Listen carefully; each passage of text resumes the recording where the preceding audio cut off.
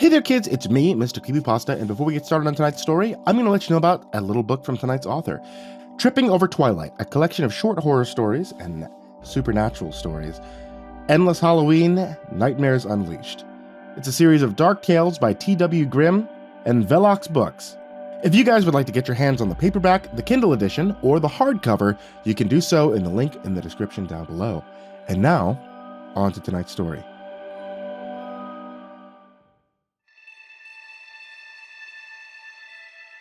I spent the day helping around my Uncle Henry's farm, earning some much-needed cash while I'm waiting on another layoff. It was a long day out in the hot sun, and I'm dead on my feet, but I didn't think that I'd be sleeping much tonight. The original plan was to grab a bite to eat and melt into the couch with some low-rent horror movies, but I don't know. I don't seem to be very hungry anymore, and I definitely don't feel like watching horror movies. Maybe not for a while. Around 11 this morning, I was up in the loft of Henry's barn, pitching down hay and drizzling sweat from every pore like a fountain. He was squinting up at me through the haze of his Players Unfiltered, jawing away as usual about life, the universe, and all things in between with his dry, ambling countryman's wit. He asked me what me and the missus would be getting up to this evening, with a sly wink from under the brim of his gray, hip dude from the 40s style hat, turning the innocuous question into a sex joke. I grinned down at him, with the sweat dripping from my eyebrows, and said, "You old goat, Henry. They're probably gonna just veg out on the couch and watch a movie. We're in a zombie kick these days, lots of fake blood, bad acting, good mindless fun." Henry waved a dismissive hand and said, "Zombies, hell. Don't you watch no teddy flicks? And all kinds of porn on the internet these days. Live a little."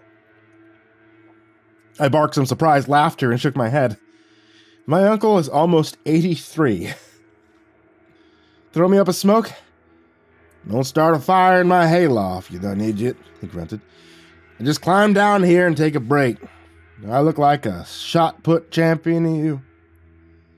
I climbed down the ladder that's nailed in place against the loft and accepted a Pall Mall Unfiltered. It made my head swim with the first harsh, heavy drag. I sat down on the seat of his big riding mower and coughed until my face was red. Henry dragged his beer cooler over to the tractor, and he plopped down on top of it with a wince and a sigh. "Careful, man. You can't handle these ones. Your generation's kind of delicate, willowy.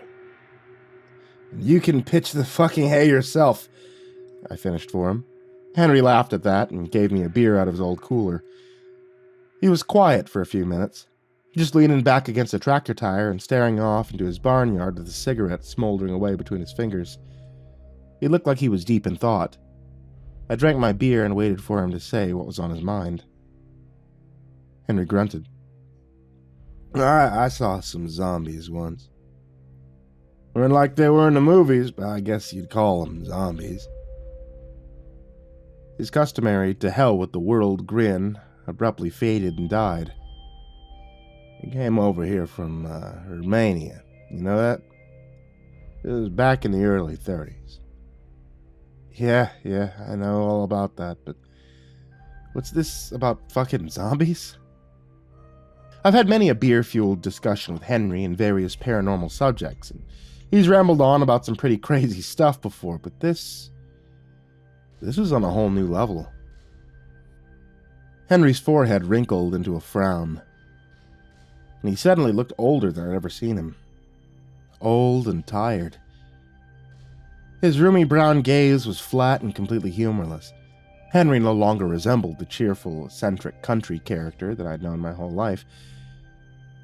He looked like a hardened man who had survived the Depression, the World War, and hardships I could never imagine.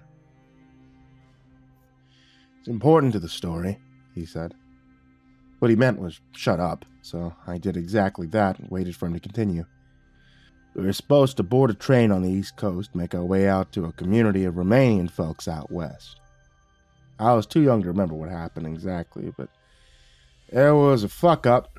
We didn't make it to our destination, not just us, but a bunch of more Romanian and Hungarian families. A few Germans, too. Probably almost 30 people in total. We got rerouted somehow, because no one spoke English, couldn't communicate with anyone. We ended up being dumped off at a train station that was located near fuck all and nowhere. No money, couldn't speak the language, no place to go.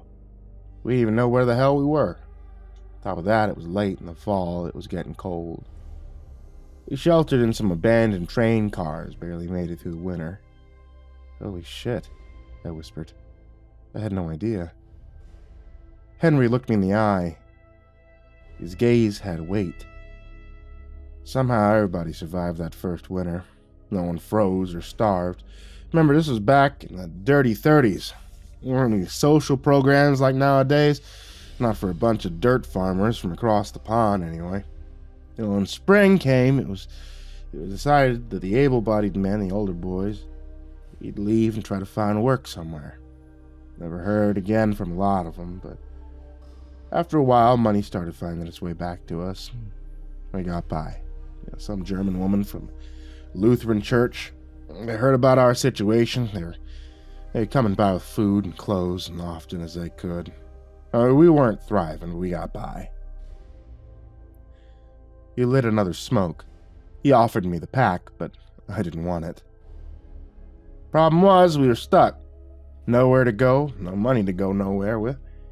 Just foraging and surviving on what little came back to us. I was trapping rabbits in the woods, picking wild berries, stealing ears of feed corn in the middle of the night. Shit. Whatever we could do to eat, we did it. Cops left us alone as we didn't bother no one or take anything of real value, but they sure didn't help us either. And then winter came again. Henry lapsed into silence. I waited through a full minute of tense silence before I prodded. Henry? Winter came and he snorted. Let me tell you something. Damn near impossible to keep a tin box heated with a makeshift barrel stove. We weren't just cold, we were hungry. The snow was bad that year. The ladies from the church were having a hard time getting out to see us. We could hardly ever make it into town to pick up the money the men were sending back. It was a desperate situation. Henry stopped to drink his beer, and I saw that his hands were shaking. There was a Hungarian family, he croaked. The man had left to find work with the rest of them, him and his brother. He left his wife, a grandpa, and 4 kids. Youngest of them, he was maybe 4 or 5, just a little guy. One morning, he goes out with his oldest brother to fetch some firewood. And only the older brother comes back. And he says a wolf came running out of the woods and took his brother away. Said it snatched him up, and he was gone before the kid could even begin to react. I shifted uncomfortably in that worn, torn-up seat. Jesus Christ. That poor kid. No, Henry grimaced. There was a problem. See, the kid didn't come running back after his brother just got dragged away by a fucking wolf like you'd think he would. No, your little brother gets taken by a wolf? Hell, most kids would come screaming back like their ass was on fire, their hair was catching, but he didn't. No, this kid stayed right there and gathered up some firewood. He was gone for almost 5 hours. And there was blood on his coat. Henry waited a few moments for the implications to sink in. The kid's grandpa grabbed him up and tore his coat off, ripped it right open at the seams in a rage. Suddenly I understood. And we all started screaming at him, everyone starting to circle in front of their boxcar, just yelling and screeching at this kid at the top of their lungs. His mother wailed, "Why'd you do such a thing, you monster?" She slapped the tooth right out of his mouth, so I'd go flying through the air. She gave him another zinger off the top of the head, and wham, the kid ran for it. His mother grabbed a good-sized branch from the pile of firewood that he brought back, chased after him. Weakly, I interjected. Hey, Henry, maybe this isn't... Henry ignored me and plowed on. He wasn't looking at me, he was looking out at the barnyard again. He didn't get very far. She was a woman possessed, shrieking like a banshee, swinging that branch with everything she had. No one tried to stop her. We just stood there in the howling wind and we watched it happen. After it was over, some of the women buried him in the snow. Took his shoes off first, though. Yeah. I still had some wear left in him. Could have been a waste to bury him. I drenched my suddenly parched throat with a few large swallows of my beer and gasped. Good God. What did the mother do after he was dead? Went to her box car, laid down in her blankets. Henry wheezed. Didn't come out for 3 days. I would have rather been almost anywhere else than sitting there in Henry's barn, feeling slightly ill, as this horrible tale felt like a toxic rain from his trembling lips. It somehow made it worse that it was coming from Henry. Good-hearted fellow, an all-around decent human being, a man who I'd known my entire life. Infinitely worse. I asked, what about the youngest brother? And Henry's grimace deepened into a tragedy mask of deep lines and spiderweb wrinkles. He had himself another long swallow from his beer can. Well, me and a few of the older boys followed their tracks out to the woods not far from the tree line. The 2 sets of tracks joined together. There were drops of blood in the snow. Trail ended in the weeds, and there was blood everywhere, big splashes, frozen puddles of the stuff all over the place. Found a good-sized rock, the sharp edge lying on the ground. There was more blood on the rock. A lot of it. Strands of human hair. He'd made a fire pit nearby. Kicked some snow over it to bury the evidence, but it was a pretty half-assed attempt. I mean, he was just a kid after all. I felt a shiver at that statement. Just a kid. Just a normal boy who'd slowly become a desperate and starving boy with another long, hopeless winter ahead of him. Did the older boy cry as he beat his defenseless younger sibling with a rock? Did he cry when he sank his teeth into the boy's burned and blackened flesh? They were scraps of burnt-up clothes in the ashes. I could smell an odor of roasted meat in the fire pit, just faint, but it was there. And God help me, my stomach was growling. I mean, I couldn't help it. None of us could. We turned away from the fire pit and we followed another trail further into the woods. He tried to hide the body under a pile of pine branches, and he was hoping to come back to it later. I made a sound of disgust in the back of my throat. Henry solemnly nodded in agreement. Yeah, you bet. It was bad. We didn't want to leave him to the coyotes, so we made a sled out of the branches and we hauled the remains back to our camp. He got buried not far from his brother. And that was that. It was done. We all tried to forget what happened. We moved on. That might sound fucking horrible, but it wasn't any other way to make it any better. The deed was done. It'd never be undone. The rest of us had to go back to the business of survival. I blinked up at Henry and breathed. Man, that is fucking heavy. Henry sipped at his beer. I could see that he was trying to get his thoughts in order. I patiently waited for him to continue. Henry quavered. An awful thing, especially for a kid my age. Too young to do anything about it, too old to forget. I was 9 years old that winter, and I was the one who saw him first. Henry sipped at his beer. I could see that he was trying to get his thoughts in order.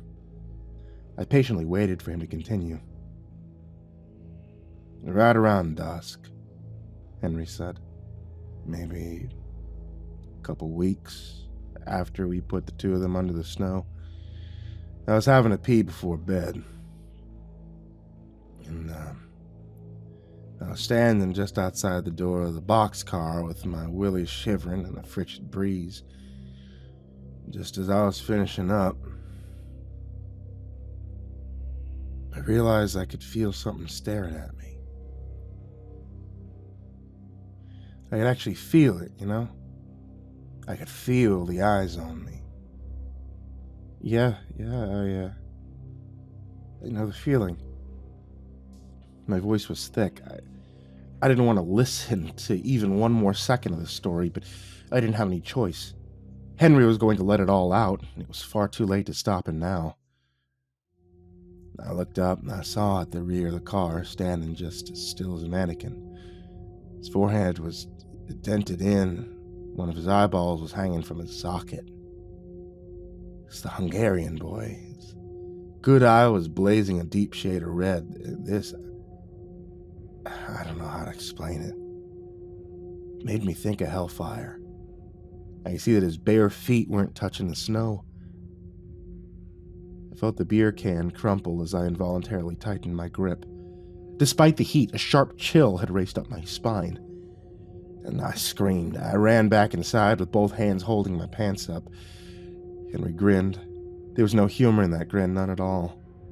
I told everyone what I'd just seen, and the other kids all started crying. Your grandma grabbed me by the arm and demanded to know if I was telling the truth. Her eyes were so wide they're almost popping out of her skull. She was scared. Real scared. And her reaction scared the rest of us even worse. She called me a liar and a horse's ass. She yelled, what would happen if this poor mother heard you say those horrible things? Has she not suffered enough, you lying little bastard? Henry wiped the back of his hand across his mouth and let out a shaky breath. I kept crying that it was true. Your grandmother snapped. She started screaming, liar, at the top of her lungs. She beat the tar out of me. She was scared. She was hungry. She was probably losing hope too, just like the rest of us. She was tired of being strong. She was tired of being alone. So I guess I understand. I don't blame her for beating on me. I just sat there and stared at him until that very moment. I never suspected the tiny, kindly old grandmother of my childhood memories would be capable of such a thing. My jaw was probably on the floor. The next day, Ma and some of the other women went out to collect firewood. No. Ma left me in charge, being the oldest. And they were gone, me and your dad snuck out to the oldest brother's grave. We knew what he'd become. He was... I trailed off. Couldn't quite get the words out of my mouth. Some people call them vampires, Henry said. He dropped his empty can on the dirt floor and fetched himself another one. In the old country, we knew them as strigoi. I suppose other people have names for them too, but it's the same thing. A corrupted spirit feeds on the living. He was still hungry, that boy.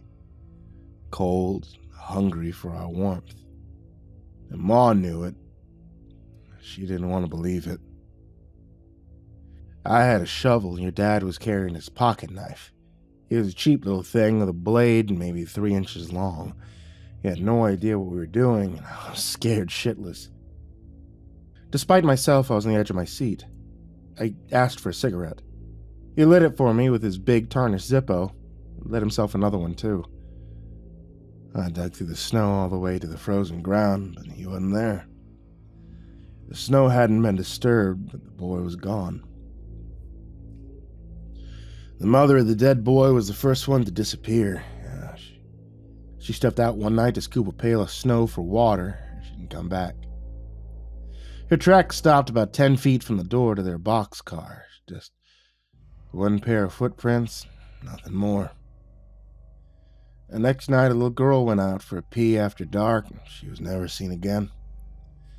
Once again, only one set of tracks in the snow. After that happened, I steeled myself for another beating. Told your grandma the boy was no longer in his grave. She cried with her face in her hands, grabbed me by the shirt and hissed, "You must not go out after dark. Promise me you won't. Promise me." I gave her my word that I wouldn't. Later that night, I woke up to the sound of fingernails scratching at the walls of our boxcar. Your dad heard it too. We crept up to the ragged old blankets that hung over the door, quiet as a couple of church mice, and I pushed them back to take a peek. Just a crack. I found myself staring directly into that blazing red eye. It was right there on the other side of the blankets, waiting for me. Henry shuddered in the oppressive heat. He wiped away a slick layer of sweat from his brow and regarded the lit end of his cigarette with a look of terror. His bony old knees were trembling inside of his baggy green work pants. He dropped the cigarette and crushed it under his work boots. Red as hellfire. I froze like a statue. There were only a few layers of horse blankets between me and the thing outside. I could smell him. He smelled like rotten meat and burning sulfur. I could see that one red eye, but I knew that he was smiling. I could feel that smile. It chewed right through the blankets and gnawed into my soul.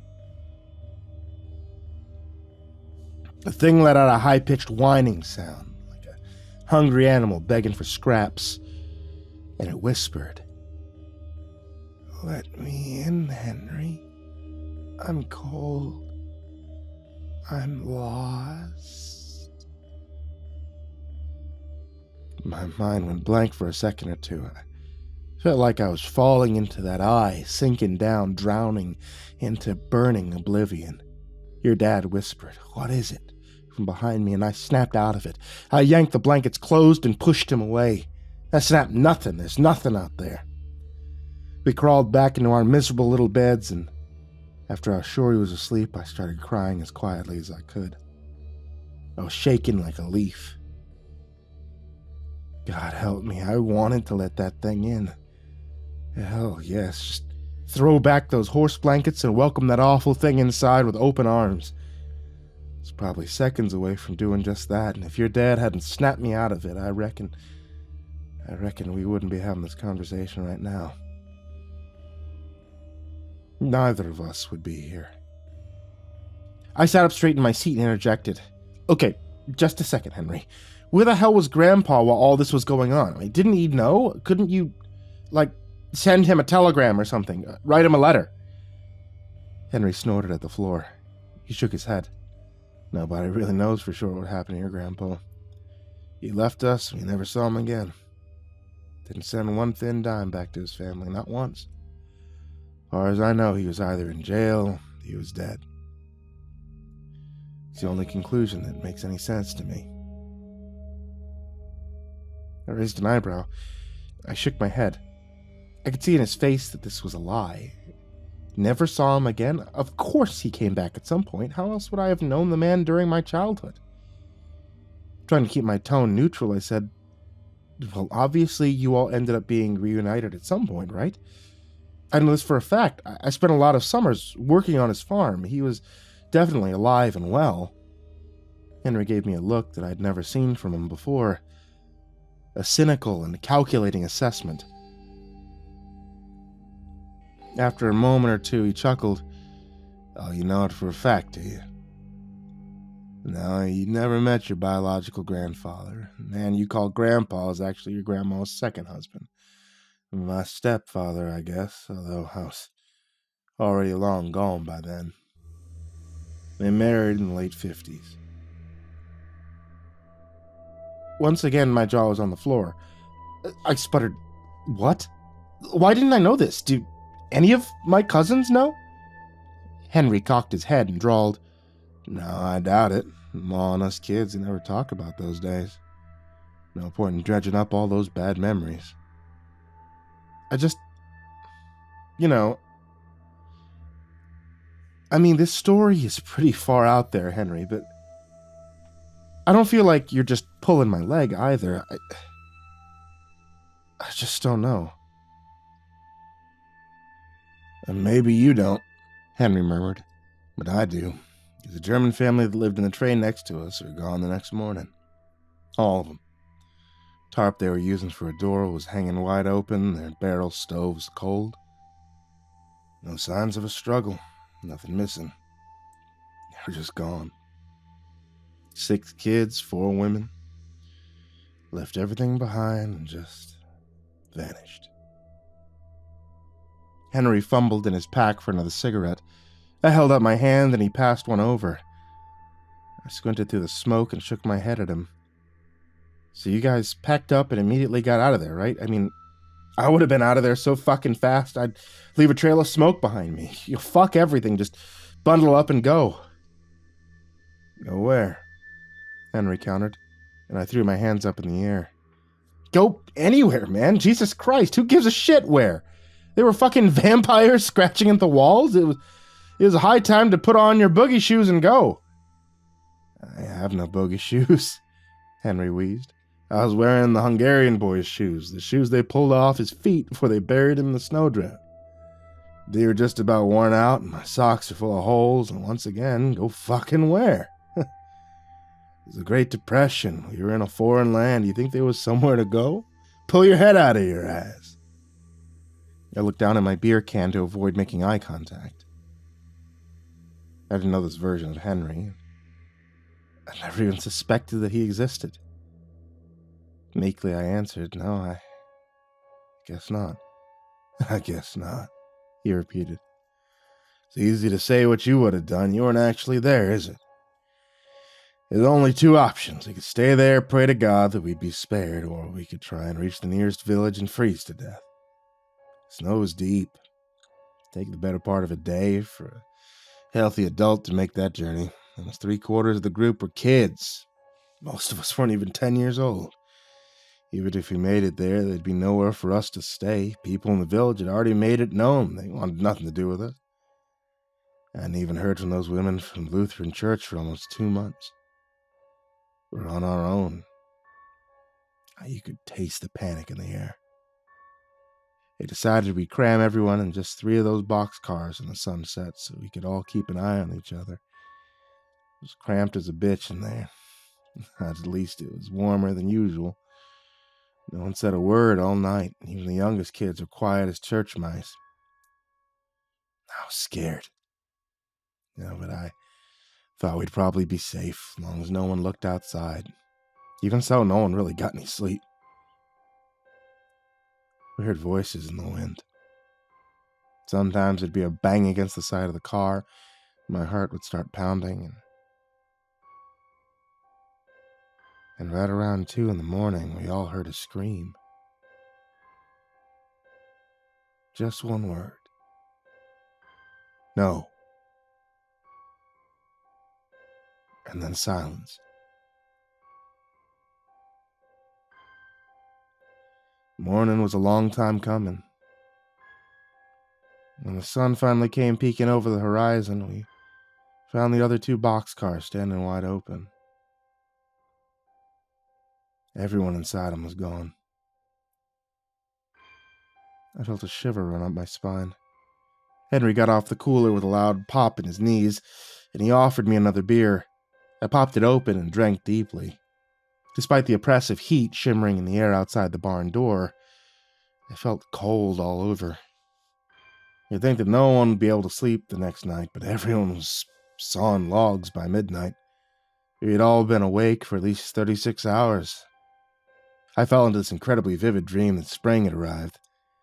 In the dream, I pulled back the horse blankets and saw a golden sunlight shining down on a green meadow. The snow was gone. It was warm. I hear the birds singing. Hungarian boy's mother was sitting there in a rocking chair, rocking away, humming to herself in the sunshine. Both her boys were sitting in her lap, one on each leg. They looked clean, happy, well-fed. The butterflies are dancing in the air above their heads. Picture perfect, like a scene right out of a magazine. See the others roaming around in the backyard, calling out to each other, laughing in the warmth of the sun. No one was hungry. No one was cold or afraid. Their suffering was over. The dead boy's mother saw us watching him. She called out, "Come join us, child. Winter's over. You look so hungry. Here, come have a nice bowl of goulash." I walked up to the door and held out a big steaming bowl of meat and gravy. And oh my Christ, did it smell good. I wanted it so bad. I wanted to be outside in the warmth, feel the sun on my face. But even in the dream, I knew something was wrong.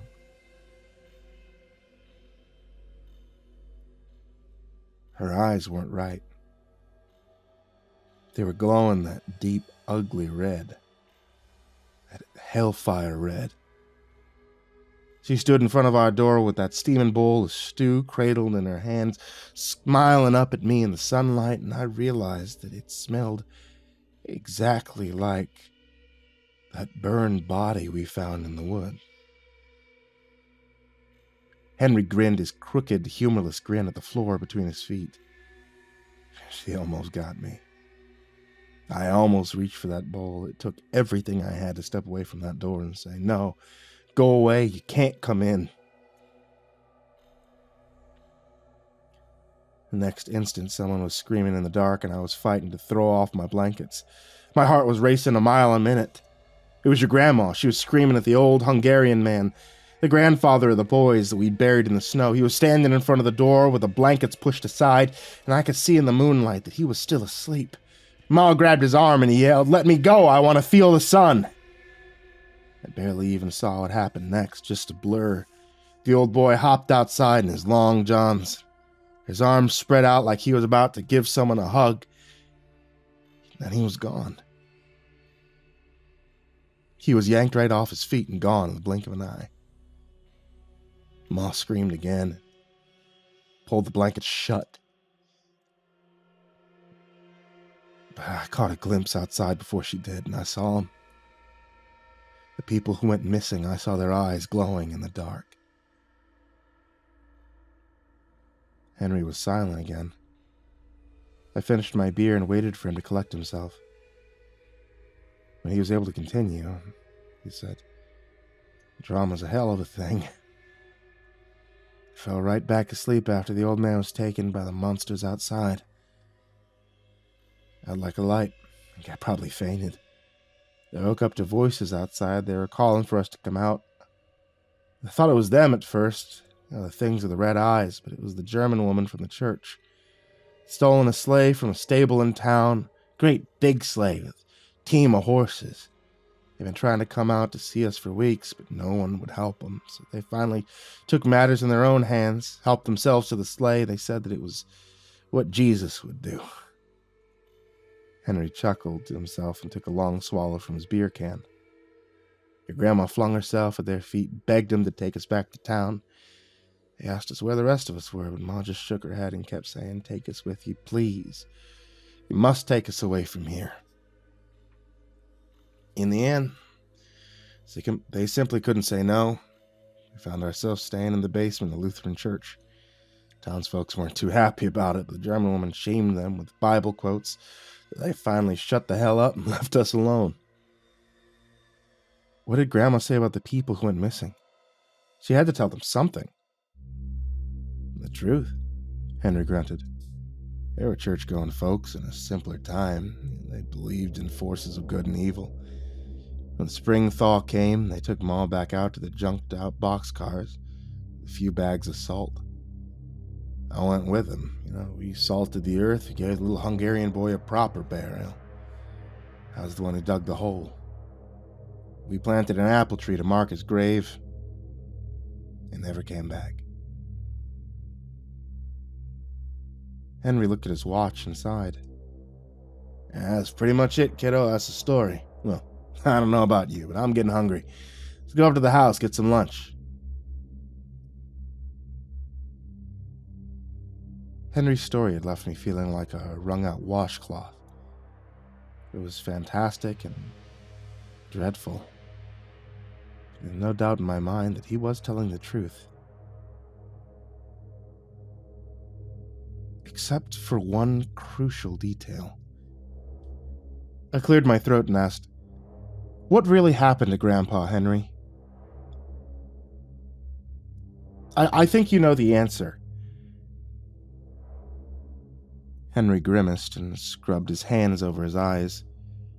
He looked exhausted, but he also looked relieved. Secrets are heavy baggage. It's always a relief to be free from their burden. He crossed the border, he left us for dead. Got married to some floozy who owned a brothel. Had a bunch of kids with her, got divorced, got hitched to another one. He ran a bootlegging business, from what I could gather. Got rich off of it, lived in a mansion, with his third wife, till he died, sometime in the early 80s. Went peacefully in his own bed. Hope hell's hot enough for that man, because he never did like the cold very much. With that, story time was over. And we went up to his house for sandwiches and soup. Aunt Eustace prattled on about family gossip as we ate. By the time we finished, I almost felt normal again. But that was before the sun had set over the horizon. Things were different in the dark. The house creaks. Shadows crawl across the walls, and all semblance of rationality goes right out the window. It's almost 1 a.m. I'm tired as hell, but I doubt very much that I'll get any sleep tonight. If I close my eyes, I'll see a little boy with a dead complexion standing in the snow. A little boy with a dent in his skull and the matte glow of crimson flames dancing in his remaining eye. He'll bare his teeth with a feral smile, and that'll be that. I'll end up coming back downstairs to watch infomercials with all the lights on, waiting for the sun to rise. Things are different in the dark. But if you don't believe me, just ask Uncle Henry. He knows all about it.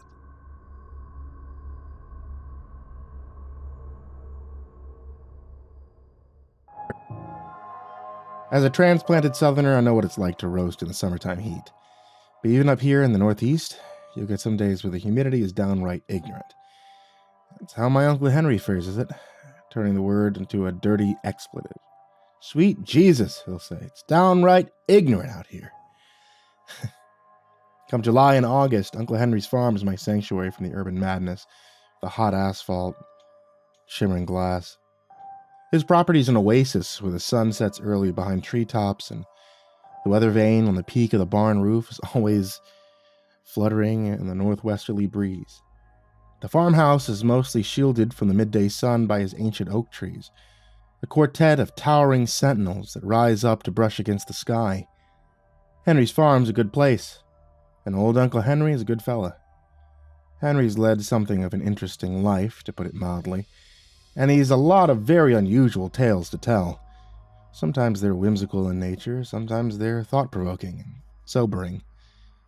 But every now and then, he'll tell me a story that's pure nightmare fuel. I'd like to think that the latter variety are either wildly embellished or outright fabrications, but honestly, I have my doubts. As my uncle is fond of saying when I became skeptical in the face of some bizarre turn in our conversation, "Ah, hell, it's a big, weird old world out there, kiddo, and you really don't know jack shit about it."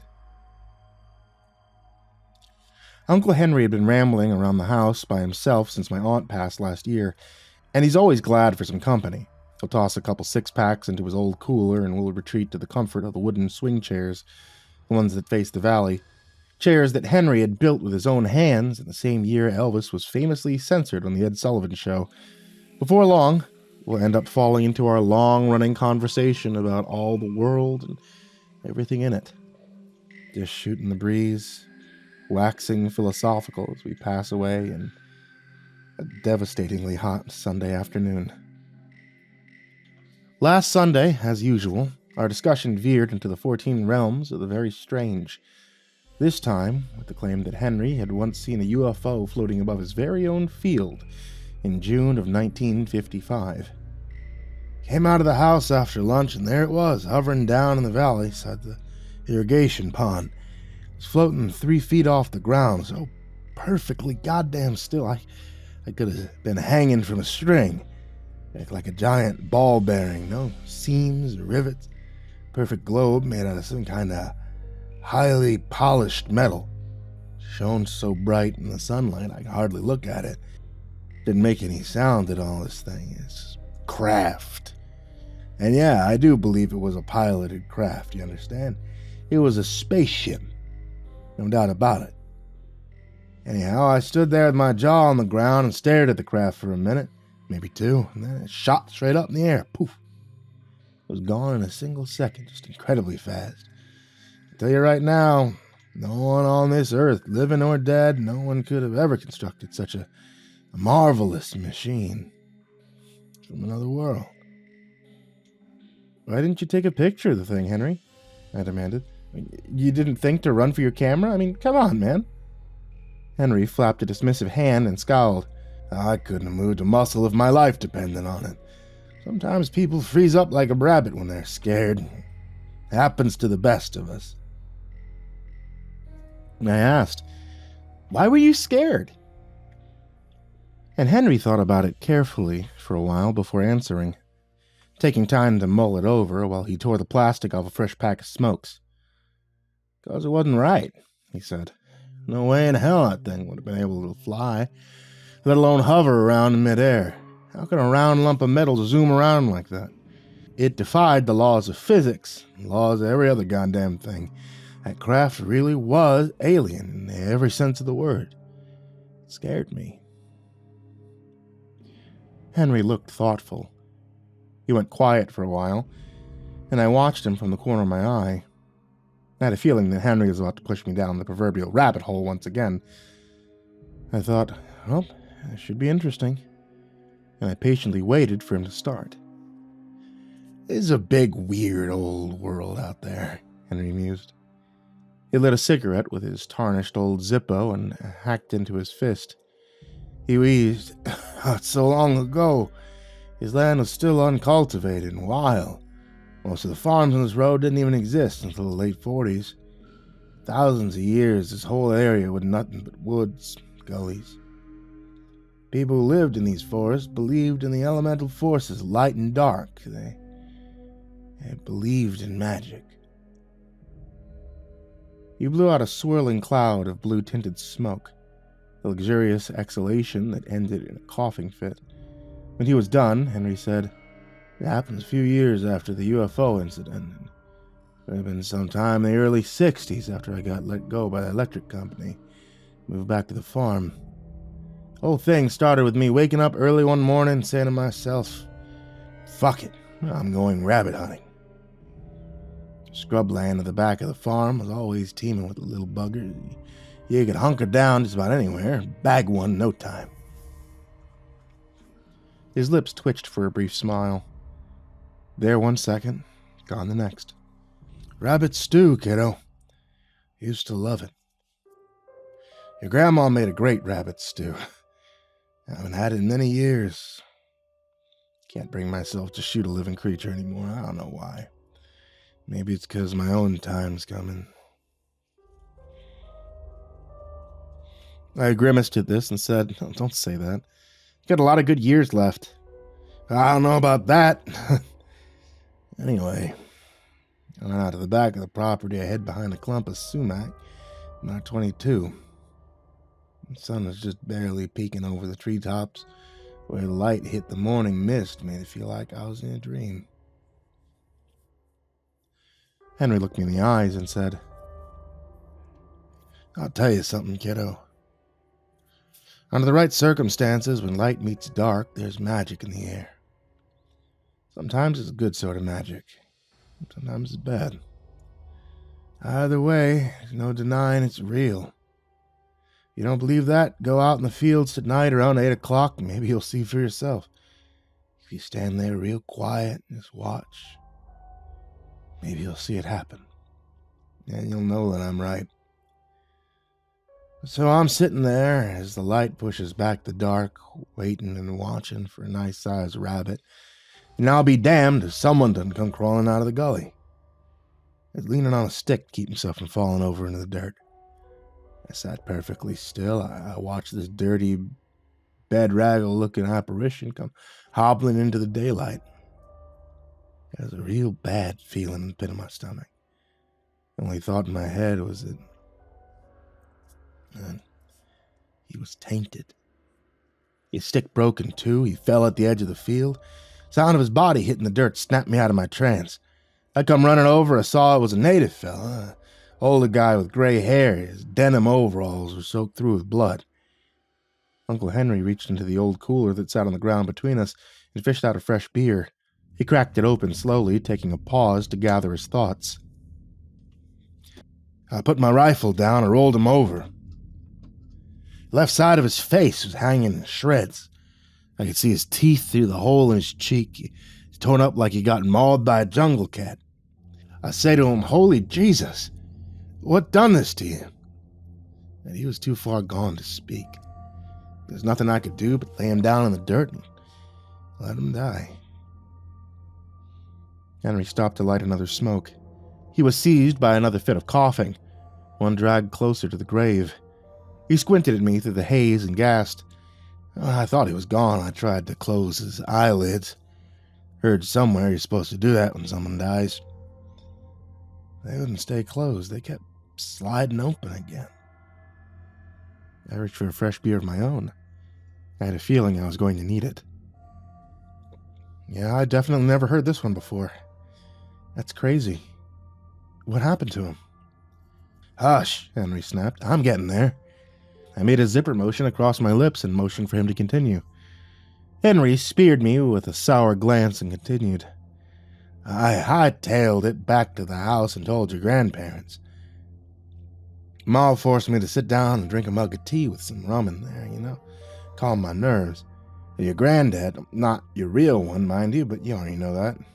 Anyway, he jumped in the truck to go see for himself. When he came back, he was white as a ghost. Told me to call the cops." Henry fished another smoke out of his rumpled pack, taking his time with the procedure. He was staring off into the distance, gazing into the faded past with the failing eyes of a man in the twilight hour of his own existence. It pains me to think about it, but it's true. Henry probably isn't long for this world. And I'll miss him when he's gone. "He had to be from the 55, Henry said. "That's what we call the local native reserve, the 55. It wasn't much more than a handful of dilapidated shacks standing in a clearing in the bush. You can get there on a dirt road let off Country Road 55. I've never been there myself, but I knew from Fred Walsh the fella could drop in most days, buy himself a jug of corn liquor. He was so inclined. It wasn't wise to go after dark, though, not if you didn't want to come back with your ass kicked up between your shoulder blades. I didn't much care for company after business hours. And when the cops finally showed up, and they went out to the field and they gawked at the body like it was a display in a carnival sideshow. One of them yelled, "God damn, old Chief got liquored up and tried to wrestle a bear." The other one laughed until he was wiping tears from his eyes. I didn't have no respect at all. Didn't take any pictures, didn't comb the area for evidence, none of it. They just rolled up the body in our tarp and heaved it into the truck with their squad car. Yeah, I could hardly believe it. We sat quietly for a little while, drinking our beers and looking down to the meadow in the valley. We're an ugly people living in a beautiful world, Henry sighed. Always been us versus them. That's the way it always will be. Anyway, just as we're finishing lunch, a homicide detective named Callahan comes rolling up the driveway in an unmarked Plymouth Fury. He was the most serious-looking man I ever met, face like a rock. He interviewed me and your grandpa at the kitchen table. Asked a lot of questions. The one that really stuck with me was, have you ever seen any unusual tracks out in the fields? Well, your grandpa says, what do you mean exactly? Detective Callahan, he just shrugs it off. Left me wondering why a homicide detective be investigating an animal attack. Before he left, he advised us to start locking doors at night. Mama asked if we were in danger. He said, ma'am, we're always in danger. Start locking your doors. Henry smiled a little, nodded to himself, pitched his cigarette butt in the grass, and crushed it beneath the sole of his battered old work boots. Willie Van Klein came by later that afternoon. He was a Dutchman that owned the apple orchard down the road. Of course, the apple trees were gone long before we were even born. The entire orchard withered and died back in the early 70s. Just shriveled up and died, and there wasn't anything Willie could do about it. He committed suicide that winter. Cut his own throat with a straight razor. That's a story right there. See, before the Van Kleins bought that land, it belonged to some kind of Anabaptist sect, cult. Apparently, those folks straight out of Henry, stay on track. Willie came by later on and, right, Henry grunted. Oh, Willie said his whole house woke up just before midnight to his dogs losing their mind in the kennel. Howling and carrying on like Satan himself was standing in the barnyard. He jumped out of bed to see what was happening, and wham! Something slammed against the back door hard enough to crack it right down the middle.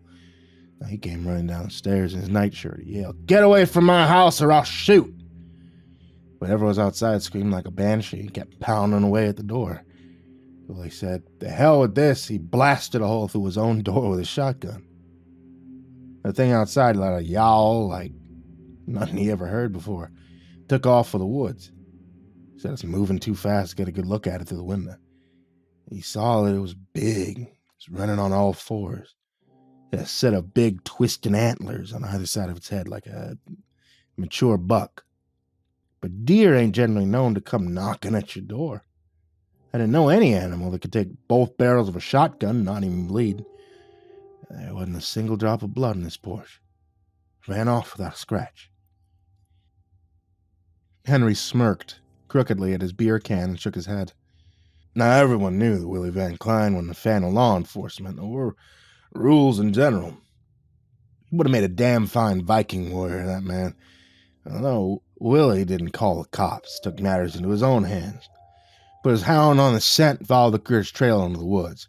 Said he was headed straight for the 55. I motioned for him to stop and say, okay, so after I tried to kick in his door, it headed for the reserve and attacked the guy you found the next morning.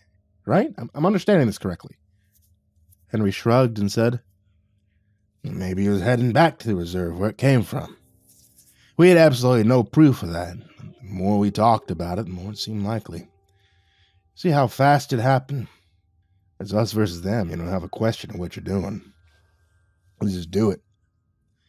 That line of thinking will be our downfall. Anyway, who should come rattling up the road in his old Plymouth as we were standing in the driveway but Fred Walsh. Now, it just so happened Fred was one of their best customers out there in the 55. Freddie was a good fella. But he was a drunk. He lived off a disability check from his time in Korea. Lost 3 fingers, gained a permanent limp during the Battle of Busan Perimeter.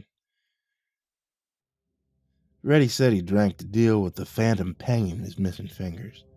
The corn liquor was all he could afford on a fixed income. I always thought he would have been drunk either way, but hell, it didn't really matter. He was a good drunk. Always cracking wise, smiling away. Mean bone in his body, that man. Well, Fred didn't sound like he was 3 sheets to the wind just yet, but he was definitely on his way. I explained the situation. He said, well, shit. Yeah, that's a hell of a thing, ain't it? But I'll tell you right now, you guys should probably stay away from there. There's not going to be feeling very hospitable right now, if you know what I mean. Willie told him there's no harm in trying. And a growl in his voice said we were going whether Fred Walsh liked it or not, so we piled in the car. Fred took us out to the 55. And like I said earlier, it wasn't much to look at, just a little collection of piss-poor shanties leaning around a big community fire pit.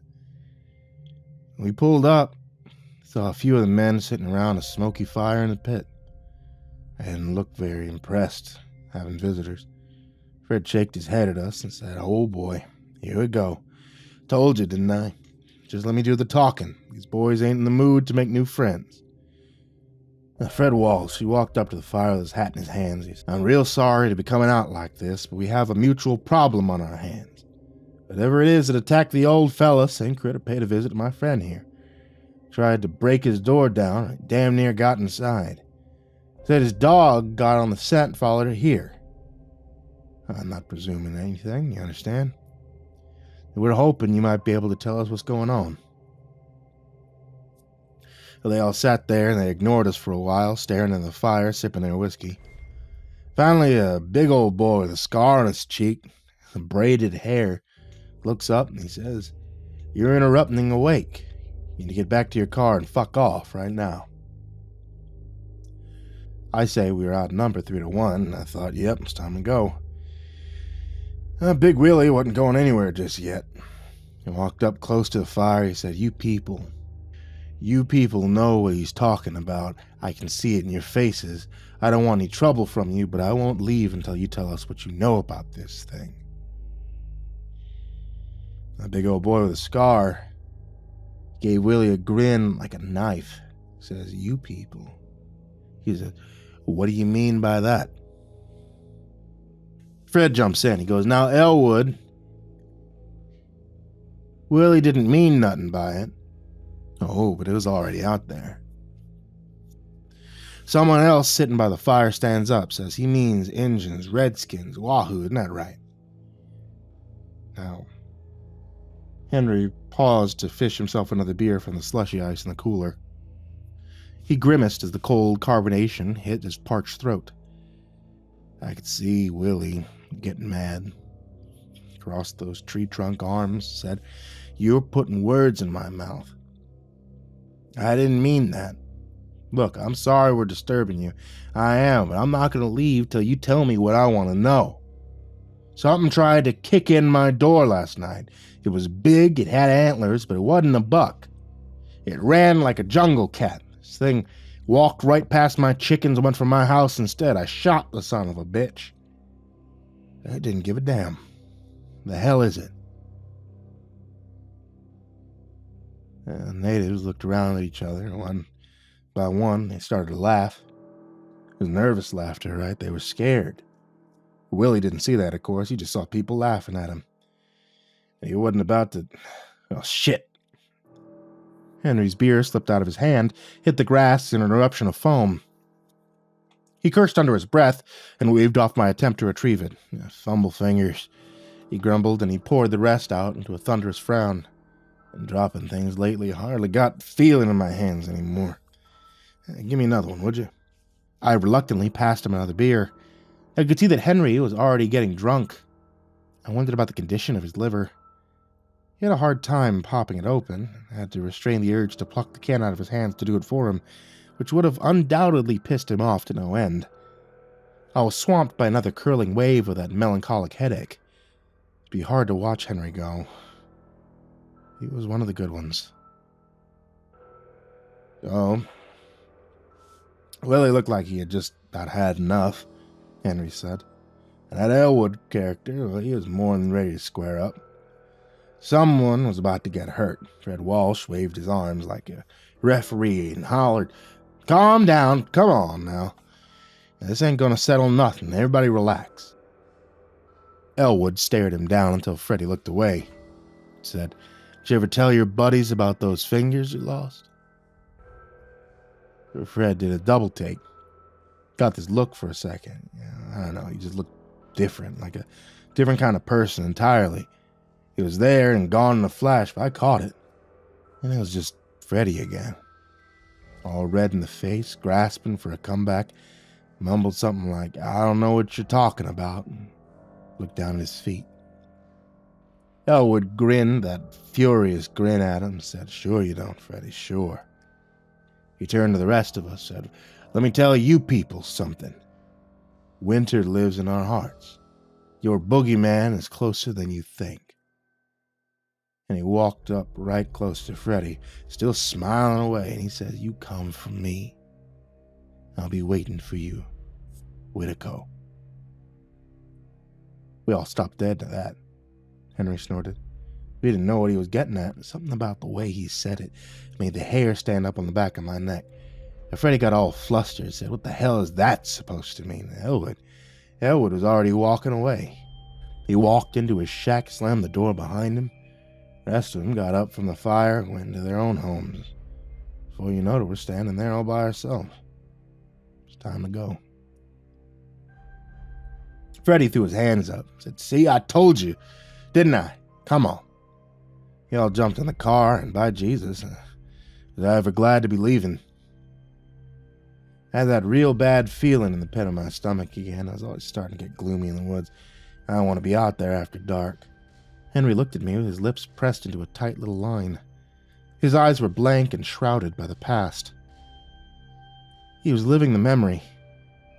I was right there with him. He maybe got halfway back to the main road when your grandpa pipes up and says, "What do you mean, Freddy? The thing he said about your fingers." Freddy glared at him in the rearview mirror and stopped the car. His face was redder than cherry tomatoes, right? He didn't say nothing for a moment, just sat there looking straight ahead, and then goes, "Hold on, fellas, I gotta take a piss." I say, "Jesus, Freddy, can't I wait a few minutes?" But Freddy goes, "Hell no, I'm about to burst, give me a minute." We wait. He never comes back. We went out looking for him. Freddy Walsh was nowhere to be seen. Walked into the woods, vanished. And he took the goddamn keys with him. Henry fumbled another cigarette out of his pack. He stared at it and said, "These things will be the death of me, I suppose. Watch them murder your grandpa, your Uncle Ernest, your Aunt Gertie. God knows who else. I still can't give them up. Some folks die of old age, others die from circumstances they can't control. The rest of us, we end up killing ourselves one way or another. Why is that?" I pressed my lips together, an unhappy little line, and stretched my hand out for another smoke. I attended all 3 of those funerals, but there I was, still lighting up the coffin nails at least once an hour like clockwork. The truth is that no one actually believes in their own demise. Not really. You could stand in line and watch 1,000 people die at the hangman's noose before you. But when your turn comes, you'd still somehow be surprised when that rough circle of rope drops over your own head. It's just how we are. So completely egocentric. We simply can't imagine the world plugging along without us. I settled with a yawn and a dismissive shrug. Sometimes it's better to respond to an uncomfortable question with no answer at all, if you understand what I mean. I said, "I don't know, Henry. Who knows what makes people tick? We do what we do, and we don't question why. What's with all the existential mortality stuff anyway? You got lots of good years left. No need to be talking like that." "It's because there's winter in our hearts," Henry said. And his voice was tinged with sorrow. "It's true. Most of the time people choose to do the right thing. Some of us rather howl along with the icy winds. Those people are damned." Henry paused to pick a flake of tobacco off his lips. He studied the lit end of his cigarette in morbid fascination. "Sun's already gone behind the tree line," he murmured. "Lights fade into darkness. I could feel that bad magic gathering in the shadows." Hairs were standing up on my arms. I said, to hell with it. He hadn't come back. Hoof it out of here. Found a flashlight in Freddy's trunk. It's a good thing, too, because it was so dark I could barely see my hand in front of my face. I almost shit myself every time I heard something scuffling around in the woods. I was convinced it was following us, creeping along and watching from behind the trees. I didn't know what it was. I was positive it was there. I knew it wanted to eat us alive. Henry scrubbed the back of his hands across his mouth and nodded to himself. I was scared, but even worse, I felt helpless. Somehow that's even worse than being shit-ass terrified. Much worse. I knew there wouldn't be a goddamn thing I could do when it came for us. I think fear and helplessness was just as nourishing to this thing as living flesh and blood. It was prolonging the hunt to drink it all in. Every little bit. I heard a branch break close to the tree line. Shone the flashlight into the woods, and just for a split second, I saw something peeking out from behind the trees. A set of burning eyes glaring at us. 8 or 9 feet off the ground, I saw what looked like a sloping, misshapen head, an enormous pair of antlers. Just for a moment. A heartbeat or two. Then a set of headlights popped up in the distance. We ran towards a light in a blind panic. It was a grandma on a farm truck. She came looking for us, God bless her. I'd never been so relieved in my life. I asked him, "Did you see something out there?"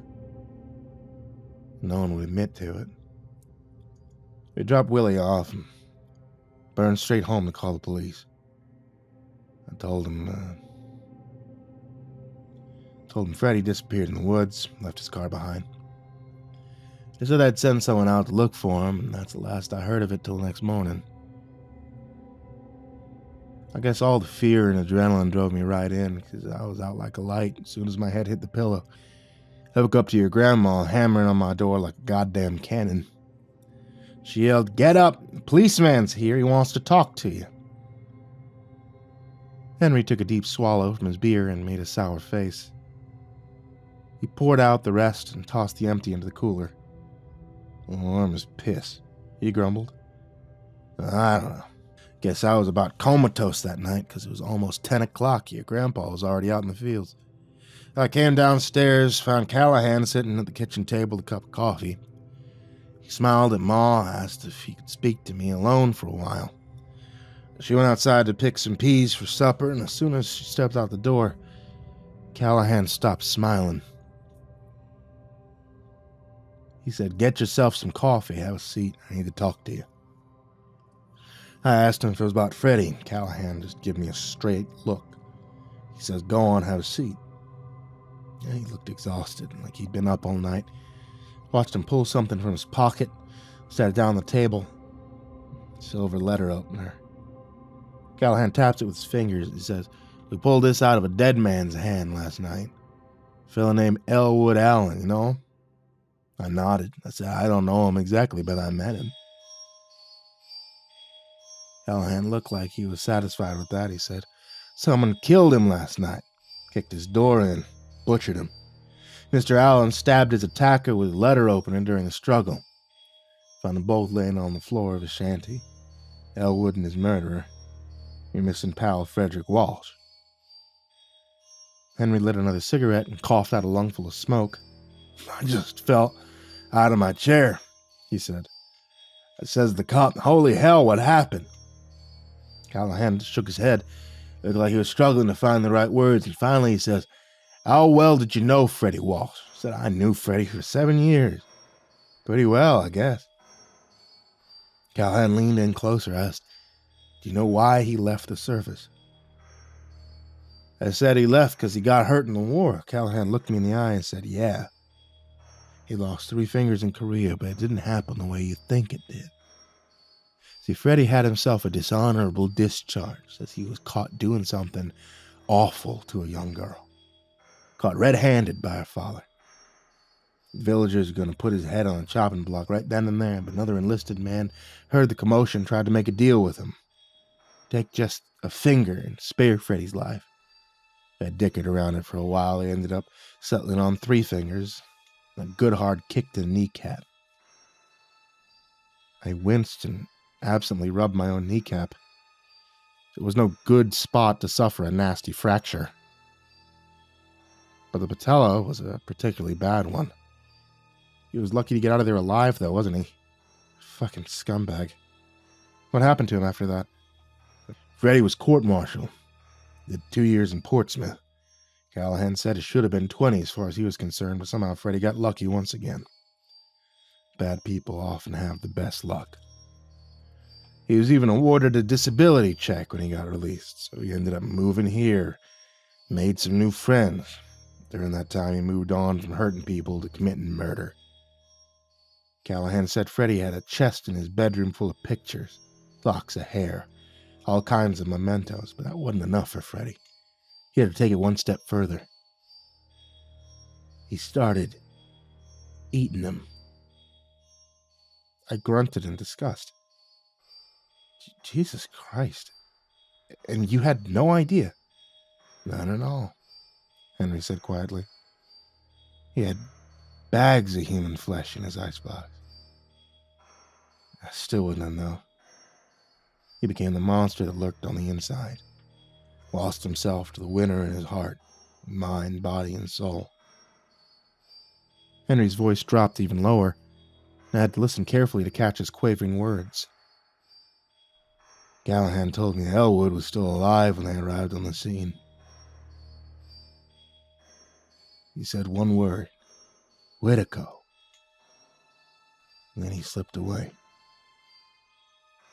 Now, Cree sometimes call it by that name. The others know it as Wendigo. The monster lives inside of us. A frozen wind that howls in your soul. You can believe whatever you want, but the detective told me, and he was goddamn serious, believe me. He told me that Freddy died before he could finish changing back into a man. Callahan said Freddy's corpse was a half man, half monster hybrid from the depths of hell. One leg like a goat, one antler protruding from his skull, his face elongated into a hairy snout. Told me it looked like a childhood nightmare.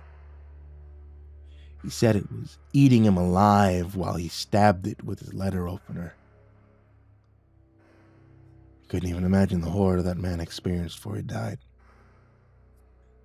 I chewed that over for a minute before I told him that Elwood was expecting him to come back. He even said so before he left. He mentioned something about Freddy's fingers, too. It's like he knew what Freddy had become. Callahan said I wouldn't be surprised Elwood was the enlisted man that saved Freddy's hide in Korea. They were lifelong friends, those two. He knew Freddy better than anyone, I'd guess. Well, Henry exclaimed. My jaw dropped on the table when I heard that. I said, well, holy shit. Callahan had to laugh in spite of himself. Looked like he needed a stiff drink, a full 12 hours of sleep. He said, yep. They were thick as thieves. You have to wonder if Elwood wasn't somehow involved in the murders. It's hard to imagine that any decent man would stand behind such a degenerate son of a bitch. As we'll never know. Elwood's neighbors had torched his house when he left, doused the place in gasoline, set it on fire. They said the fire would purify the ground, and that's fine by me. It's accidental fire. 2 people dead. No surviving family on either side. A lot easier than the truth. Callahan stood up to leave and said, you better count your blessings you're still alive. Freddy took you out there so he can get rid of anyone who might be close to discovering his secret. You didn't stand a chance, because you didn't have one thing that could stop him. He held up a letter opener, and he said silver. Dropped in at the library in town before I came here. From what I gather, some legends say you can kill him with silver. Elwood knew that. You folks, you would have been shit out of luck.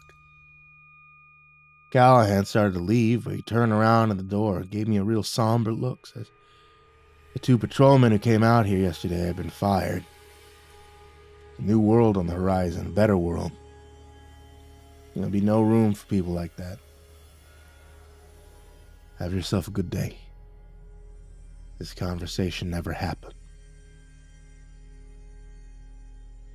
Henry's words faded into silence, and I realized his tale had come to an end. We sat quietly for a while and stared down into the valley below us. The very same valley where Henry had once seen a UFO in June of 1955. This world of ours is filled with mystery, a place of wonders. When the light meets the dark, there's magic in the air. It's too goddamn hot, Henry snapped, and he shattered the somber atmosphere with a tremendous cracker of a fart. Fuck it, let's go inside and cool off. Next time you come out, remind me to tell you about what happened to Willie Van Klein, his orchard. Now that's a story. After a little supper, I took Henry's advice and I wandered back into the fields. I stood very still and watched as the sun sank below the horizon. And when the daylight faded to darkness, I swore that I could feel something in the air. A faint buzz of static electricity against my skin. A sense of being subtly stretched between the state of consciousness we perceive as reality and something else. Something both surreal and darkly divine. For a fleeting moment in time, I could actually feel the magic. And it was both terrifying and exhilarating. And then the twilight faded to full dark, and I hastened back to the safety of the farmhouse. It was almost time to go back to the city. The hectic place of constant hurry and controlled chaos. I felt a tinge of sadness as the farm receded into the rearview mirror, as I always do. But I'll be back soon enough. Henry will be waiting with his cooler and his stories, and he'll weave a dark spell that'll transport me to another place in another time. Henry's stories create their very own kind of magic. A good kind that takes you away from yourself for a while. It's the best kind of magic, really. Henry's farm is a good place. And Henry is a good fella. I'll be back soon enough, rest assured. But for now, the story's come to an end. And it's time to bid you all a good night.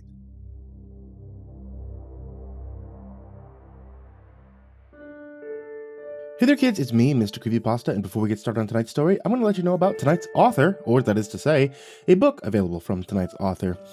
Tripping Over Twilight, a collection of short horror and supernatural stories, endless Halloween nightmares unleashed. Written by T.W. Grimm and available now on Amazon. You can get yours on Kindle, hardcover, and paperback. The link is in the description down below, and now, on to tonight's story.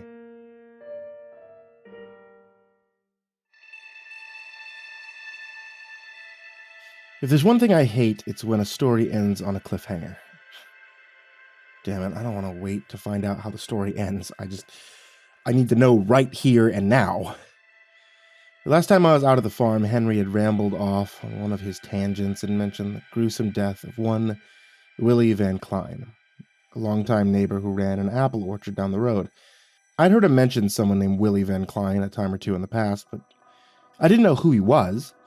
I wasn't even aware that there'd been an apple orchard in the area. According to Henry, Willie's operation had suffered some kind of catastrophic failure in the early 70s, and Willie himself committed suicide in a gruesome fashion. He cut his own throat with a straight razor. According to Henry, Willie Van Klein's unfortunate fate came with a disturbing backstory. He told me to remind him about it the next time that I paid him a visit. Unfortunately, real life has a shitty habit of getting in the way of our desires. The better part of a month went by before I was finally able to clear an entire day and drive out for a visit. I picked up a couple six-packs and a bucket of chicken on my way over to the city, and then I burned down the country roadside at 20 over the speed limit with Let It Bleed pumping on the stereo. Curiosity was eating me alive. Henry's stories usually unfold organically over the course of our conversation, but I was too impatient to spend half the day talking about the installation of weeping tile and the rising price of feed corn before we got down to story time. 20 minutes after I rapped on the front door, I had Henry sitting at his kitchen table with a beer in his hand and a wary look in his eye. "What are you so fired up about?" he demanded. "Barely got in the door, for Christ's sake. Can't we just relax? Talk about the weather for a damn minute?" "Last time I was here, you asked me to remind you about your neighbor down the road, Willie Van Klein. You said, now that's a story. You remember? Here I am, bearing gifts of food and drinks, so tell me the story." Henry goggled at me in surprise. He wheezed. "Well, shit, I said I'd tell you about that. I don't know, maybe not, kiddo. Not good to speak ill of the dead." I pleaded. "Come on, Henry, don't do this to me. I never even knew the man, so you're basically talking about a complete stranger from my perspective." Henry still looked doubtful, so I added, "You're the one who brought it up. Come on, make with a story, old man." "Old man, you're right on the nuts, shitbird," Henry grinned. "I suppose you're right. You wouldn't know Willie from a hole in the ground. He died before you were born. He and his wife Ingrid, they're friends of the family. Good neighbors are worth their weight in gold when times are tough, kiddo. Remember that." I shrugged and said, "I don't know any of my neighbors. I prefer it that way." Henry snorted. "You live in a fancy high-rise and the big shitty. That's a different situation entirely. All your neighbors are a bunch of white-collar assholes with expensive briefcases and Ken doll haircuts." "Don't be a cranky old bastard, Henry. Not everyone can be a farmer. Like it or not, the world needs white-collar assholes, too." Henry scoffed at this and said, "The world would get along just fine without him, as far as I'm concerned. Now, before I begin, I'll go ahead and remind you of something, Mr. College Boy Know-It-All. It's a big, weird old world out there. We don't know jack shit about it. People pull an awful lot of assumptions straight out of their ass, and then they clap themselves on the back for making shit up as they go. Take the Great Pyramids, for example. Some folks think it'll be impossible for people to create such a thing back then, and other people disagree. And in the end, it don't really matter how those pyramids came to be, does it? Space aliens who work sweat of 10,000 slaves, it don't matter, because one way or another, they got built. Reality doesn't give a shit about your beliefs or your perspective, just is." Henry lit a cigarette and let it smolder in his favorite ashtray, a 3-pound rectangle of glazed ceramic that was probably 50 years old. He looked at me through the smoke with mild, half-lidded eyes and popped open his beer. "Ah, fuck it," he sighed. "Ain't noon yet, but I reckon it's close enough. Now that orchard, there's the Van Kleins, that orchard, that was a labor of love. They bought the property in the 30s and planted all those trees by hand. Bank gave old Noah Van Klein a sweetheart of a deal. 100 acres of arable land, with 15 acres of first-growth forest, 2 irrigation ponds, 20-foot well already dug, capped. Goddamn steal for the price. You don't know the story behind why it was standing unoccupied, that is. No one from the area wanted anything to do with it." Henry heaved himself out of his chair and pulled a couple plates out of the cupboard. "Let's get some food in us before we get too deep into that beer. Grab a loaf out of the bread box, would you? Butter's in the dish over there." We sat down to our primitive lunch of meat and bread, and Henry continued talking between mouthfuls of chicken. "The last people living at acreage was a set of Anabaptists, maybe 100 or so in total. Called themselves Brethren. Their leader was a grim reaper-looking son of a bitch named Helmut Schneider. Tall, pale, a scarecrow of a fellow, the beard that hung down to his chest. They're scratch farmers, mostly only growing what they needed, tending to some livestock. Locals were mostly Catholic or Lutheran back then, maybe a few Orthodox. They tolerated the Brethren because they kept to themselves. Still, it's rumored that Helmut Schneider was a doomsday fanatic. That made people a tad nervous. Having yourself some religion's all fine and good, but fanaticism, that's powder keg. Helmut Schneider, he was a deeply disturbed man. It was a rumor he'd make his people congregate in the barnyard every Sunday for an outdoor church service. The rain, shine, snowstorm, didn't matter. Helmut told anyone who asked that the open sky was the ceiling of God's divine cathedral. He'd yell, he'd scream about the horrors of Judgment Day till he couldn't yell no more. And he'd pick a few people out of the crowd, he'd make them stand in a line, men, women, children, didn't matter. He'd make them all stand in a line with their eyes closed. And he would beat the living tar out of them with a broom handle for their sins. I snorted. Yeah, fuck that. I wouldn't let someone do that to me. That's crazy. Well, Henry mused, I wouldn't either, but I suppose most of them didn't know any better. They'd probably born into that life, and it's all they'd ever known. Now, these days, maybe he wouldn't get away with doing something like that for very long. Those were different times. Hell, your own grandma almost broke a wooden ladle over my head. She did it because I kicked over a kerosene lamp while I was horsing around with your dad. I damn near caught the shed on fire. He got a few good whacks with the belt just for being there when it happened. Today, that'd be child abuse. No one even bat an eye over something like that back then. I winced in sympathy and said, Never knew that side of Grandma. I didn't. Ouch. Yeah, well, I won't say the right thing to do, but we'll say I probably deserved it. Anyway, even though most folks weren't too comfortable with the goings-on at the farm, the brethren kept themselves. Didn't bother anyone. People left them alone. When the First World War broke out, public opinion started to change. The brethren claimed their religion didn't permit them to enlist. They called themselves conscientious objectors. But, well, they didn't sit very well with most people, not when their own sons are being shipped off to the meat grinder across the pond. Yeah, I can imagine there'd be something like hard feelings over that. Oh, that was just beginning, Henry snorted. A few months after the war broke out, Helmut wakes up one morning and tells his people God came to him in a dream. He says God ordered them to build a giant cross in the middle of their cornfield. The good Lord wanted it to stand at least 100 feet high, 50 feet across. Crazy old bastard put those people to work that very morning. The cross was sticking out of the ground not more than 6 days later. Henry put his hand on his stomach and grimaced. He pushed his plate away and lit another smoke. I noticed he hadn't put much food on his plate, and he'd eaten even less. I could see in his face that he wasn't feeling well, and I wondered if the beer maybe wasn't such a great idea. I had a nagging suspicion Henry's liver isn't doing so hot these days. Helmut's cross was 110 feet from the ground at the very top, and it wasn't probably the tallest structure in the area at the time. I got an old picture of it in a shoebox somewhere. It's taken some time in the 30s, I'd guess. In that picture, you can see the cross is made out of tree trunks. Lashed them all together with rope and chains, dug a deep bastard of a hole, dropped it in. Can't even begin to guess how goddamn heavy it must have been. How much cement they must have poured in that hole to make the damn thing stable. Every single man, woman, and child was old enough to help or involved in some way. They worked 6 days and nights to get that thing in the ground. And on the 7th day, Helmut commanded him to rest.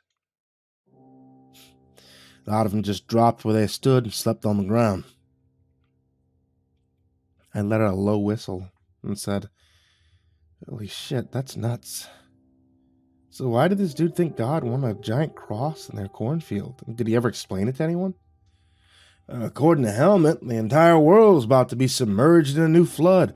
Only this time it'd be a flood of murder, madness, and sin. It's like Jesus supposedly took all the world's collective sin into himself. When he was being crucified, Helmut's cross would absorb this flood of evil like a sponge and save our souls from drowning. Guessing he was referring to the mayhem going on in the First World War? Henry gave me a somber nod and sipped his beer. Now, people have been pretty tolerant of these wackos up to this point, but everyone was pretty goddamn mad about this big, crooked eyesore of a cross. towering over the landscape. The reeve of the township came out in person and ordered Helmet to take it down. The Helmet called the reeve a foul puppet of Satan, kicked him off his land. In the end, there wasn't much anyone could do about it. The cross was there to stay. It wasn't long before something awful strange started to happen. The wood kept getting darker and darker in color, and it started to smell bad. If you're downwind from the damn thing, the stink could just about make your eyes water. People said it smelled like sewage and sulfur. Rotten flesh. Yeah, just an awful stench. I gave him a skeptical look and said, "That's really weird. What could cause that? I mean, some kind of fungus?" Henry offered me a cryptic smile and opened a fresh beer. Maybe. In a manner of speaking, anyhow. You want more of this chicken? I patted my stomach and shook my head. Henry cleared the table, his movements slow and careful. I could tell his arthritis was acting up again, but I knew better to ask if he wanted some help. Henry is a proud man, and his independence means everything to him. Henry finished cleaning up and stood at the window for a while, gazing into the forgotten past through the dusty panes of glass. Not long after the war ended, the township evicted the brethren from their land for not paying their property taxes. They had to physically drag Helmet out of his cabin. He was ranting that the Lord would demand a blood sacrifice if anyone ever removed the cross, just screaming a whole lot of Old Testament hellfire, brimstone to the top of his lungs. Police tossed him all off the property, told him to beat it. No one ever saw him again. Now, straight away, the bank tried to pay someone to take that cross down.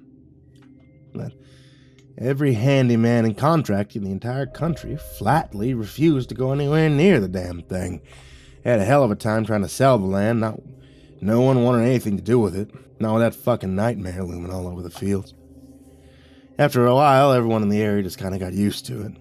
A few more years went by, people started believing that maybe Helmet was right. Maybe it needed to be there. I guess there's no such thing as homeowners associations back then. I smirked, and Henry let out a dry little chuckle. He said, "It's human nature. Something unwanted gets introduced into your life, everyone yells about it. And a year or two goes by, everyone gets tired of being mad, starts accepting it as new normal. A few more years, they're making excuses as to why they actually need things to be that way. By the time the Van Kleins came along, it was pretty much unanimous opinion amongst the locals it'd be the best to leave that awful fucking eyesore right where it was. Now, Noah Van Klein didn't like that cross one bit, but he didn't want to piss off his neighbors. In the end, he told the bank, so be it. Be damned with that abomination. Maybe the horrid old thing will scare the birds away." Henry wandered back to the table and plunked himself down with a grunt. Not long after that last apple sapling went to the ground, Germany invaded Poland and the Second World War began. And right away, Helmet's cross started rotting again. As the war dragged on, the rotten wood started to lean under its own bloated weight. It snapped, and it fell in the evening on August 5th, 1945. Right around the same time we dropped the bomb on Hiroshima. It shattered into a million pieces on impact, and the smell... Oh, that smell was enough to knock you off your feet. All that was left was a stubby, twisted pole that stuck out maybe 8 feet out of the ground. Willie always says it reminded him of a crooked fang, as if years of erosion was slowly uncovering the skeleton of some gigantic beast. The stump always kind of had a low, unpleasant odor to it, but every time there was a major conflict or disaster somewhere in the world, it'd start to rot again. It stank to high heaven. Henry plunked down his empty can and nodded at the fridge. "I'm dry, kiddo. Give me another beer. I'll keep going." I obliged with his command with a muttered curse under my breath. Henry popped the tab and held up the can in a mock salute. "Come on now, don't be like that," he grinned. "Respect your elders. Anyway, now Noah passed on in the late 50s. Left the orchard to Willie. He was the only son that stuck around and keep the business going. His dad gave him sole ownership of the land and the business. There were some hard feelings about that in the family, but it was Noah's final decision. There wasn't much they could do but grumble. Willie tended the orchard with his family, and the Van Clynes made a decent living as the years rolled by. They were a good family and good neighbors. Henry sat back in the chair with a wince and a groan. He poured a few long swallows of beer down his throat with a trembling hand and stifled a belch. It used to mean something to be a good neighbor, he said. You looked out for each other. You folks live and all cramped together in a concrete beehive. Hell, you simply can't give a shit about many people at once. Not on a personal level. Back in the old days, your neighbors were a lifeline. They helped you take in the crops at harvest time, and you drank to each other's health on the holidays. Gently I interjected, well, times change, Henry. Henry slapped his hand down on the table and scowled. Yeah, they do change. Usually for the worse. Times started changing for the Van Clynes in December of 1969. Willie's oldest son got a draft card in the mail. Came back 10 months later in a box. You never seen a broken man as Willie on the day he put Willie Jr. in the ground. Willie'd always been a big, strong, rambunctious son of a bitch. You know, a man with a big personality. From that day forward, he was diminished. Kind of faded away until he wasn't much more than a shadow of the man he used to be. And all the while, the Vietnam War is raging on. That nasty stump of Helmut Schneider's cross kept rotting away in the background, stinking like a corpse, almost oozing with death and corruption. And Willie started obsessing over it, always talking about how ugly it was, how wrong it felt whenever he was forced to lay eyes on that awful thing. For Willie, the cross was a constant reminder of what happened to his boy. He starts drinking himself to sleep every night. And he's drinking during the day, too. Booze made him mean. I had an idea that maybe he was taking it out on Ingrid and his other boys, getting free with his hands when he was in the bottle. I tried talking to him about it. He told me to mind my own goddamn business. And you could have called the cops, I began, and Henry cut me off with a snort of cynical laughter. In those days, cops didn't care what passed between a man and his family. It was considered a personal matter. Ah, yeah. The good old days, I said, and rolled my eyes. Never said it was all roses back then, Henry countered. Society had its problems, no arguing that. Woman wasn't her husband's property exactly, but it was definitely a junior partnership. I never agreed with any of it. I mean, hell, I believe we should give a woman a crack at running the country for a while. Men have been fucking it up for years. Let a woman try her hand at flushing the economy down the shitter. And why the hell not? I gave Henry a sarcastic thumbs up. Very progressive of you, Henry. He grinned and flapped a dismissive hand at me, raising his beer in the other, in another mock salute.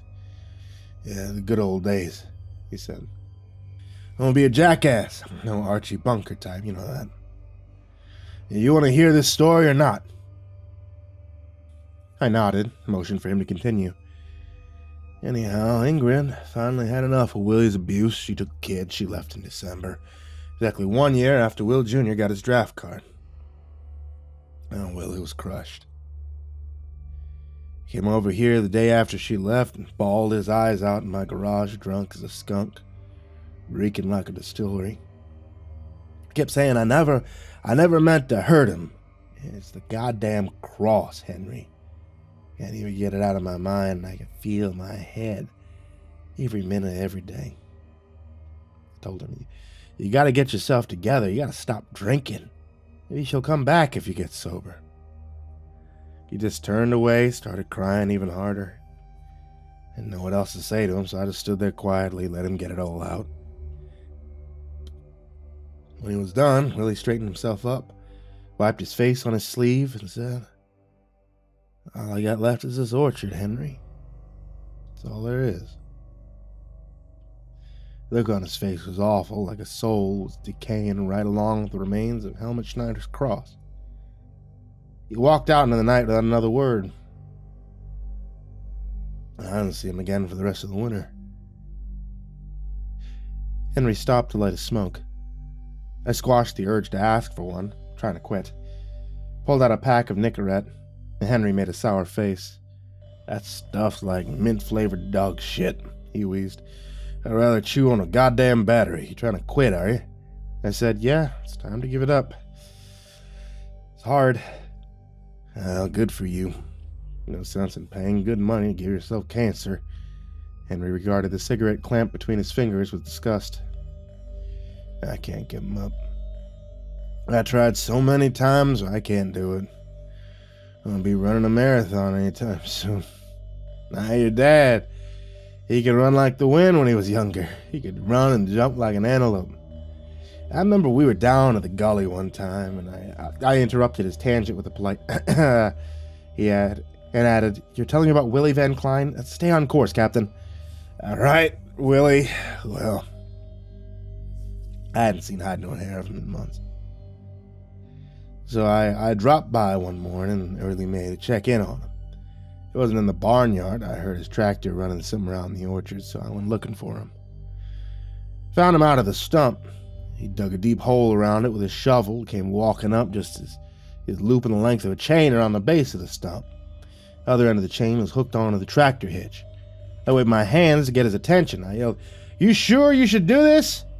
And Willie hollered back, "You're goddamn right, I sure." I stood back and I watched as he slowly tightened up the slack on the chain, inching ahead a little bit at a time.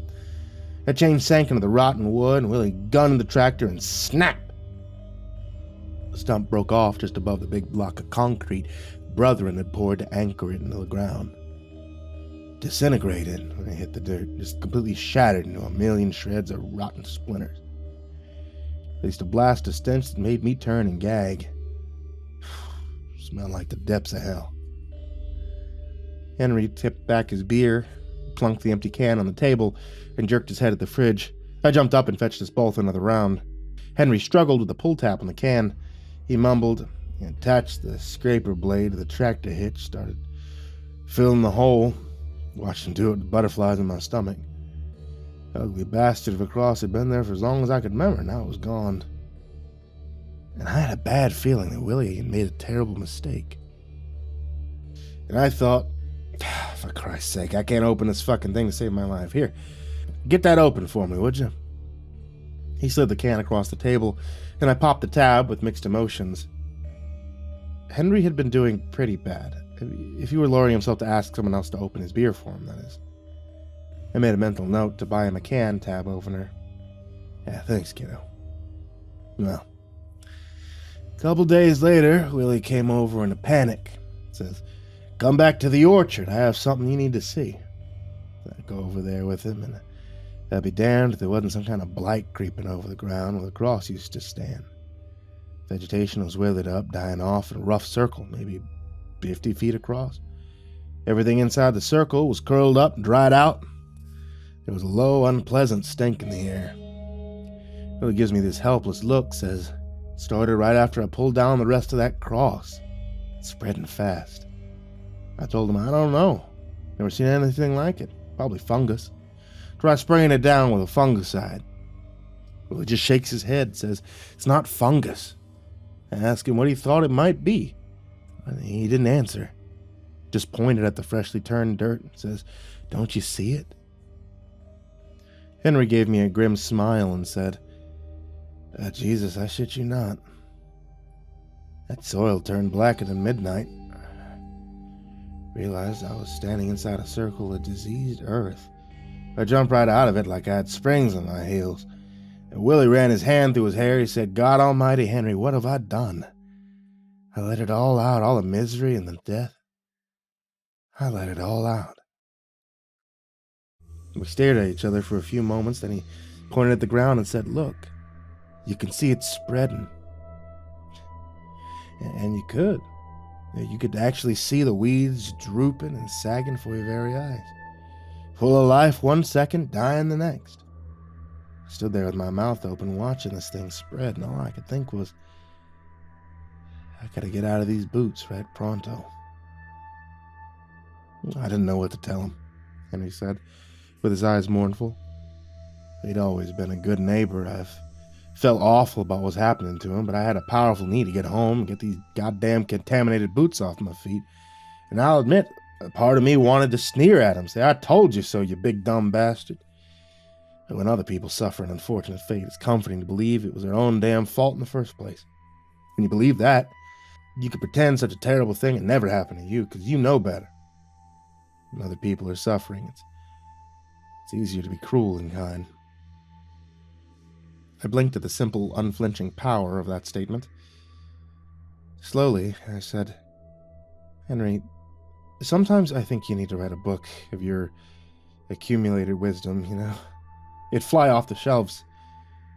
I don't have a wise bone in my body, kiddo. I'm full of bullshit, just like everyone else. Anyway, I can hardly hang on to a pen at all anymore. I ain't writing a book. Shit. Days when I can't even open a beer. You're the writer in the family, not me. You take that bullshit of mine, you write that book, you make yourself $1 million. You have my blessing. Anyhow, I went straight home. I burned those boots out in the fire barrel. Got my clothes in there too, watched it all burning with nothing on but bath towel.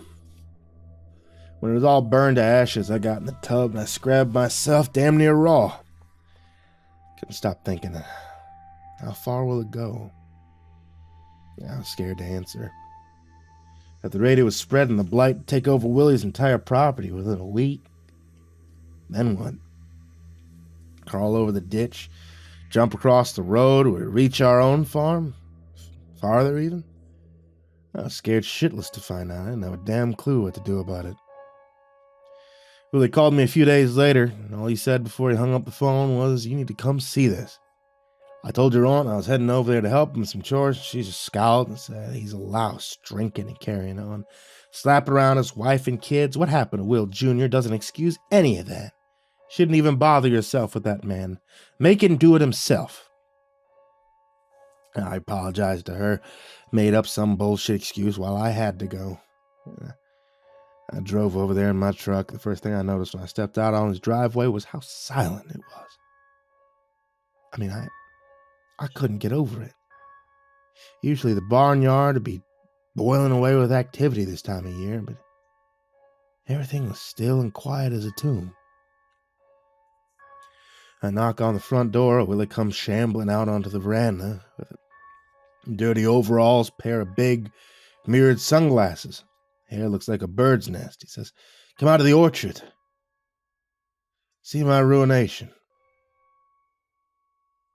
There was a dirt lane that led up into the orchard.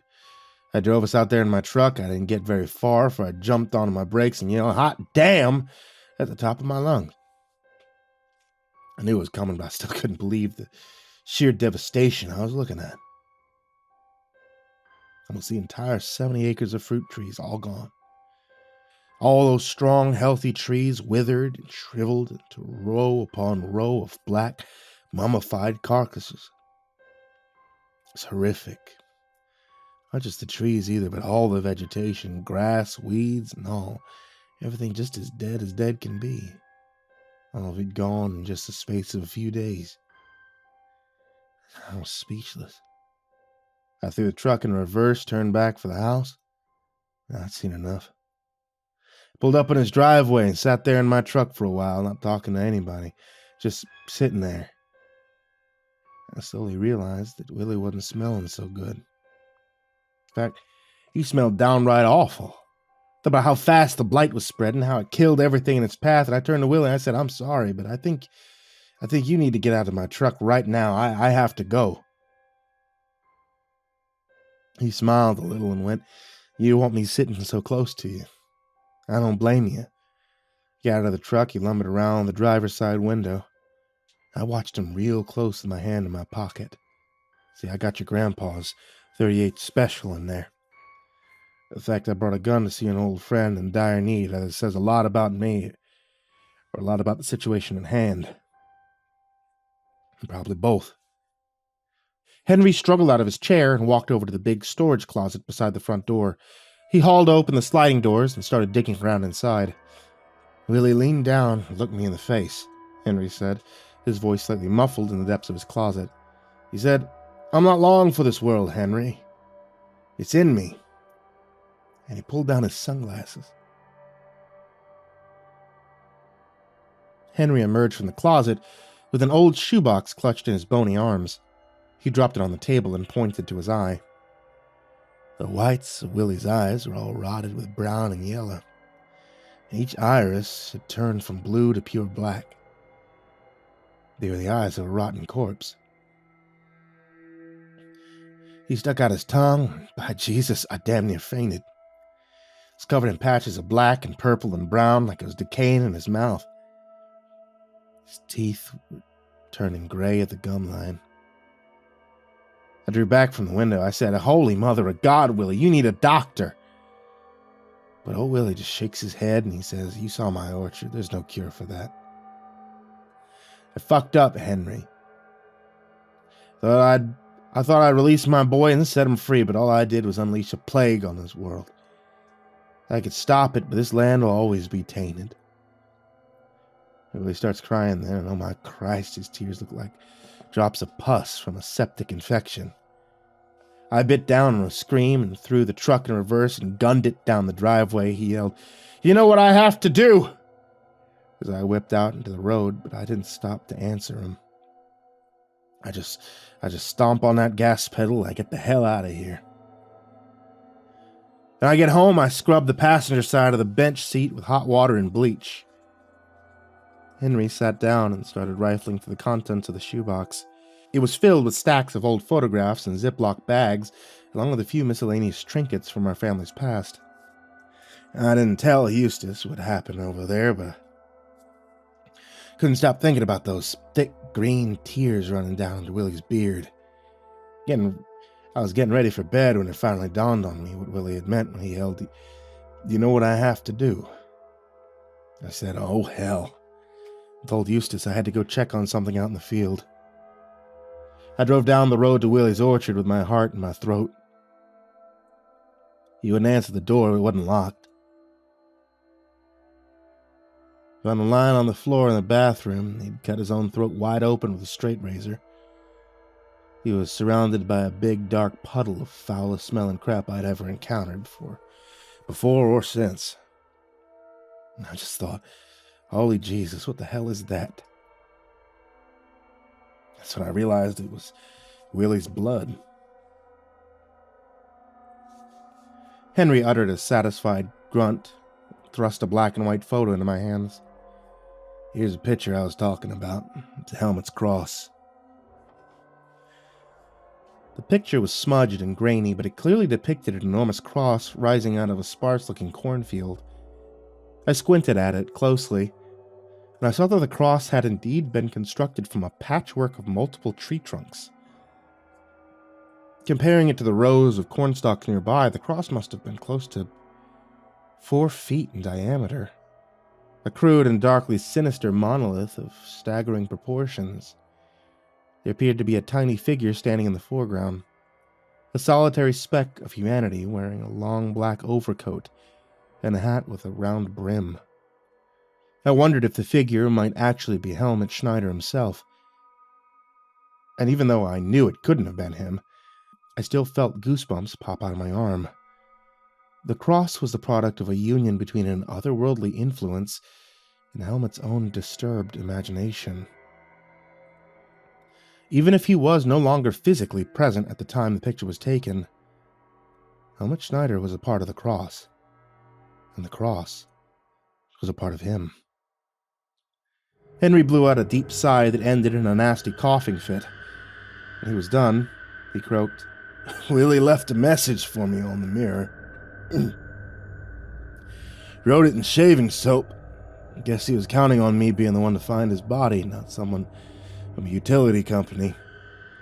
The message said, burn it down. So, that's what I did.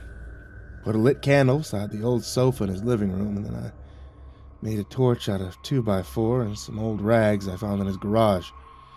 I walked down to the orchard, I lit up any branches I could reach without stepping inside in that god-awful circle of death vegetation.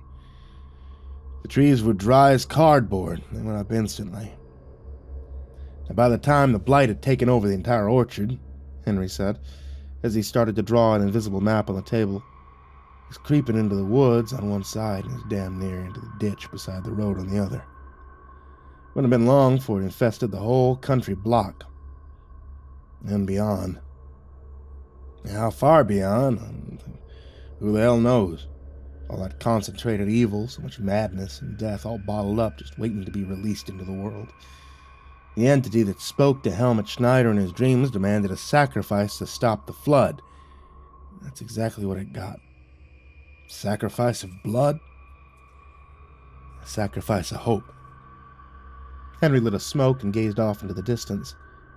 It dawned on me that the tale had drawn to its conclusion, and Henry was probably going to start prattling on about the activity at his bird feeder at any moment. I had a couple of burning questions that needed to be answered first. I waved my hand to get his attention. So what happened to the brethren? They just disappeared down the road? They were never seen again?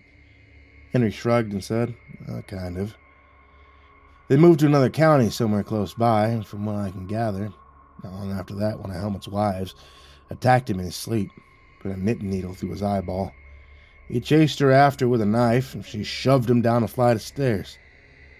Broke his neck on the way down. I raised my eyebrows and said, well, shit, there you go. Sure it couldn't have happened to a nicer guy. Yeah, he was an awful man. No doubt about that. That's not why she killed him. The poor girl claimed that Helmut was regularly convening with an evil spirit in his sleep. To be honest, I can't say she wasn't right about that. I think something awful was guiding the man's actions through his dreams. He believed it was God. Nah, I doubt that very much. One last question. What happened after you set fire to the orchard? Wasn't there an investigation? Not really, Henry sighed. He looked tired. Told the cops I hadn't seen anything unusual that night, and they believed me. Probably decided Willie had done it himself or he put the razor to his throat. I don't really know. Never really came back to talk to me again, so I can only guess.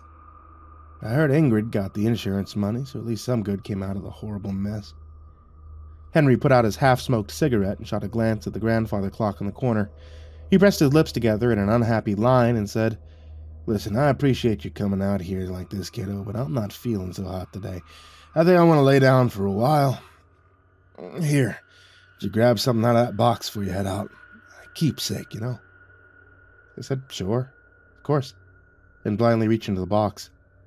I wanted to ask him what was going on, but I knew I wouldn't get a straight answer. I swallowed down a sudden lump in my throat and pulled a worn little pocket knife out of the shoebox. I showed it to him, and a fleeting smile skidded across Henry's lips. That belonged to your father. You should keep it. He was a hard man to live with, but you know he had his reasons. He found it when he was serving overseas in World War II. There's a hell of a story behind that knife. But you'll have to wait for another day. I need to lay down now. Henry showed me to the door, and walked down the gravel driveway with lead in my feet and dread in my heart. I don't want Henry to get sick. I certainly don't want him to die. It's probably selfish, but I don't care. I don't want him to leave. He has a gift, and when he dies, his gift will die with him. But as Henry said earlier, I'm the writer in the family. It's my job to document the world around me. Better believe I'm trying my best to capture his words before he's gone. I was halfway back to the city before I felt the knife bouncing around in the breast pocket of my shirt. I cursed Henry out loud. He did it to me again, the clever old son of a bitch. He started an interesting story, and he left me hanging. Well, guess I'll have to drop in at the farm again soon and ask about his pocket knife. I don't mind the long drive. I really don't. In fact, I look forward to it. It gives me time to think. And time spent thinking is never time wasted. Till then, I bid you all good night. And if you take away any lesson at all from the unfortunate fate of Willie Van Klein, remember this. Sometimes it's better to just leave well enough alone, even if well enough doesn't seem so great at the time. No matter how bad things might look, they can always get a hell of a lot worse.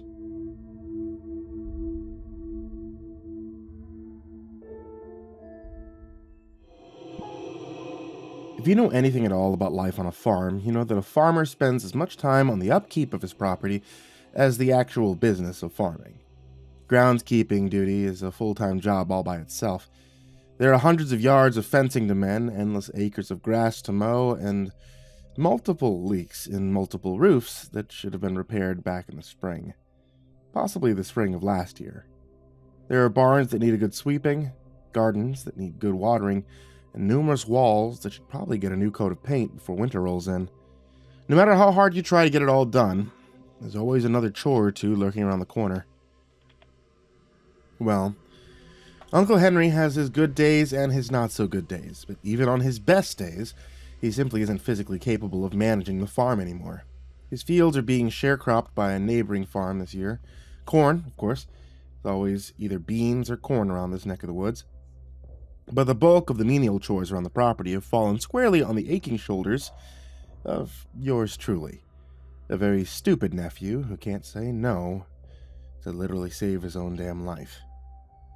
I've been dragging myself out of bed before dawn every Saturday morning to beat the traffic, and then it's a full day of struggling with heavy shit beneath the merciless summer sun.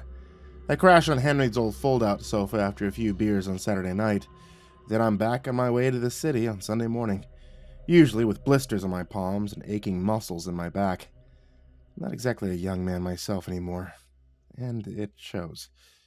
The extra cash has been kinda nice, but I'll take that money and hire someone local to be the groundskeeper next year. The sun gets too damn hot. Bugs are just about enough to drive you crazy.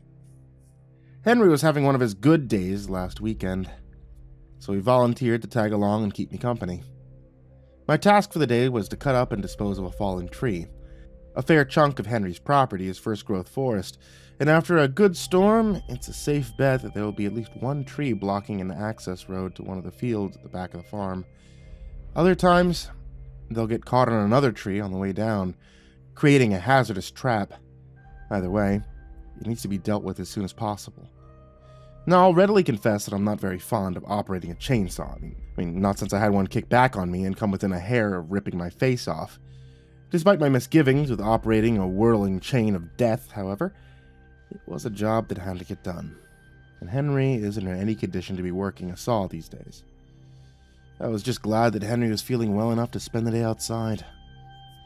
I climbed up on Mean Green and followed Henry's aging Sierra out to the west end of the farm. Henry sold off the majority of his equipment last year, but he kept Mean Green, a 40-year-old John Deere tractor, with an open station and a seat that's mostly duct tape. It's a temperamental beast that refuses to die, and riding the damn thing's almost like wrestling a gigantic mechanical bear. The tree in question was a big, grand old silver birch. He had taken out a couple of smaller trees on the way down, but they weren't really in the way of anything important. The birch, however, was lying squarely across the service road, blocking access to a large field that borders the west edge of the property. It was at least 80 feet long, and it had created quite a mess on the other side of the road when it hit the ground. Henry got out of the truck and grinned up at me with both hands stuffed into the pockets of his coveralls. He said, "So, this is it. He's a big old bastard, ain't he? Lying on the ground for damn near a month now. Can kind of scoot by on the other side with an ATV, but Jonathan needs to get over there and do some irrigating soon. Think you can get this thing squared away before you leave tomorrow?" I examined the broken, jagged crown of its upper branches and gave Henry a reluctant nod. "We'll see. It'll be tricky on the other side. Or do you want me to just nip it off on either side of the road and forget about the rest?" Henry shot me a judgmental look and flapped a hand at the confused tangle of limbs on the far side of the road. "You're looking at a winter's worth of firewood there. People pay big money for a cord of wood these days. Don't waste it." Yeah, well, I went about the business of getting the saw ready, and Henry plopped himself down in a folding lawn chair. He lit a cigarette and started bitching about how I was doing everything wrong, which is par for the course when you're working for Henry. It's not malicious, exactly, and I really don't think that he means any harm. He genuinely believes that everyone else is something of an idiot, and he needs to show them the error of their ways. "What are you doing? Getting the bar and the chain oil all over the ground," he growled. "How about you pour some of that in the fucking saw while you're at it?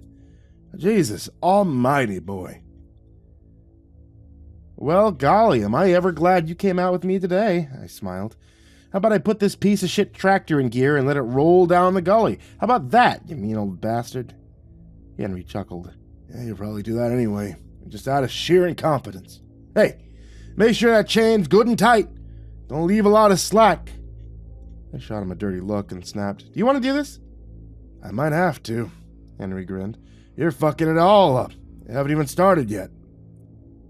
I took in a deep breath, held it for a moment, and stifled the urge to push over his chair and send him ass over tea kettle onto the ground. Like most farmers, Henry does things in a very particular way. His way. And as far as he's concerned, there could not possibly be any other way. So I bit my tongue and started up the saw.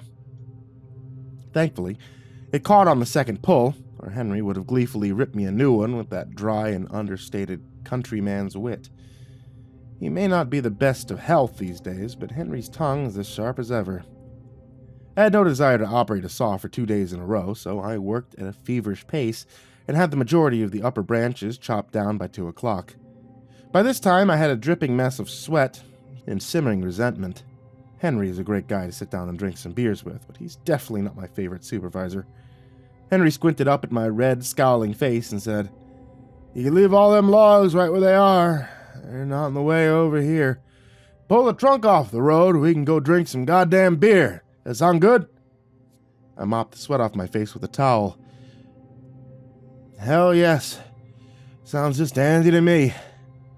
I fetched a couple of straps off the toolbox in the back of the Sierra and fired up the tractor. The trunk was incredibly heavy.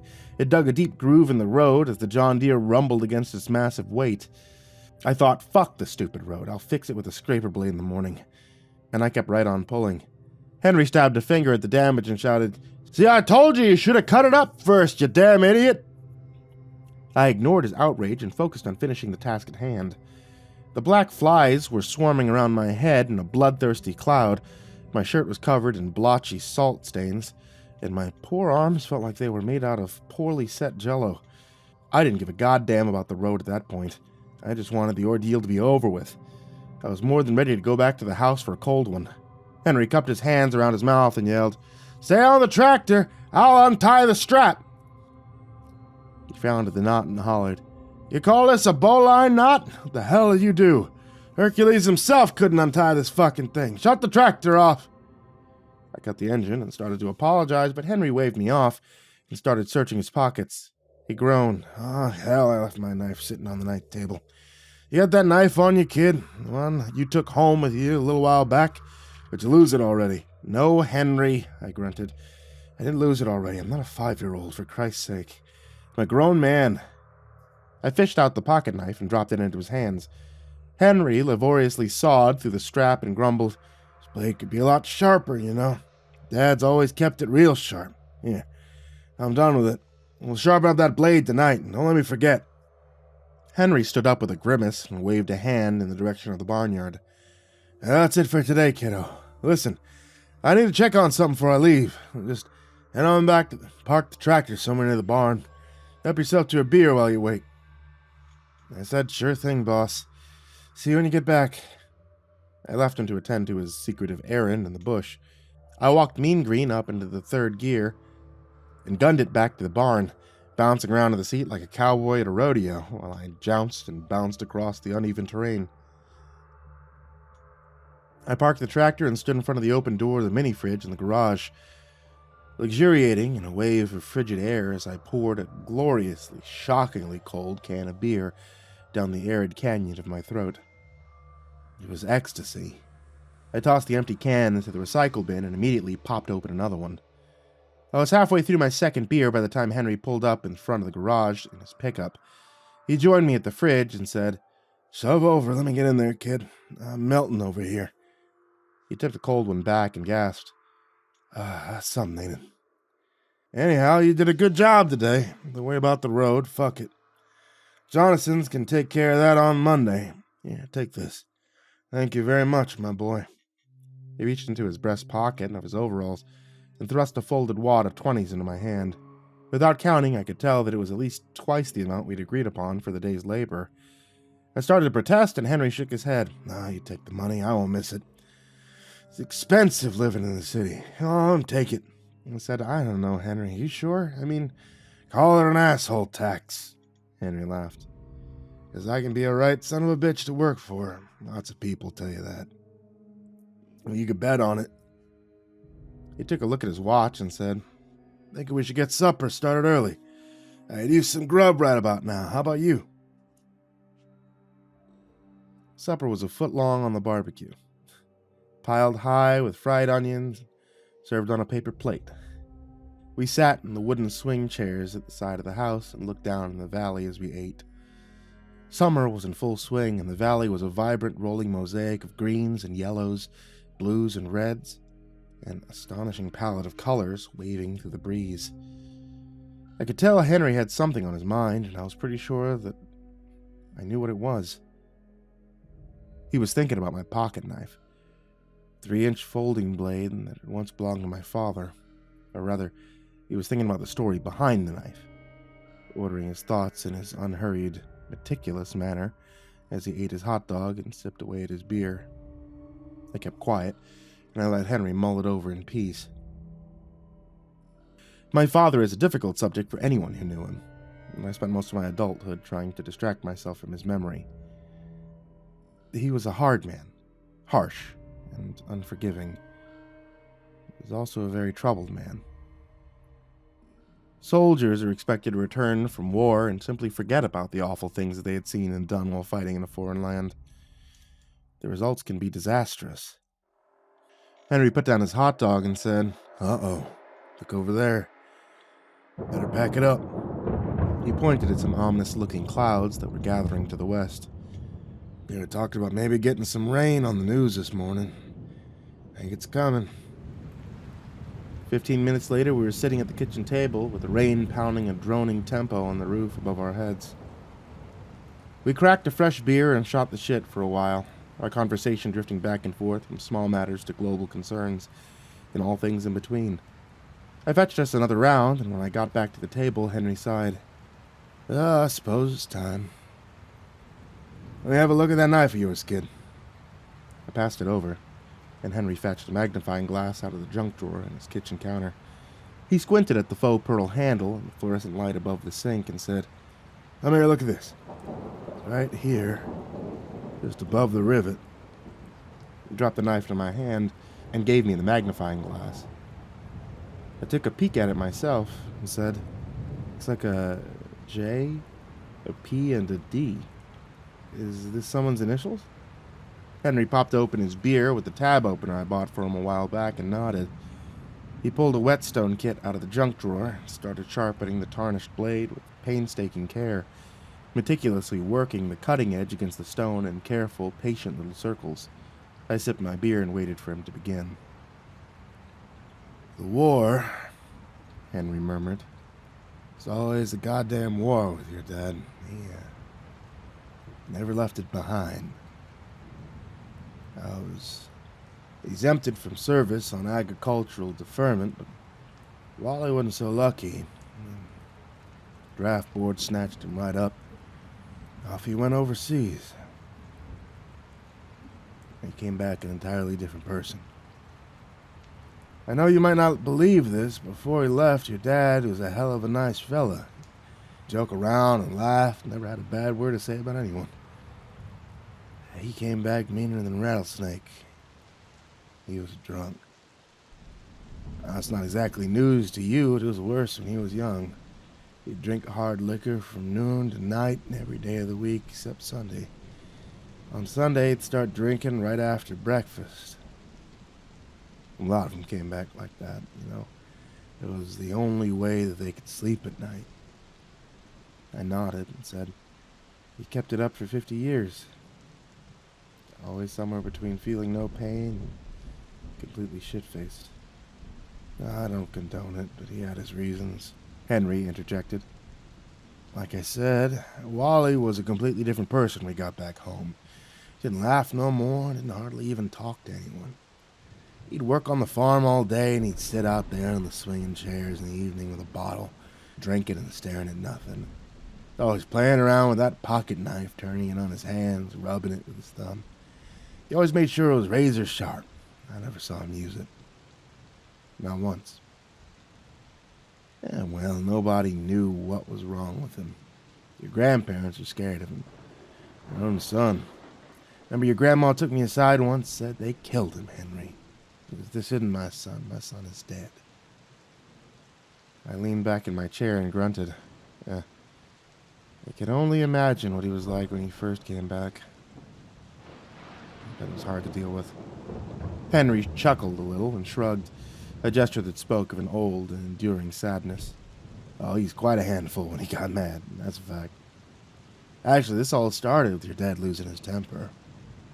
I knew he wasn't someone to fuck with, but hot damn. I thought he was going to kill someone that night. I'm surprised he didn't. I'd taken him out to a bar for a few drinks, must have been somewhere 48, 49. I remember I was still working for the electric company at the time, living on my own in an apartment in town. I was sitting around after my supper one night, and I thought, hell, I should drag Wally out for a few cold ones. He never leaves that farm. That ain't good for anyone to be isolated like that. Anyway, we were sitting there at the table with a couple of local farmers, just having a beer, shooting the shit about the coming harvest. Your father was in a mood that night, even more than usual. He was sitting there with his head down, fiddling around with that damn knife, not saying a word, just playing around with the knife and hammering back the whiskey like there's no tomorrow. He just didn't want to be there. I should have seen that. He wanted to be left alone. Well, one of the farmers you're sitting with, he was pretty shithoused himself. Probably 9 beers deep. He was starting to get annoyed while he was sitting there and ignoring everyone. I was about to tip back the last of my drink and get us out of there when the farmer suddenly smacked his hand on the table in front of your dad and says, "We're talking here, boy. Pay attention. What's the matter with you?" Your dad, he didn't even look up. He just kind of smiled to himself and he said, "You're not saying anything worth listening to, old-timer. Leave me alone." That didn't go over too well with the farmer. Henry snorted. He leaned across the table. He says, "You need to learn some manners, boy. Hey, look at me when I'm talking to you." He made a grab for Wally's knife, and holy Jesus, all hell broke loose. Your dad popped out of his chair like he was sitting on a spring and bellowed, "You don't touch that, motherfucker!" And no word of a lie, he must have hit that big bastard 10 times on his way to the floor. Guy was already done. Your dad was just getting warmed up. He started kicking and stomping on him, just kicking the absolute piss and shit out of this guy.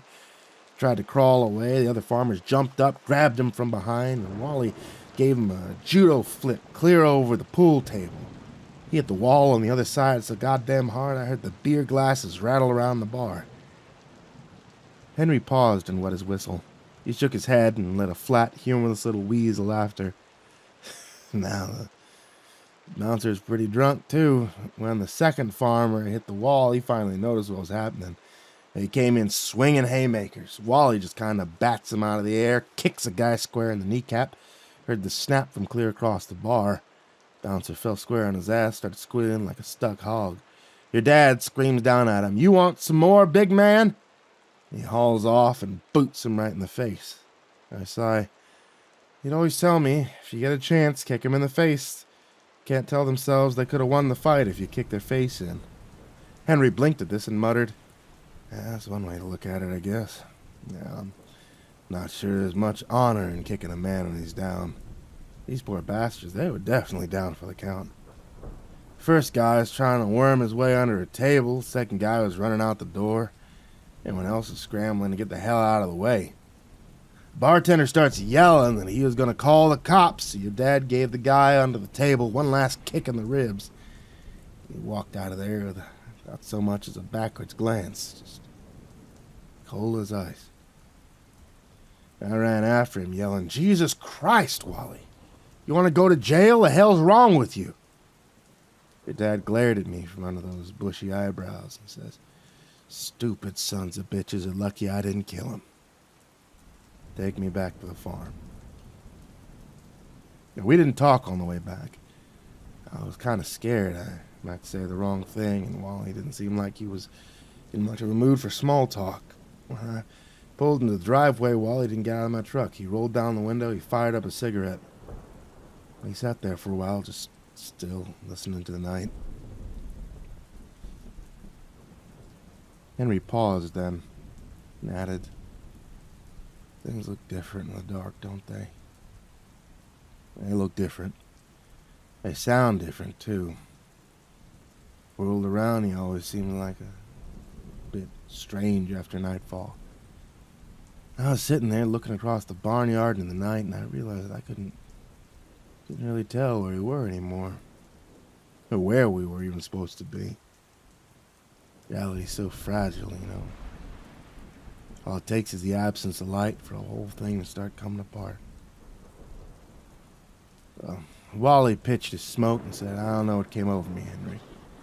That clodhopper grabbed for my knife and it just set me off. He had no call to do that."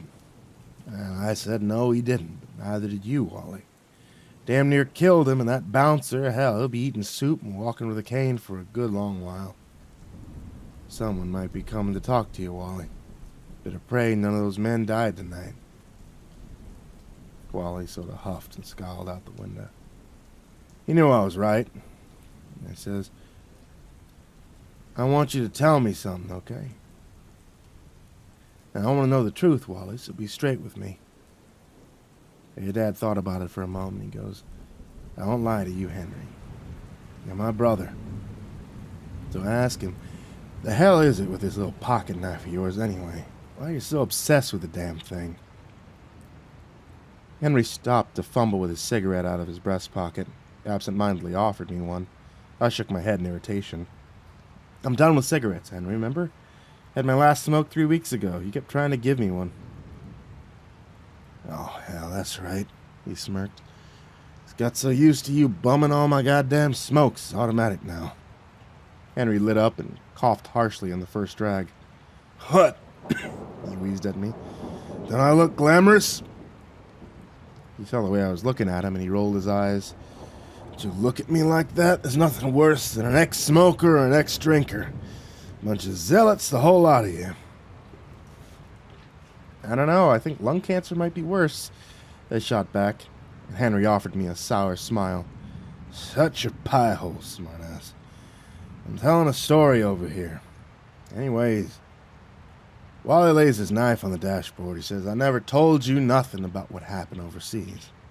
Believe me, there's a reason for that. 4 years, Henry. 4 years is a long time." I says, "Okay, where'd they send you to fight?" Without missing a beat, your dad whispers, "Hell." "They sent me to hell." I sat there and I waited until he was ready to start talking. After a while, he clears his throat and says, "You gotta understand, there weren't any rules over there. Whenever we pushed the Germans out, we left a big shitty mess behind us. I saw so many horrible things over there. The people were starving, Henry. We'd settle down somewhere for the night, you know, build a fire, heat up some chow. No matter where we were, as soon as the smell hit the air, it wouldn't be long before we were surrounded by a circle of people. They looked like skeletons. Stand there and they'd watch you eat, and they'd watch your spoon as it went from can to your mouth over and over. You'd hear their stomachs growling. You'd start drooling. And they couldn't help it." Henry twitched his lips in a cynical smile. "They don't know that part in the Hollywood movies, do they? They show the big explosions and the heroics. They don't show the people who get caught in the crossfire. They don't show them slowly starving to death." I said, "Not very often, no. I don't think a movie that shows that it would do very well on the big screen." Henry grunted. "Oh yeah, your father gets Set those movie producers straight. Bet he could. The thing he told me that night, sweet Jesus. He just kept pouring out of him, story after story. I couldn't hardly believe any of it. The one that stuck with me the most is the kid who got hit in the stomach during a firefight. 18 years old.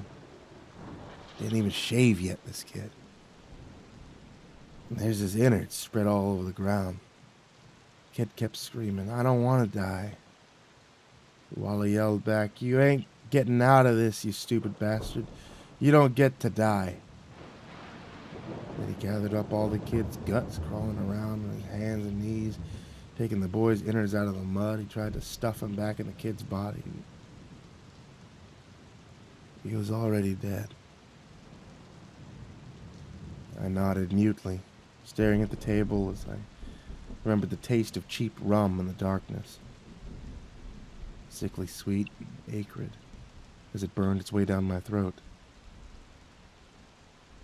Wally took his boots and his rations after he was gone, told me. That's how it was over there. You didn't waste a good boot on a dead man. I finished. And Henry gave me a sharp look. I suppose you've heard these stories a time or two yourself, Henry drawled. His tone was casual, but he was watching my face carefully with his mild brown eyes. Wally didn't have any business telling the kid a story like that. Did he talk about the war a lot? He talked about it sometimes, sure. Mostly when he was drinking. My voice was hoarse. I cleared my throat and washed away the odious phantom residue of the rum with a long swig of cold beer. My father rarely drank beer or wine. He barely considered them to be an alcoholic beverage. Rum was his poison. Bottle after bottle of dark, sickly sweet rum. Henry nipped away at his beer and waited for me to say whatever it is that I needed to say. I remained silent. In my mind's eye, my dad slammed his fist down on the kitchen table and slurred. He caught one in the stomach. Right here. I was 10 years old. Tired. Confused. Very afraid. I'd been pulled out of bed with no explanation, and now I was sitting in the dark with a coffee mug full of some awful, murky-looking liquor on the table in front of me. The clock on the wall read 10 minutes past 2 in the morning.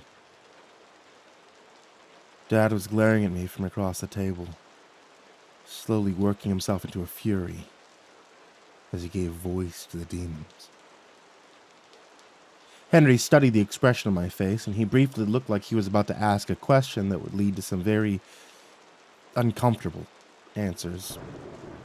But then he thought the better of it. The moment passed, and he continued on with the story. After a while, your dad sort of peters out with these awful memories, and we just sat there for a while in the dark. It's getting late, and I wanted to call it a night, but I couldn't go home. Not just yet. He hadn't answered my question. I told him I'll cover for you if I have to, Wally. You're my brother, but you have to tell me the story behind that knife. I can see you don't want to talk about it, but I think maybe you should.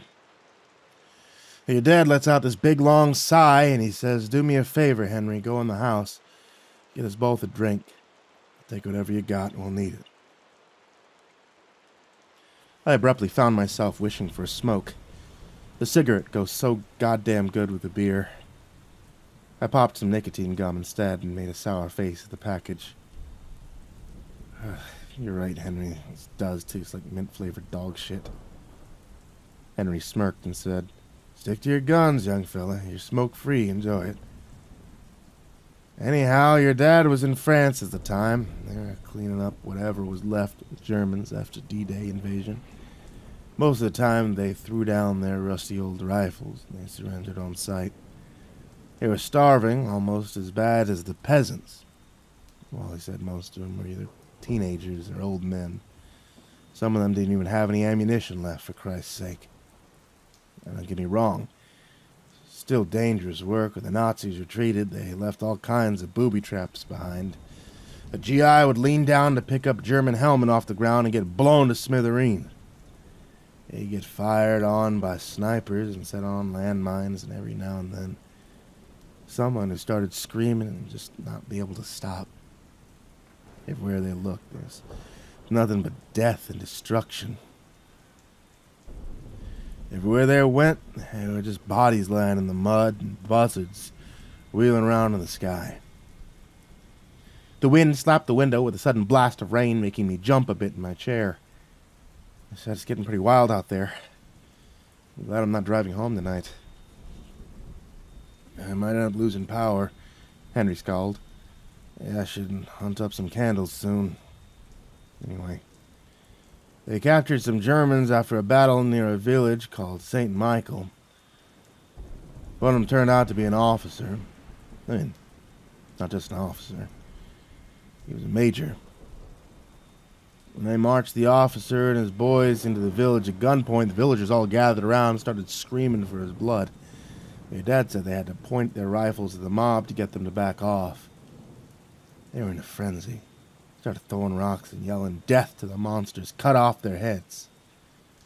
This guy could understand English pretty well, but the only thing he'd say was, I'll speak to another officer, or I'll not speak at all. Now, Wally was only a sergeant, but he was the highest ranking man there, so the job got pushed onto his shoulders. He said, send in the old man, he'll get this guy to talk in a hurry. That's what they called your dad, the old man. He was only 22 years old. Politicians don't send grown men and women to fight their wars, they send our children. Oh, your dad. Dad goes into the tent where they've been holding the officer. He finds this arrogant prick sitting there with his pipe in one hand, flask full of schnapps in the other, his boots propped up on the table like he owns the place. Ollie grits his teeth, says something like, hello, Major. I hope you plan to cooperate with me. The shitty bastard just laughs at him and says, go find a real officer. I don't have to talk to you. Now, at this stage in the game, your dad didn't much care about any more proper procedures and shit like that. Wally jumps over the table, tackles the son of a bitch. He jammed his pistol into the Kraut's mouth. He says, you talk to me, you horse's ass, or I'll bury you. The words I'll bury you flicked a switch in my head. Once again, the present day abruptly fell away like shattered glass. Just like that, I was 7 years old. I was playing with a rusty toy dump truck at the edge of the field. A field bordered the property my father was renting from a local farmer. It consisted of a grubby little one-story house, a heavily rutted gravel driveway, and a quarter-acre of scraggly weeds and bleached-out dirt. I watched as a long, dark sedan drove up to the house, and a bad feeling started to roil in the pit of my stomach. I could sense that the sedan was a harbinger of impending chaos. A man in a somber-looking suit got out of the car and knocked on the front door. My dad answered with a sullen glare and a surly, who the hell are you? What do you want? The man thrust a manila envelope into his hands, and Dad immediately started bellowing at the top of his lungs. He followed our unwelcome visitor as he beat a hasty retreat to his car, screaming that he was a leech, parasite, and a goddamn greedy, good-for-nothing crook. Dad crouched down to look at the man through the driver's side window as he threw his car into reverse. Then he shrieked, I'll bury you. You hear me, asshole? I'll bury the whole fucking lot of you. Henry gave me a watchful look and said, What? What is it? Dad was sharecropping for another farmer, I said, and I cracked a sad grin. This was back in the mid-'80s. Remember that? He breached the contract somehow, got us kicked off the land, rented a little shack somewhere, and a guy came out to serve him papers for a lawsuit. Dad went fucking ballistic, threatened to kill the dude and bury him. Yeah, I remember the lawsuit, Henry wheezed. Threatened to kill the guy, did he? Sounds about right. Wasn't shy about making his feelings known. No, he certainly wasn't, I agreed. It was time for another beer. I pushed back my chair to stand up and was almost blinded by a searing bolt of lightning through the kitchen window. At the same instant, an explosive boom rattled the dishes in the cupboard. The lightning flickered out, plunging us into a thick and oppressive gloom. "Well, shit," Henry groaned. "It'll be a while before the lights come back on. There's some candles in the junk drawer. I'll put the beer in my cooler." I said, "Hey, I can drink 'em warm if I have to, Henry. Don't worry about it." "The hell with that," Henry snapped, and he headed over to fetch the cooler from the big closet by the front door. "I can't stand 'em warm. Grab that big pack of ice out the freezer." He settled back down at the table and watched the storm rage outside the windows. The candles flickered and wavered in stealthy drafts that brought their way through the walls of the old farmhouse, making the shadows skitter and dance across the walls. "Well," Henry continued, "choking on the barrel of the pistol straightened up that old boy's attitude real quick. Says his name was Otto Heinemann. He'd been sent to the village to take care of the outpost just a few months before the D-Day invasion. Claimed most of the unit run off into the woods when the Allies came storming through, himself included, and that he'd only just come back that very day to rob the village for supplies. My dad didn't believe his story for a second. Why the hell would they send high-ranking officers to take command of a tiny outpost in the middle of nowhere? He nodded along with everything that Major Heinemann had been saying, playing it cool, and he asks, "Why do these people hate you so much? What were you doing to them?" That slimy little shit weasel got real nervous and went, "Well, of course these people hate us. We defeated them." While he wagged a finger in his face and told him, "That's not much of an answer, Major. Why don't you try again?" The officer saw the look in Wally's eyes and sniveled. That there's been some difficulties between the villagers and a small group of my men.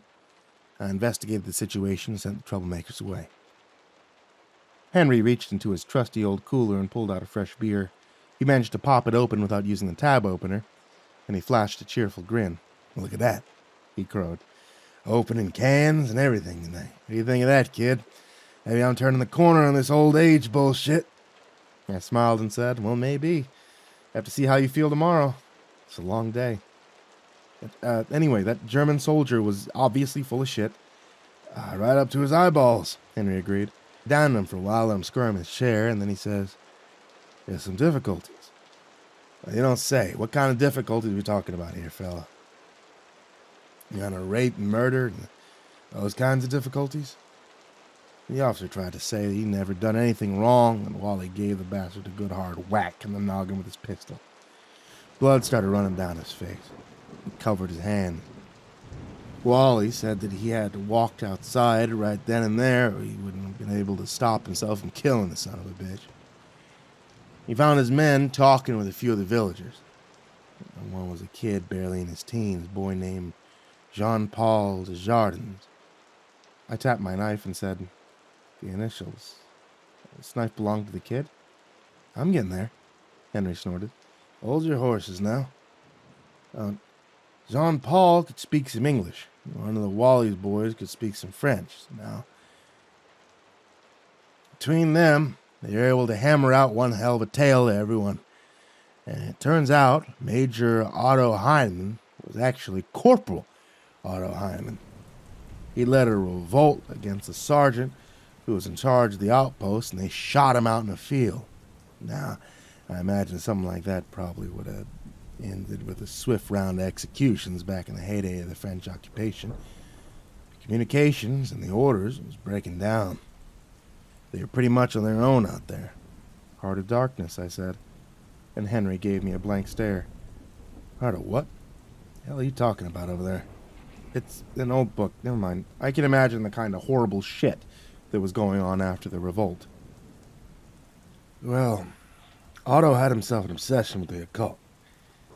He actually read that a lot of the Nazi commanders were experimenting with black magic and occult stuff.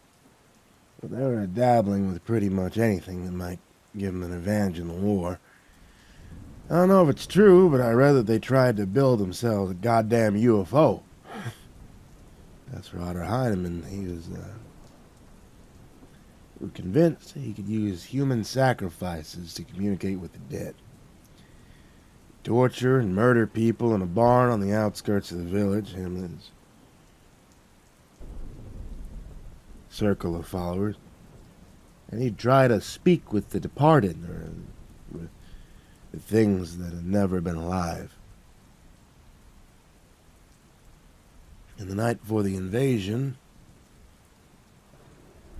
Otto made contact. Misty form appeared above a circle of blood, told him to run for the woods. They all left that same night. When the invasion came marching through, though, not a single Allied bullet passed over their heads, cowards. I realized I'd been sitting at the edge of my chair, in a tense, awkward position, and I forced myself to scoot back and relax. I said, well, Dad ended up getting a few of them anyway. Better late than never. I suppose, Henry muttered. Your dad asked the kid how he knew any of that. Jean-Paul said, I was there when it happened. Then he unbuttoned his shirt and showed him the healing cuts on his back. It hung him from a support beam by his ankles, and they bled him into a circle that Otto drew in the dirt. Before each cut, Otto would look up at the ceiling of the barn and say, a gift of life, hot, fresh. I winced in sympathy and shook my head. Jesus Christ. They just left him hanging there and ran? Yeah. His grandma came cut him down as soon as they left. Otto came up in camp deep in the woods. They only ventured into the village to find food or to snatch a warm body for their rituals. The villagers wanted revenge. Blood had been spilled, and they demanded blood in return. I wrinkled my nose and said, pretty sure I would have handed over those assholes in a heartbeat. Fuck 'em, yeah? Yeah. Your dad wanted to hand the kid a pistol, let him take care of business. He needed Otto alive for a little while longer. They marched him into the woods and made him lead them to their camp. Otto's hideout turned out to be just a hunch of Zeltbahn tents, standing in a circle around a cold fire pit. No one was there. While he looked over at Otto, said, looks like your boys ran off without you, Adolf. And Otto just smiled at him and went, perhaps they did. We'll see. Just then someone hollered, come over here, take a look at this. So Wally goes to see what happened. There's a dead body hanging with its ankles from a tree branch. Hung someone upside down, skinned him alive. And his eyelids are gone. Body was so fresh, it was still glistening. Wally said he looked at it for a minute, trying to wrap his head around the horrible cruelty of such an awful fucking thing, and then pulled out his trench knife and yelled, bring him over here. They dragged Otto over and made him get on his knees. Wally showed him the knife and says, I ain't gonna waste good ammunition on a worm like you. But I'll tell you what, Major Heinemann, you're gonna give this man a proper burial first. Someone go find him a shovel. Got himself a couple holes to dig. Henry paused to pour some beer down his throat. He lit a cigarette in a candle flame and watched the smoke drift across the stuttering shadows on the ceiling. Wally handed his knife to a private and told him to cut down the body. Ida watched him hand over the knife and suddenly gets a look on his face, like a light bulb went off in his head, and he starts smiling again. Wally took the crowd over and starts clearing between the trees and says, get digging, asshole. Otto starts digging his own grave, still smiling away. While that's happening, the private drags over a chopping block, uses a step ladder. He starts sewing at the rope. Two things happen at once. Otto threw himself flat on the ground, and an explosion knocked just about everyone right on their asses. While he could hear the screams of his men over the ring in his ears. Said his first coherent thought was, don't let that son of a bitch get away. Pulled himself to his feet. So you could see bits and pieces of body parts all over the place. Some belonged to the dead man in the tree. Some belonged to the private. Tried to get him down. Most of the squad either lying on the ground or staggering around with blood on their fatigues. Wally and Otto were the only ones far enough away from the detonation to escape without a scratch. Everyone else got hurt real bad. Wally didn't have no choice but to leave them there suffering and chase Otto through the woods. Ended up at a steep cliff overlooking the river. Wally saw that Otto wasn't going to stop, so he took a shot with his rifle. He missed. Otto ran right up and jumped off the edge of the cliff. Wally scanned the river below with his binoculars for a body. It was like the man jumped off the cliff right into the netherworld. He was gone. I held up a hand and said, "Just a second, Henry. Just let me get in that cooler. I'm dry." I popped the tab and drank a third of the can, 2 swallows. My biceps and forearms were throbbing from working the saw that day. The beer was definitely helping to dull the pain. It's going down smooth as it always did. Definitely my father's son. I cleared my throat and asked, "I'm guessing Grandpa was a boozer, wasn't he?" Henry looked at me in surprise. He said, "You're talking about your biological grandpa, I suppose. He became a bootlegger after he left us to sink or swim in the middle of nowhere. That tells you anything?" I sighed. "Yeah, not surprised. Dad was an alcoholic too. Let's face it, Henry. You definitely have a bit of a dependence going on. I mean, no, don't look at me like that. You drink too much, and so do I. Not as much as my dad, but this beer gut didn't come from nowhere. Alcoholism runs in his family. You know, it takes years off your life, right? We're cutting down. I should honestly do the same." Henry rubbed his head in irritation and growled, "The fuck is this? I'm telling a goddamn story over here, kiddo. Do you mind?" "I'm just saying that maybe we should..." "Oh, can it?" Henry snapped. "The hell are you on about anyway? People drink. That's what they do. They smoke, they drink, they eat cheeseburgers till the day they fall down and die. The hell over it already, would you? Jesus Christ. Feel like I'm one sneeze away from getting shoved into an iron lung over here. Relax with all this worrying about my health. You're giving me a goddamn rash." I was stunned into silence. Henry put down his beer and mimicked my open-mouthed expression of shock so accurately that I started to laugh. "Now, come on, kid.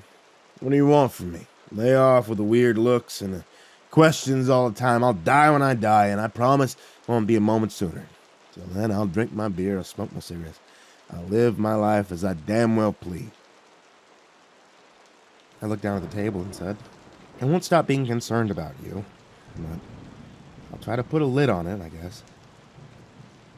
"Good." Henry rumbled. "I swear to God, I'll throw you out into the rain if you don't stop circling around like a goddamn buzzard. Jesus Christ, boy. Anyway, yeah, your dad was, oh, damn it, where was I? Your dad chased the guy right off a cliff. Yeah, I already know why no one was at the camp. They circled back. They had started attacking the village. They were probably waiting and waiting for the Americans to come looking for their camp. They snuck in. They butchered every single one of them. My father was trying to reach someone on the radio. He wasn't getting a response from the men he left behind to guard the rest of the prisoners. He left the dead and dying men in the woods and double-timed it back to the village. It was already sunset. By the time he got to the village gate, he stumbled over the first body in the dark. It was one of his men. And then, while he could see there had been a battle, he decided lost. Found the rest of them lying in the street. Otto's boys had stripped them, lined them all up, executed them. He walked around the village with a kerosene lantern, trying to identify the bodies of the men he'd served with. The last body he found was Jean-Paul, the kid he was talking to earlier, lying a little further down the street. They shot him down as he tried to run away. Wally rolled the kid over and saw there was something clenched in his hand. He pried open his cold fingers, and there it was. The very same pocket knife that's sitting here on my kitchen table. He opened the blade, he saw it was sharp. Wally lost his trench knife when the bomb went off. Even a small blade is better than nothing at all, as long as it's sharp. He tucked it away, started thinking about what he was going to do next. They destroyed the radio before they left. They ransacked all the supplies while they were at it. No doubt in his mind, they all had to die, but there's no way that he could take all of them out himself, so Wally thought about it for a while. He walked out to the barn, where Otto and his cult had been practicing their rituals. He drew a circle in the dirt and dropped John Paul's blood-soaked handkerchief in the mill. They cut the back of his hand with John Paul's knife, dripping some of his own blood along the edge of that circle. When he was done, he stepped back, and he said, "I don't know what I'm supposed to do next. So if you can hear me, come on out, you son of a bitch." Your dad stood there by the circle. He waited. Those 10 minutes dragged by and nothing happened. He said to himself, "It's a bunch of superstitious bullshit," and he leaned down to grab the lantern and head out. As his hand touched the handle, the lantern suddenly went out. Just poof. Lit one second, cold and dead the next. Wally held his breath and listened in the dark. The only sound he heard was the buzzing, the breeze whistling through the gaps of the barn boards, thudding of his own pounding heart. Wally cleared his throat and called out, "Is anyone there? Show yourself." There was a shuffling footsteps from somewhere behind him. He spun around with his pistol in his hand. He could just barely make out a shadowy figure standing in the doorway of the barn. He yelled, "Put your hands in the air and identify yourself." At that moment, the man came out from behind the clouds. When he saw him standing there, he whispered, "Oh, sweet Jesus." Almost fainted. It was the figure standing in the doorway. That was Jean Paul's dead body. I felt the hair prick on my arms. I gulped down the rest of my beer and I muttered, "Oh, hell, I don't like that image at all." "Yeah, I would have shit myself and died on the spot," Henry agreed. The dead boy gave a bloody grin in the moonlight and he croaked, "Who calls me hence from the shadows?" Wally was shaking so bad he almost dropped his gun. He said, "I did. I gave you an offering, and now I want to ask for something in return." The corpse lurched into the barn. Wally forced himself to stand his ground. I crowded in close enough for Wally to smell the dead boy's exposed innards and said, "What do you desire?" He looked down in the thing's dead, glassy eyes and said, "I want revenge." Well, the demon gave Wally a good, god-awful smile, and it shambled over to the circle Wally had drawn in the dirt. It dropped on all fours to sniff at the bloody handkerchief and traced a finger over the circle, smiling away with its eyes, looking nothing at all. It said, "You stand alone. Your fellow warriors lay cold on the ground. You will need to even the odds against you." The awful thing balled up the bloody handkerchief and squeezed it tight between its palms. When it opened them, it was holding a strange little bulb made out of oven-fired clay. Looked a bit like a grenade. Dropped the bulb in Wally's trembling hand and said, "Once broken, a terrible flame will devour anything it touches. Handle it with care and remember to be wary of your enemy. He's a weak man, but he's cunning." Now Wally stammered, "But he's dead. I saw him jump off a cliff." The demon shook his head and told him, "May have appeared so, but your enemy's given us many offering, and he's been gifted many tricks and glamours in return. He still lives, and he'll be waiting for you. Beware." Wally blinked, and just like that, found himself standing alone in the dark. He said he would have thought the whole thing a crazy hallucination, except he was still holding that rough little clay bulb in his hand. He could feel something sloshing around inside of it. He walked outside, saw the kerosene lantern glowing and flickering in the distance. Didn't know what else to do, so he followed after the light, chasing the devil across foreign soil in the dead of night. And could you imagine it? I looked at the candle flame dancing on the table in front of us, and I said, yeah, I can imagine that. I just can't imagine doing it myself." He had a lot of guts, your dad. Wasn't a good man, but he had a lot of guts. Kept following that distant light, and every time he drew close, it would disappear and reappear somewhere further away. This went on for an hour or so, and then a decrepit old farmhouse popped up in the distance. He knew they'd be in there sleeping off their stolen wine in their stolen beds. He jumped into a ditch at the side of the road and crept along until he was close enough to see the silhouette of a sentry in the moonlight, standing on the road in front of the farmhouse, smoking a cigarette on his cupped hands. Wally crawled on his belly till he was close enough to run in and bash the guy in the back of the head with the butt of his rifle. Wally gave him a few more cracks when he went down just to make sure. Then he snuck up to the house to peer through a window. He could see them all sleeping in there by the light of the fireplace, snoring all over the furniture and the floor. Wally pulled out the grenade, braced himself for whatever might come next, and he tossed it through the open window. It shattered into pieces on the floor, and all hell broke loose. A wave of blue fire rolled across the room and lit up everything it touched. They barely had time to scream, for the entire house was engulfed by those intense blue flames. Wally left him there to burn and started searching the rest of the property. Figured Otto either burned alive with the rest of his men, or his body was floating around somewhere in that river. Of course, it wasn't going to be so simple, because evil's a weed that's hard to kill. Henry got a fresh beer out of the cooler and popped the tab. 2 for 2, he smirked, and he raised his can in the air. A toast to an old man that's going to die someday. Still all kinds of life in this old carcass, kiddo. All kinds. I'll outlive you all. Just be me sitting there with a 6-pack in the middle of a giant radioactive desert. You paint a compelling picture, Henry. Pass one of those my way, if you'd be so kind. Henry pushed the beer can across the table, and the sound the can made against the varnished wood jarred loose another unpleasant memory. This time, I was sitting at a table in a smoky little bar with Delilah, the girl I was dating at the time. I had just turned 21. I was in a dark mood that night. I'd been laid off my job at a factory that very same day, and I already knew I was going to wind up getting evicted from my apartment. It'd be the 3rd time in as many years. As per usual, I had nowhere to go. I'd end up losing most of the worldly possessions I'd worked so hard to acquire since the last time I was evicted for non-payment. Ratty old furniture, dishes, the television. Anything I couldn't pack into a contractor-sized garbage bag and sling over my shoulder. It would all be gone.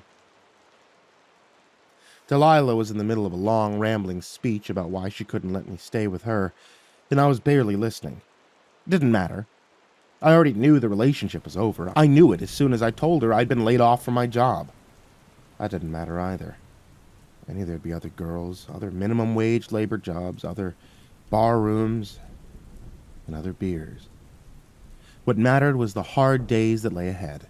The long weeks of couch surfing in cheap hotel rooms, pounding the pavement and being told to pound sand, stealing change, small items from unlocked cars, selling dope, doing whatever I could do to eat 2 meals a day from the dollar menu at McDonald's.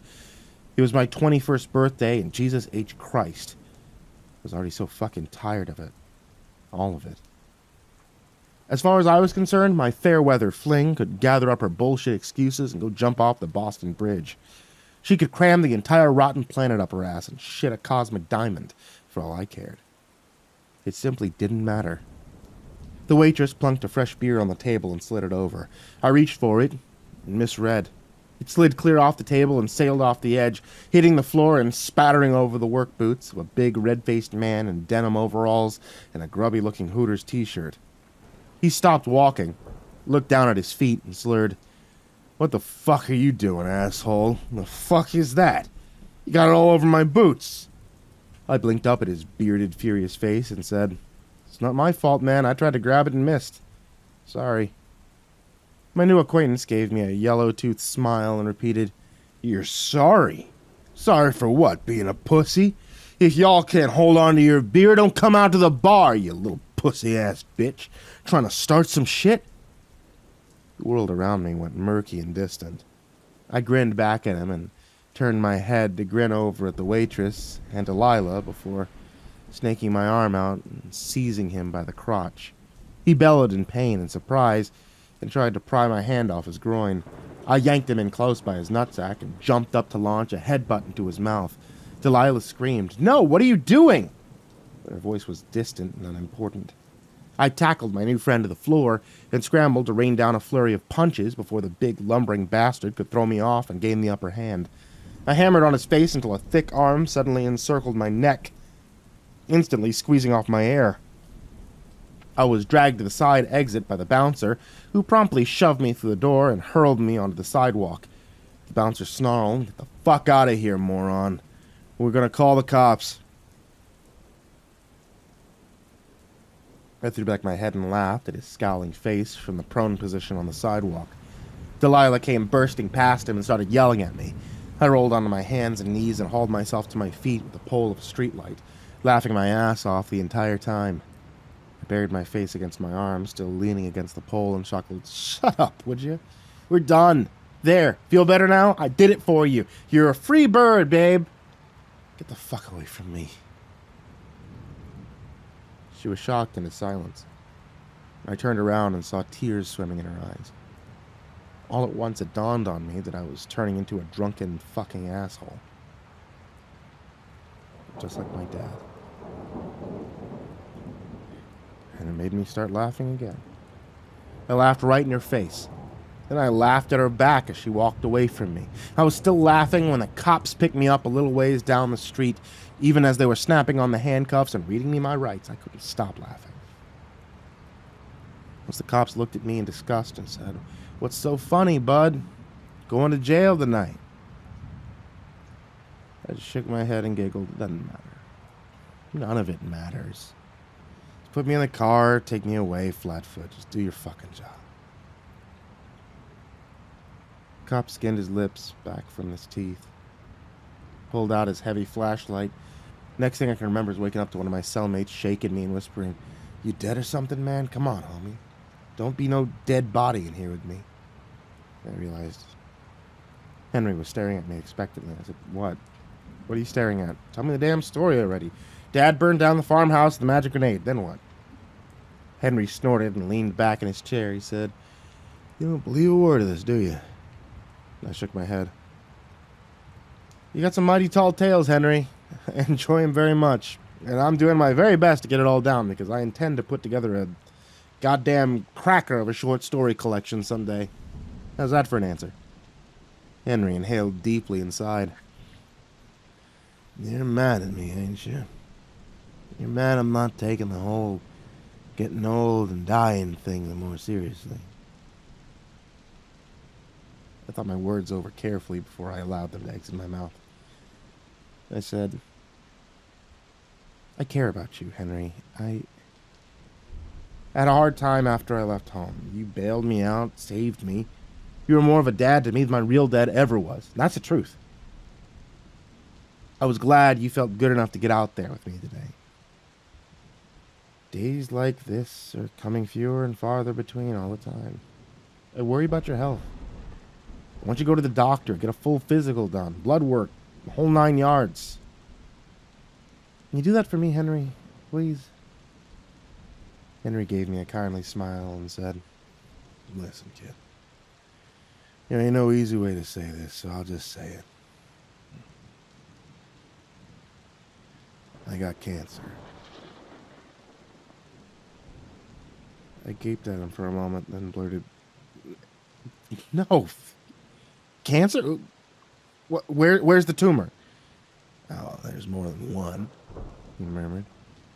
"Pressing on some nerves. That's why I've been having problems with my hands lately. They call it peripheral neuropathy. It's a real bitch. I got some good health insurance, so don't be worried about any of that. They're gonna operate soon. I'll be doing the chemo, so don't worry, I'll be all right." I sat there for a minute and watched the rain roll down the windows.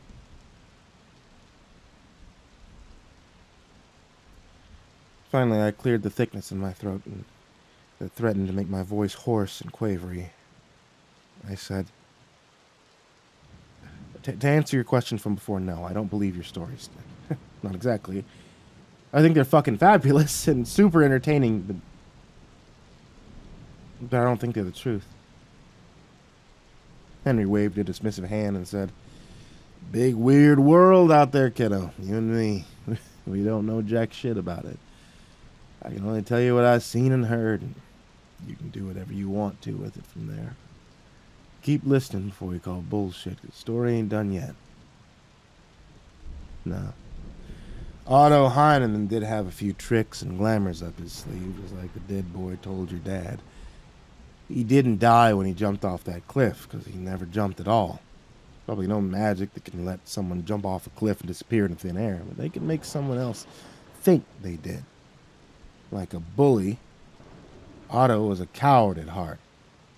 A real fight was the last thing he wanted, so he cast a little trick and hid in the weeds till Wally was gone. Then he followed him. Your dad didn't have any way to call for help, so he decided it'd be best to hunker down in the shed behind that burning farmhouse and wait for dawn before he made another move.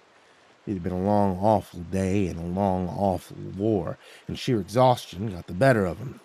I remember when Wally turned to me in the dark while we were sitting there in my truck, and he said, "I don't even remember what I was dreaming about." All of a sudden, there was Jean Paul standing there, blood dripping from his clothes. He made a gun with his finger and thumb, and like this. Points it at my chest and says, "Wake up."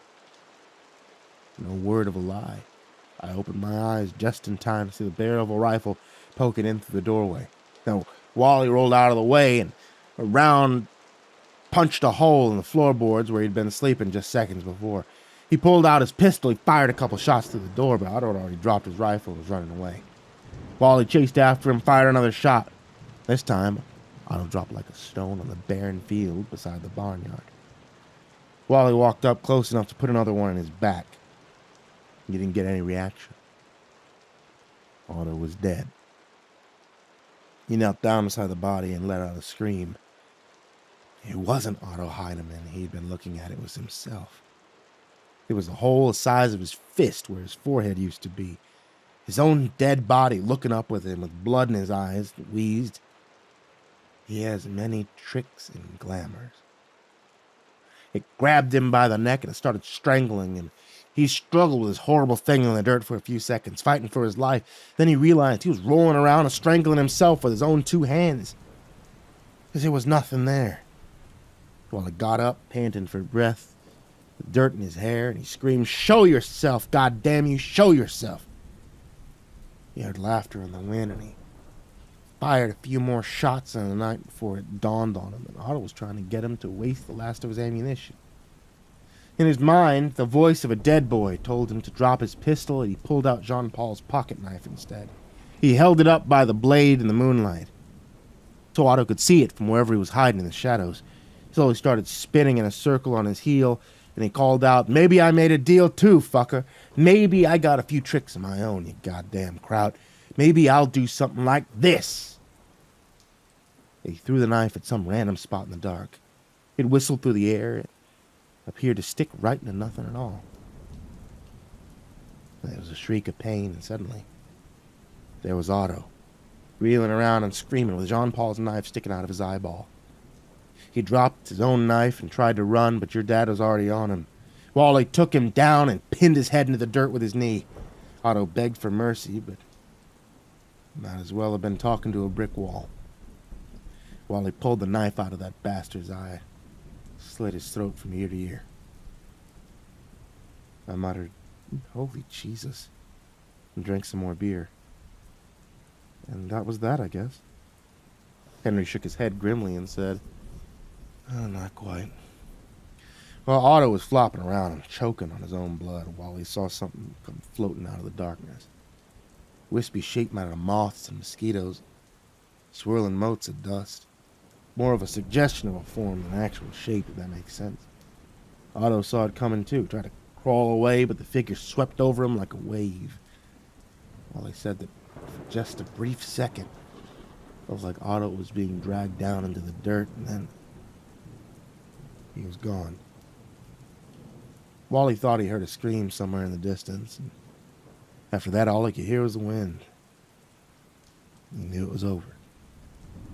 Your dad was finished talking. He sat there in the truck for a while longer, not saying much. Almost 1 o'clock in the morning. Had to get the hell home, get some sleep. There was one more thing I needed to say before I left. I turned to him and I said, You gotta get your anger under control, Wally. And you're drinking, too. What happened tonight, it can't ever happen again. You gotta make peace with yourself right now. You'll never be free. I don't think he listened, I chuckled. And Henry shook his head. No, he didn't. And I had to try. He was my brother. Henry coughed into his fist and made a face. Oh, shit, I think I'm starting to get tuckered out. You know, this knife of yours has got quite a history. I don't know if you're going to want to carry it around anymore, but either way, I think you should keep it. Certainly does, I agreed, and I put the knife back in my pocket. Dad had quite a history, too, and so do you. So do I. My history is empty cupboards and empty bottles on the kitchen counter. It's moving every year for 14 years in a row and never having shoes that actually fit. My history's a fist, Henry. And even though he's been dead for over 20 years, I can still feel the impact. Henry was quiet for a while. Then he stood up and said, "Hey, come here, kiddo." I got up, and for the first time in my whole entire life, Henry gave me a hug. I'm at least 5 inches taller and 60 pounds heavier, but I felt like a child in his arms. He sighed. Guess she could have used one of these a long time ago. And I started crying. I tried to pull away, but Henry kept me close, and it was okay. It wasn't great, but it was okay. It could be a hard thing for a man to do, to allow his tears to flow. A bottle or a fist, that's all some of us have ever known. It's hard to let it out. It's really fucking hard. After a while, Henry pulled back and said, "And now you're slobbering all over my goddamn shirt." And I started to laugh. Henry cracked up too, and we both cackled like tunes in the fluttering glow of the candles. When I finally got it under control, I sat back down and chugged the rest of my beer. I plunked down the empty can and let out a long, shuddering breath. You can't die on me, Henry. You hear me? You just can't. Ah, that settles it then, he grinned. I'll live forever, happy? Listen, kiddo. I'm not ready to shuffle into my grave just yet. I'm going to have the surgery, do all the other crap. I'm going to fight this thing. Maybe I'll lose, maybe I'll win, I don't know. I'm going to fight this thing. Because I'm a fighter. So are you. I shrugged and looked down at the table. I know you are, Henry. Fuck it. Enough of the mushy stuff tonight, okay? I'm ready for bed. I bedded down on the big floral patterned couch in the living room, just like when I was a kid. I fell asleep before I even had a chance to start worrying about the future. In the morning, I had a bit of a hangover, and I was so sore from working the chainsaw, I could barely get my sorry ass off the couch. Henry cooked us up a big breakfast of eggs and toast. The atmosphere between us felt better than the night before. Still not great, but better than just okay. Now I'd have to do. Henry walked me out to my car, crouched down to look at me through the driver's side window and said, "I might need some help getting to my appointments. Think you could drive me? If I can't do it myself." I felt the tightness in my chest again, but I pushed it down and said, "Yeah, of course. Either me or Michelle, we can do that for you, no problem." Henry smiled and patted the roof of my car. "Good, thank you. We'll do as we do, kiddo, because it's all we can do. Remember that. Yeah, you better get going. Traffic starts to get crazy on the highway after noon hour." I stuck my arm out the window and gave him a wave as I rolled away down the road, and Henry waved back. There was a great sadness in the way that he stuck his hands in his pockets, slumped back into the house as I pulled out of his driveway. We're all afraid to die. Even a tough old buzzard like Henry. Grave's cold, and the promise of better things on the other side seemed to be thinner with each year that I grew older. Life's hard. Death really any better? Before I hit the highway, I went out of my way to make a stop at the cemetery where my father's buried. I hadn't visited his grave in over 15 years. I stood there for a while with my head bowed, thinking of nothing in particular, and then I placed the pocket knife on top of his headstone. When I was ready to leave, I whispered, "Fuck you, asshole," and drove away without looking back. I don't think I'll ever come back for another visit. In life, my father wanted nothing more than to be alone with his misery. Now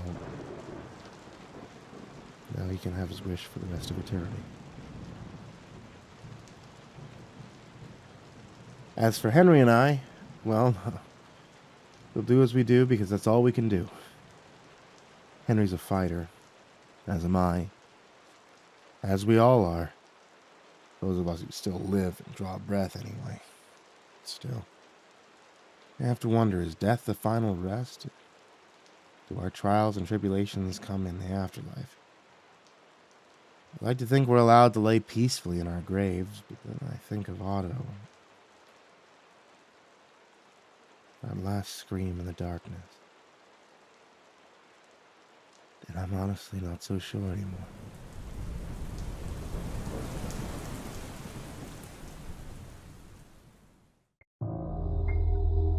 Time flows differently when you're working through a rough spot in life. It somehow speeds along and drags to a standstill all at the same time. As I watched Henry's treatment slowly wear him down, summer somehow slipped away into autumn.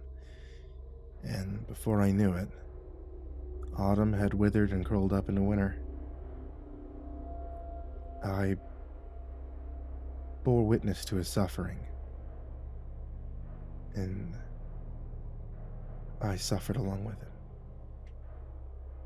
Henry's a tough old buzzard, no doubt about that, but I secretly feared the neoadjuvant treatment would be the death of him before the cancer even had a chance to step up to the plate. As Henry's body declined, so did his spirit. I began to fear he was losing the will to fight against the awful disease. I spent many nights staring at the ceiling while Michelle slept beside me, thinking about the preparations which would have to be made for Henry's eventual passing. I hated myself for doing it, but I couldn't ignore the reality of his situation in favor of unrealistic hopes and wishes.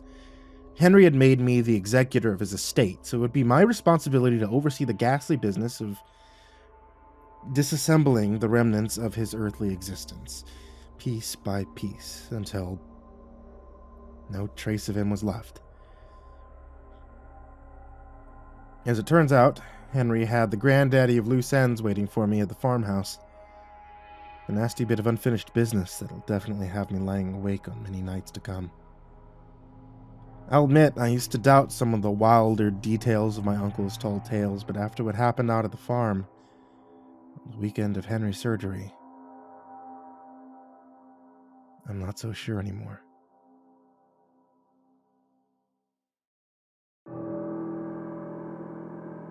Henry's surgery was scheduled for early Friday morning, so Michelle and I brought him in on Thursday evening.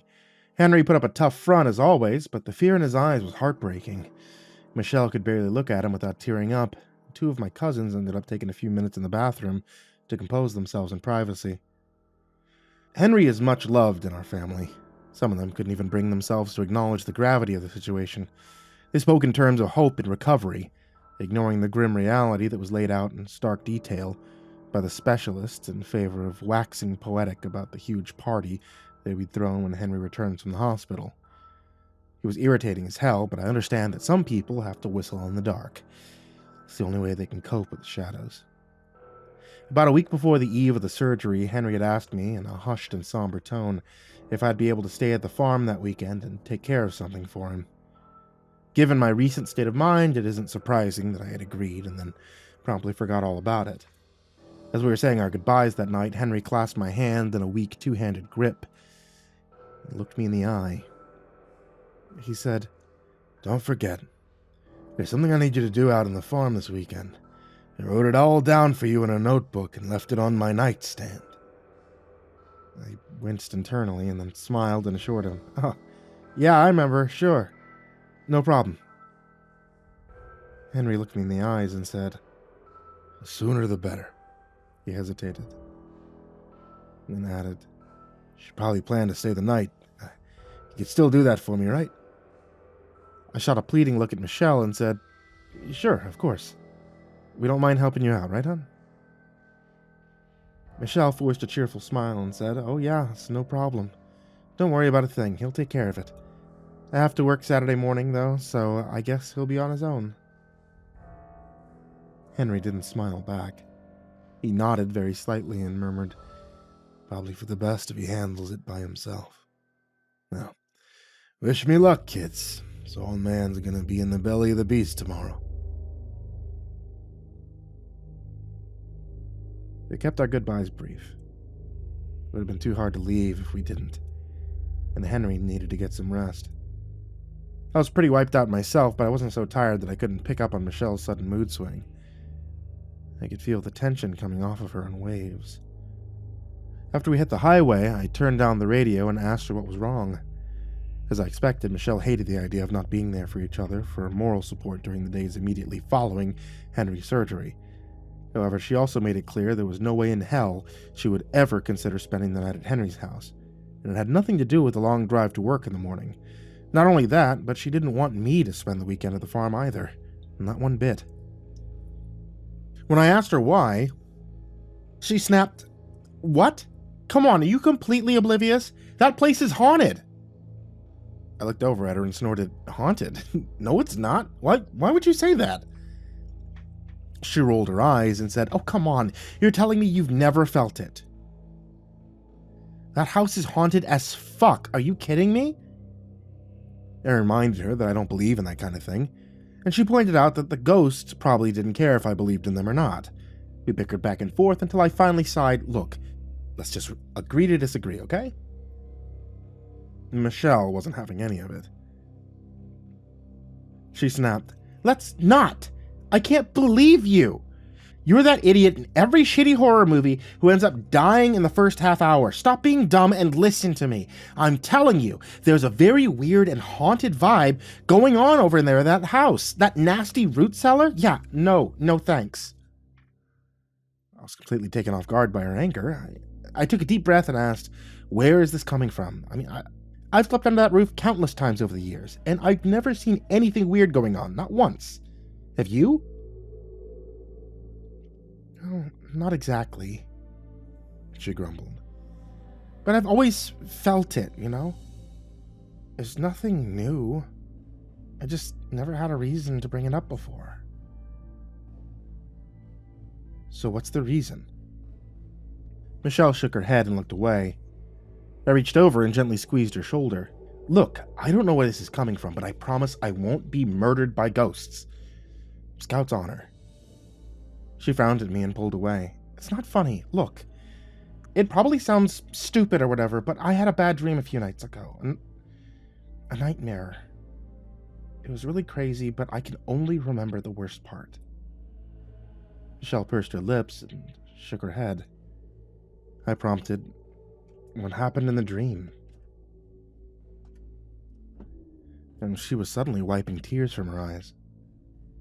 "You were down in the root cellar," she said, "and your forehead was covered in blood. You climbed the ladder and started pounding on the trap door. Something was coming for you. In the background. Something bad. You were screaming." She looked over at me with a look of naked dread in her red, watery eyes. She quavered, It was very intense. It wasn't like every other dream I've ever had, where everything is all fuzzy and like kind of detached from reality. I could actually smell the dirt floor. That's how real it was. I woke up in a panic. I couldn't go back to sleep for a long time. I just laid there and watched you snore. I couldn't stop shaking. Despite my skepticism regarding ghosts and all things supernatural, this imagery made me shiver a little inside the bulky confines of my winter coat. I turned up the heat a bit and said, wow, yeah, I see. Look, I honestly don't think your dream was a prophecy of some kind. I do, however, think Henry's surgery has us both on edge. You get what I'm saying? I don't know why you think Henry lives in the house from the Amityville Horror, but that was just a dream. Sure, it was just a dream, Michelle interrupted. But that doesn't mean I have to like any of this, right? That house is old and dark and creepy as hell. I've always hated being there after sunset. It's just this sense of, like, foreboding that I get when the sun goes down behind the tree line. I'll be sitting there at the table with you and Henry, and I'll keep thinking that I heard footsteps in another room. I'll see movement out of the corner of my eye, but when I turn my head, there's nothing there. I always feel like there's something watching us when the light fades and the windows get dark. It creeps me out. Well, I drawled. I can't say I've ever felt anything like that, but I can see you have a different opinion on the matter. I'm not sure what to tell you, hon. I've never seen or... Michelle shushed me with a hand on my shoulder. She let out a long, shaky breath and said, okay, fine. All that other stuff aside, my dream was very intense, and I can't stress that enough. I could feel your panic and fear. It was super fucking scary, no joke. I stayed quiet for a while as I turned her words over in my mind. I had to admit there was something decidedly off. What was this chore that Henry needed me to perform exactly, and why did he need to write it down? Why didn't he just tell me what needed to be done when he brought it up a week before the surgery? Back at the hospital, Henry had told Michelle it's probably best if he handles this by himself. And coming from Uncle Henry, the blunt delivery of this statement was pretty strange. He'd always been nothing but gracious and inviting whenever he spoke to my wife, and the way he worded his demurral had definitely sounded discouraging. For the first time in my life, I found myself wondering if Henry might have a few skeletons lurking in his closet. I knew I'd freak Michelle out even if I shared any of these thoughts with her, so I just shrugged and said, look, I don't like it either, but I have to do this. I'm the executor of the estate, right? He might have some last-minute details that need to be taken care of before the farm. I trailed off. But it was too late. Michelle sat up straight in the passenger seat and asked, "For what?" "Before the farm goes on the market. If he makes it through this, Henry wants to sell it and move into a retirement community. If he doesn't, well, it'll be sold anyway. Either way, the family farm won't be in the family much longer." Michelle digested this information for a minute in the dark, then cleared her throat and said, "Well, that's too bad, honey. I know how much you love that place. It's very special to you." I blinked away a sudden mist that threatened to cloud my vision. I was squeezing the steering wheel too hard, I forced myself to relax my grip. I'll miss the farm with all my heart, and that's a fact. I'd always secretly hoped I'd convince Henry to sell it to me someday, keep the property in the family and all that.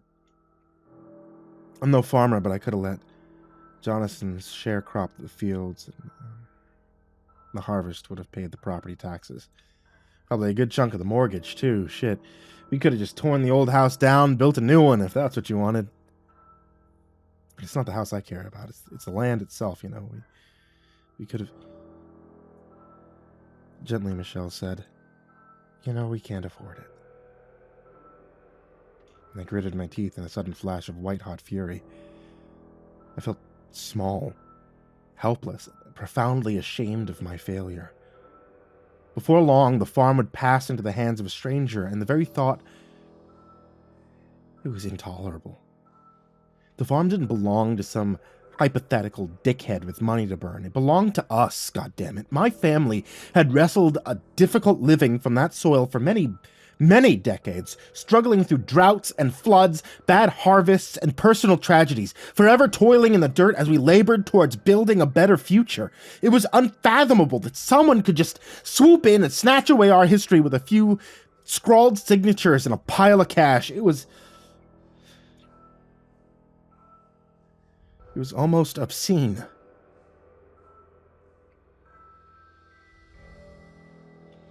I know we can't afford it, I croaked. And I turned the radio on, to a volume that made further conversation impossible. I needed some time to turn off my brain and lose myself in the flow of traffic. I didn't say another word for the rest of the way home. There was nothing left to say.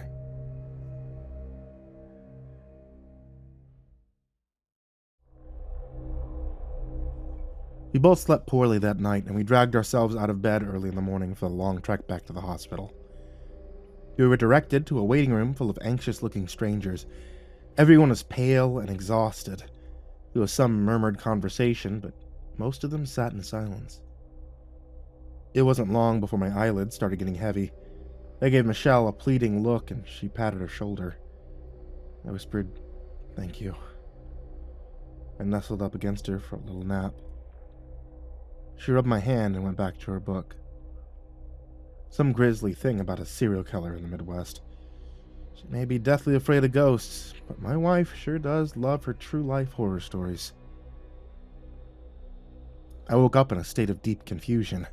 It was dark in the waiting room, the floor was jouncing around beneath my chair, and Michelle's hooded sweatshirt stank like old booze and stale cigarette smoke against my cheek. She pushed me off her shoulder with an irritated grunt and said, "Get the fuck off me, kid. I'm trying to drive here." It wasn't Michelle sitting next to me. It was my dad. And the plastic chairs had been replaced with the bench seat in Dad's old Chevy pickup truck. It was the dead of night, and I was wearing my winter coat over my pajamas. I blinked up at him and yawned. "Where are we going?" Dad glared at me, swerving onto the shoulder of the road in the process. He snarled, "Don't worry about that. Scoot over there, lay your head against the window. Go back to sleep." He lit up a cigarette, and I saw a big bloody scrape on his forehead and the wavering glow of his Zippo. I was tired, cold, absolutely brimming with questions, but I kept my mouth shut and did as I was told, using the hood of my winter coat as a makeshift pillow to cushion my head against the glass. Dad lowered his voice to a harsh whisper and hissed, "You don't tell your mother about this. You don't tell anyone about this, you hear me? Just forget about it. Go back to sleep."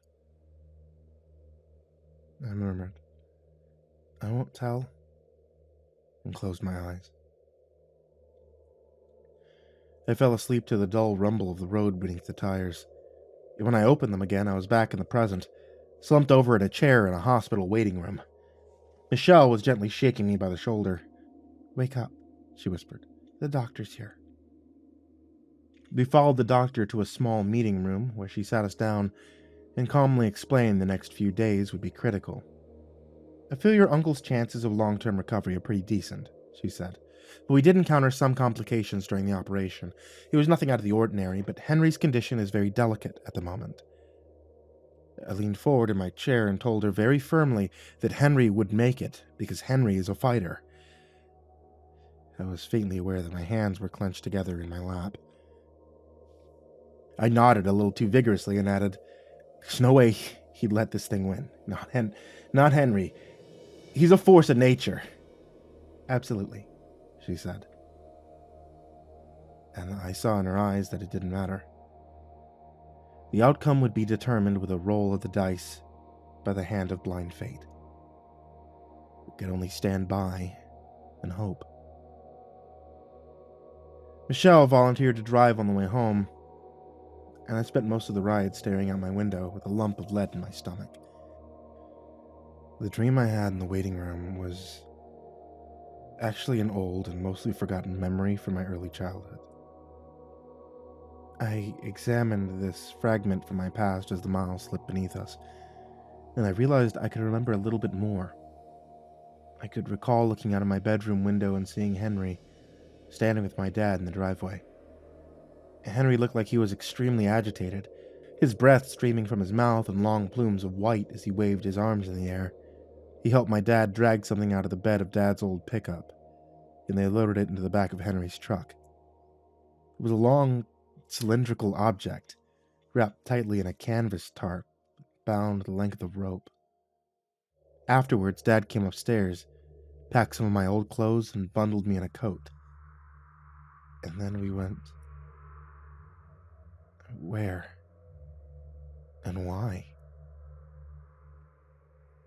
And most importantly, what was in that tarp? And why was this memory giving me so much anxiety? Superstitious or not, I couldn't help but feel that Michelle's dream and my fragmented memory were somehow connected. Even if they weren't connected, it was still weird as fuck, and I didn't like it. Not one bit.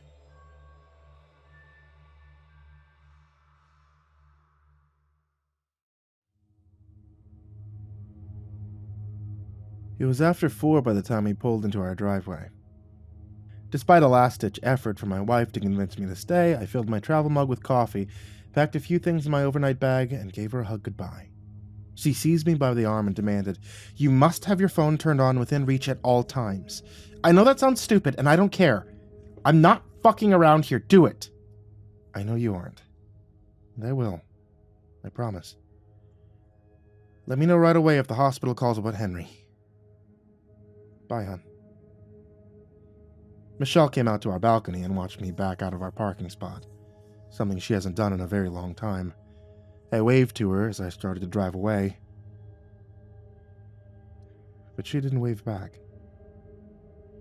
She was more than a little freaked out by the whole situation, and to be honest, I was starting to get kind of nervous myself. I couldn't shake the feeling I was about to wander whole and breathing right into one of Henry's tall tales. I cleared my throat, looked at myself in the rearview mirror, and said out loud, "Stop being a goddamn idiot. This house isn't haunted." I knew I was full of shit as soon as the words tumbled off my lips. There were countless memories waiting for me within those walls. And what are memories if not spectral reflections of the past? Oh yeah, there'd be many memories, good and bad, and there are probably a few secrets as well. Now, some secrets are best left to rot away in the root cellar of a bygone era, but others can take root and bear poisonous fruits in the dark. Some secrets must be exposed. They'll ruin everything you've ever held dear in your heart. Denial is a luxury for those who have time to spare. And Henry's time on this planet was coming to an end. I had a sinking feeling Henry may have been keeping a secret that would not quietly die along with him when he breathed his last. I didn't have the faintest clue what was in store for me at the farmhouse, and frankly, I wasn't looking forward to finding out.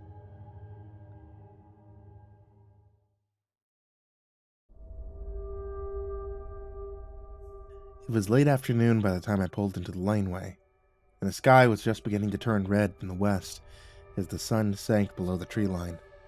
My breath streamed out in long, wispy clouds as I clenched through the snow to the back door. I let myself in, kicked off my boots, and immediately started turning on all the lights. I tiptoed from room to room with a heavy candlestick clutched in my hand, my makeshift weapon poised to crack any ghostly skulls as I reached around gloomy corridors to flick on a light switch. I knew I was being ridiculous, but it made me feel better, and that was all that mattered. When all the shadows had been dispelled to their hiding spots in the corners, I felt absurdly relieved. I thought to myself, apparently, ghosts can only get you in the dark, and I let out a shaky little giggle. I sighed. There. All better now. And I slung my coat over the back of the couch. Now that the monsters had been banished by the cleansing glow of electric light, my stomach decided to unclench itself and start rumbling. I scavenged around in the kitchen and fixed myself a double-decker sandwich, replete with a dill pickle and a handful of potato chips on the side. I snapped on the old radio Henry kept on the kitchen counter and sat down to my dinner. The shocking blue sang, "Can You Feel My Love Buzz?" Henry was particularly fond of a station that mostly played rock and roll classics from the 50s, 60s, and 70s, an era which Henry referred to as back when they could actually sing a goddamn song. As I was shoveling the last potato chip into my mouth, I got a text from Michelle. It read, "Hi, are you still alive?" I answered, "Yep, still breathing, having a bite to eat. What are you doing?" "Worrying about stuff." "Have you had a chance yet to look at the instructions he left for you? What was so important that he had you take care of it on the weekend of his surgery?" I hadn't actually gotten around to looking at the notebook yet, although I'd seen it sitting on Henry's nightstand when I popped into his bedroom and turned the lights on. The truth was, I genuinely dreaded what I might read in the pages of that battered, grimy-looking spinal notebook. I didn't know what was in there, but I knew I wasn't going to like it very much. I thought about it for a minute and then messaged back, "Don't say a word about this to anyone, but Henry wants me to get rid of a box of old porno mags. He was scared it might be found by the wrong person if the surgery doesn't go his way. There's some other stuff he wants me to do around the farm, but getting rid of the porn is the main objective." Michelle answered, "Oh my god, really? Could you please smuggle one back home? I need to see this." I smiled in spite of myself and typed, "Sorry, but I really shouldn't do that. Henry would be mortified if he ever found out." She sent a sad face, followed with, "Boo! Can you at least take a few pictures? Are they really weird and gross?" I messaged back, "No, they're pretty tame. You're not missing much." Michelle responded with another sad face and decidedly huffy, "Okay, fine. Love you. Talk to you later." I didn't like lying to her like that, but I had a hunch it would be for the best in the long run. I briefly considered another sandwich and grabbed a beer instead. I got halfway through the second beer and decided I couldn't wait any longer. I climbed up the creaky old staircase to the second floor, leaving the Beatles behind on the main floor to sing about good times and good vibes aboard a yellow submarine.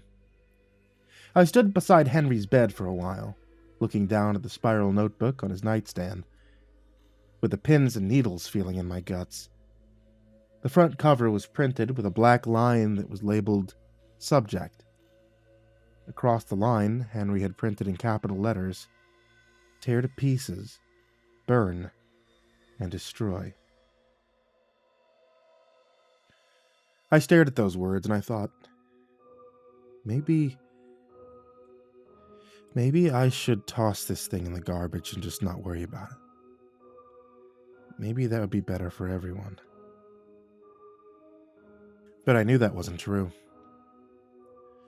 It wouldn't be better for everyone so much as it would be better for me. And this wasn't about me.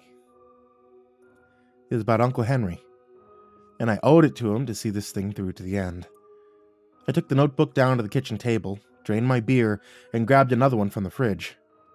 I felt like I was going to need it. I grunted, "Here we go," and turned to the second page. It was dated July 10th, 2016, in Henry's careful, looping penmanship. Whatever was in store for me that night, Henry had seen it coming years ago. I took in a deep breath, exhaled slowly, and read the first few words. "I have a story to tell, kiddo. This time, it's a little different because you're actually in this story. Now, before I say anything else, you need to understand something.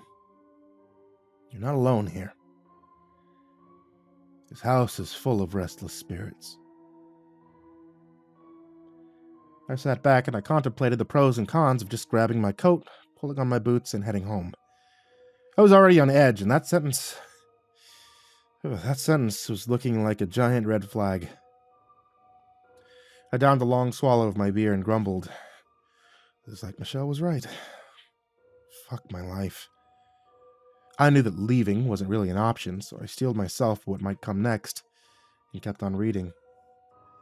Well, I'm either dead or I'm on my way, so treat this task like it's my dying wish. Believe me, I'd never want you involved with this awful business if I could help it. There's no one else I can trust to see this through to the end. Happy to oblige, Henry. I promptly choked on another mouthful of beer as I read the next 2 sentences. Back in January of 1981, me and your dad buried a body in the root cellar. You have to get rid of it before the farm goes on the market. I staggered over to the sink and I hacked up a small lungful of pale ale. My eyes were watering, my breath was wheezing out in tortured little gasps before fits of coughing. When it was over, I panted, "Holy fucking shit," and leaned against the counter while I caught my breath. I turned on the radio and closed my eyes. What the hell did Henry mean when he wrote a body? As in a human body? A dead person? What the fuck, Henry? You want me to do what? Behind me, a rough, slurring voice answered. Ain't you a writer or something, kid? Can't you fucking read? I whirled around and tried to scream, but nothing came out but a faint hiss. My father was sitting at the table, staring at me from beneath his bushy eyebrows with a look of naked contempt in his eyes. A Pall Mall unfiltered was smoldering between his fingers. He glowered at me and stirred the contents of his coffee mug with a tarnished spoon. I could hear the whistling of his labored breathing, and above that, the tinkling of the spoon bouncing off the sides of his mug. I croaked, "What the fuck?" and a familiar stench suddenly assailed my nostrils. An unpleasant mingling of stale tobacco, dark rum, and sour sweat. It wasn't a hallucination. It was my dad, sitting there, at the table, a man who'd been lowered into his grave over 20 years ago. He was in the flesh and blackout drunk on a mixture of booze and primal rage, just like he'd always been when he was still alive. Got kind of fat around the middle, didn't you? He said, and he sneered at my beer gut. City man, that's what you look like. But those hands of yours are softer than a baby's backside. City men are always soft. I choked down a lump in my throat, and in a high, quavering voice I told him, You're not real. This isn't real. Real enough, shithead. Dad shot back, and all the strength ran out of my legs. I collapsed against the counter and grabbed the sink with both hands to keep myself from slithering onto the floor. Dad gave me a ferocious smile and took a big gulp from his mug. He tapped his ashes on the floor beside him and rasped, We had to bury him in the cellar. It was the middle of January, for Christ's sake. Ground was frozen. There wasn't nowhere else to put the son of a bitch. I choked out. Dad, I don't... Is that really you? His vicious smile abruptly collapsed into a grimace of rage. He flicked his smoke onto the floor beside him, staring me down as he crushed it into the linoleum with the heel of his work boot. He growled, You ain't no son of mine. And he shoved his chair back from the table. A sudden motion toppled over his coffee mug, spilling a murky wave of rum and black coffee over Henry's notebook. He heaved himself to his feet and tucked in the tail of his work shirt with angry, jerking motions. No. You ain't no goddamn son of mine. I died alone. And where were you, huh? Where the fuck were you at, boy? I felt the blood freeze in my veins as he came staggering around the table, advancing on me with his scarred-up hands balled into fists. My brain was screaming at my legs to run, but I was frozen like a deer in the headlights. I simply couldn't comprehend that it was actually happening. Dad bellowed, What do you got to say for yourself, boy? And exploded forward with a bone-crunching left hook. I backpedaled a bare split second before his fist whistled past my chin and hammered into a cupboard door. The door bounced back and cracked down the middle from the force of the blow. I ran for the living room, and Dad, hot on my heels, punctuating his words with wild haymakers as he pursued me through the house. He shrieked. You ran off and I died alone. I laid on the floor with shit in my pants for 3 fucking days. And where were you at, boy? Where the fuck were you? Caught a glancing blow off my shoulder and I tripped over the coffee table, landing on my back with my legs sticking straight up in the air. Dad loomed over me, and I started screaming. I started screaming like a tea kettle at the top of my lungs because the phantom no longer looked like my father. As a middle-aged man, it had become the corpse I'd visited at the visitation, at the funeral home, a skeletal caricature of my dad in a cheap gray suit. One eyelid was closed, but the other had worked free of its moorings and slid open to expose a slim crescent of white. The thing planted a rubbery, faux leather shoe on my chest and pinned me to the floor. It reached up with both hands and tore open the stitching that held its withered lips together. The sound of dead skin ripping free of the stitches made me squeal beneath the immovable weight of his foot. It leaned over me and crooned in a papery voice. By the time someone found my body, the flies were laying eggs in my eyes. It was you who done that to me, boy. It was you. The cadaver pulled something out of the breast pocket of his suit coat and held it in front of my face. It was my dad's pocket knife, the knife that I'd left on his grave back in the summer. It pulled open the rusted blade and grinned down at me, exposing blackened gums and rotting teeth. You better ask yourself something, boy. Who do you love? The gruesome apparition raised its arm to plunge the knife into my chest, and then it suddenly wasn't there anymore. It was looming over me with its decaying smile and its grotesque post-mortem wink one instant, and it was gone the next. I was sprawled on the floor for no apparent reason, squinting up at the ceiling with my hands clenched at a shoe that was no longer pinning me to the floor. I went entirely limp and spent a few moments just focusing on my breathing in and out until my racing heart rate dropped out of the red. When I could finally speak, I ran a dry tongue over my lips and quavered,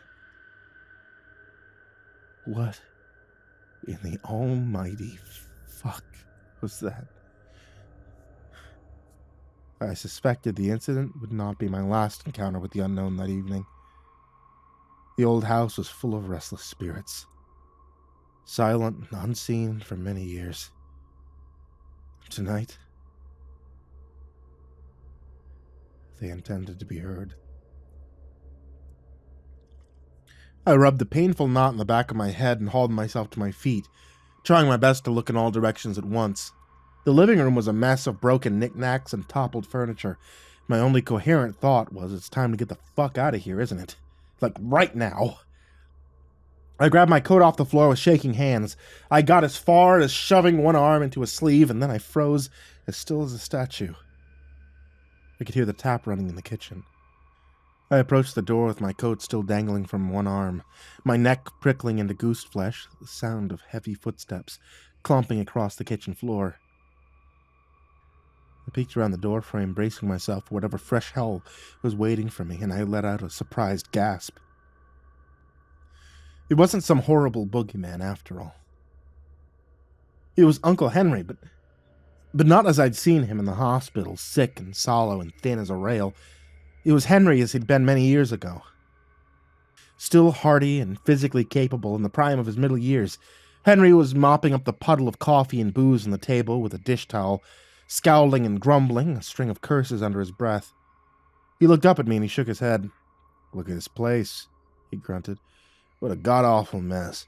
Always cleaning up a mess. That was life with Wally." I tried to speak several times, and I failed. My tongue was stuck to the roof of my mouth.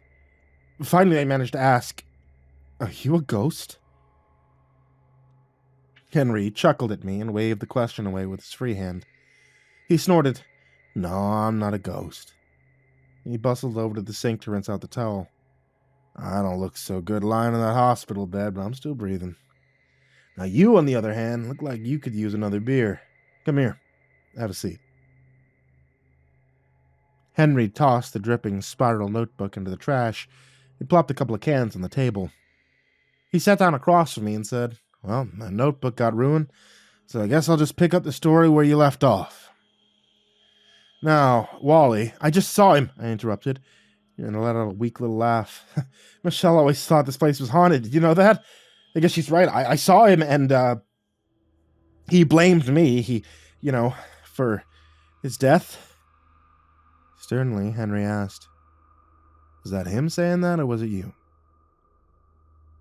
I didn't know how to answer that, so I stayed silent. Henry cracked open his beer without any visible difficulty and grinned. Look at that. I miss being able to use my hands. Shit, it's nice to be able to open a can and not even think about it. Now, as I was saying, Wally came back from the war absolutely full of rage. I've never seen a man angrier than him in my whole life. Every now and then, all that steam would build up in his head, more and more pressure, till he eventually just explode, and that's exactly what happened that night. Wally exploded, and he left a hell of a mess to clean up. My Jesus, one hell of a mess. I gulped down half of it in one go. I stifled a belch and said, am I losing my shit? Is that what's happening here? Tell me what's going on, Henry, because I'm lost. Henry looked at me thoughtfully and patted my hand. He said, well, we're in between, I suppose. Not here or there, just kind of, in between.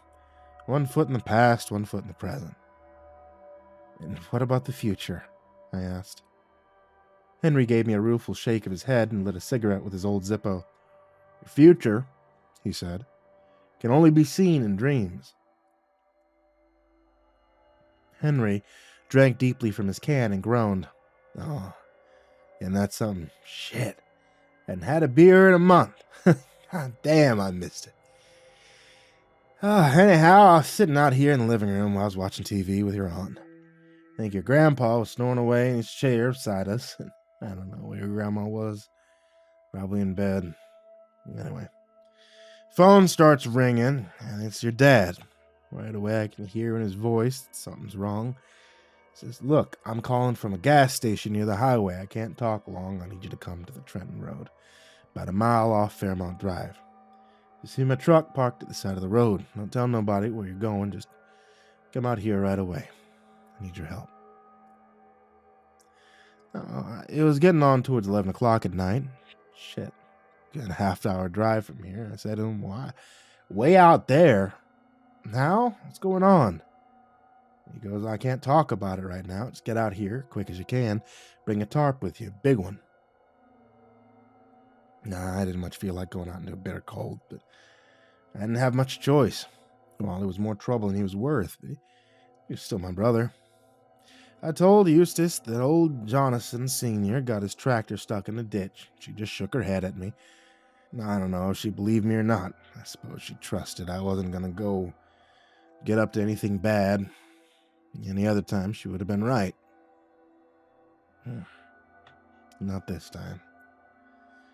Henry paused to have another slug from his can, and in the silence I heard the front door swing open with a click, a bang, and a faint squeal from a hinge in need of some oil. I stared at Henry and whispered, "What's that?" Henry raised his eyebrow and said, "Yeah, I reckon it's part of the story.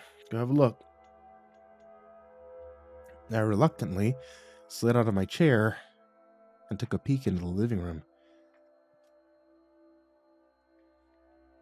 My dad came creeping into view with a small child cradled in his arms. The child was me, and I appeared to be deeply asleep. I was wearing a dirty coat with a gaping tear in the right sleeve, and my flimsy pajama bottoms were tucked into a pair of winter boots. My face was thin and drawn in the dark cave of my hood. Even in my slumber, my features were pinched with the strain of living in the volatile shadow of my father. Dad laid me on the couch and carefully pulled my boots off my feet. He covered me with a knitted blanket and stood there for a while, staring down at me with a haunted look in his eyes. Softly he whispered, "God help me, boy, I could just about kill you some days. I could kill the whole lot of you. I never wanted any of you." Dad let out a long, shaky breath and pulled a flask out of his coat. He took a deep swig and grimaced as the liquor burned its way down his throat. "It's the truth," he said, as he nodded in agreement with himself. "I don't even give a damn, it's the truth." Dad shoved the flask back into his pocket and draped another blanket over my sleeping form. He backed away from the couch, stepping as quietly as possible as he did. "Don't wake up and come looking for me, boy. Don't you dare." He tiptoed away, stepping carefully as possible across the creaking floorboards. As he shut the front door behind him, the boy on the couch opened his eyes. "You didn't know how to love," Henry murmured directly behind me, and I almost jumped right out of my skin. I whirled around and clutched my heart with both hands. "Fucking hell, man, don't do that!" Henry took a step back and grinned. "Don't have a goddamn conniption fit, it's just me. Here, come sit back down." I snapped. "Just wait a second, I remember that. What happened in the living room just now, I remember that. I heard what Dad said about how he wanted to hurt me sometimes, but I just thought it was a bad dream or whatever, you know? Holy shit." Finally, Henry said, "He wasn't right in the mind, kiddo. Trust me, it didn't have anything to do with you, or anyone else for that matter. And come on, sit down." Henry guided me back to the table, taking a moment to turn off the radio before he settled into his chair. When we were both seated, he said, "Okay, where was I? All right, the phone call. So I drive out all the way there, and I found Wally's truck parked on the shoulder. His front bumper was banged up pretty bad, and I see there was a car in the ditch on the other side of the road. I jump out of my truck and I holler, 'Holy hell, Wally, what happened? Did you get in an accident?' Wally shushes me. He says, 'Listen to me, Henry. I got myself a situation here, okay? See, I was coming out of a parking lot back in town, right? And this idiot in the ditch over there, he changed lanes. He almost plowed right into me. I was starting to pull out, and I yelled at him. I gave him the horn. I guess he didn't like that because he started following me. I thought he'd cool down and stop chasing me after a while, but he followed me all the way out here, cut in front of me. He hammered on the brakes. I couldn't stop in time, so into the ditch he went, stupid bastard.' I stared at Wally for a second, just trying to process everything he was telling me, and I said, 'Why the hell did you call me and not the cops? Is the guy okay?' Wally says, 'No, he ain't okay.' So he takes me over to have a look, and I shone my flashlight into the ditch, and I said to him, 'Sweet Jesus, Wally, what have you done?' Henry pressed his lips together and shook his head. He ran a hand through his hair and said, 'Your dad, well, your dad murdered this guy. Beat him to death with his bare hands right there in the ditch. It was murder, plain and simple.' I blinked at Henry and grunted. Holy shit. I had no idea this ever happened. Henry looked down at the table and muttered, 'No, you wouldn't.'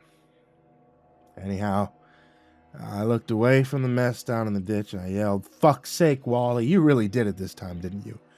Why in fuck did you call me out here? To help you conceal your crime? Jesus Christ, man. What the hell am I supposed to do?'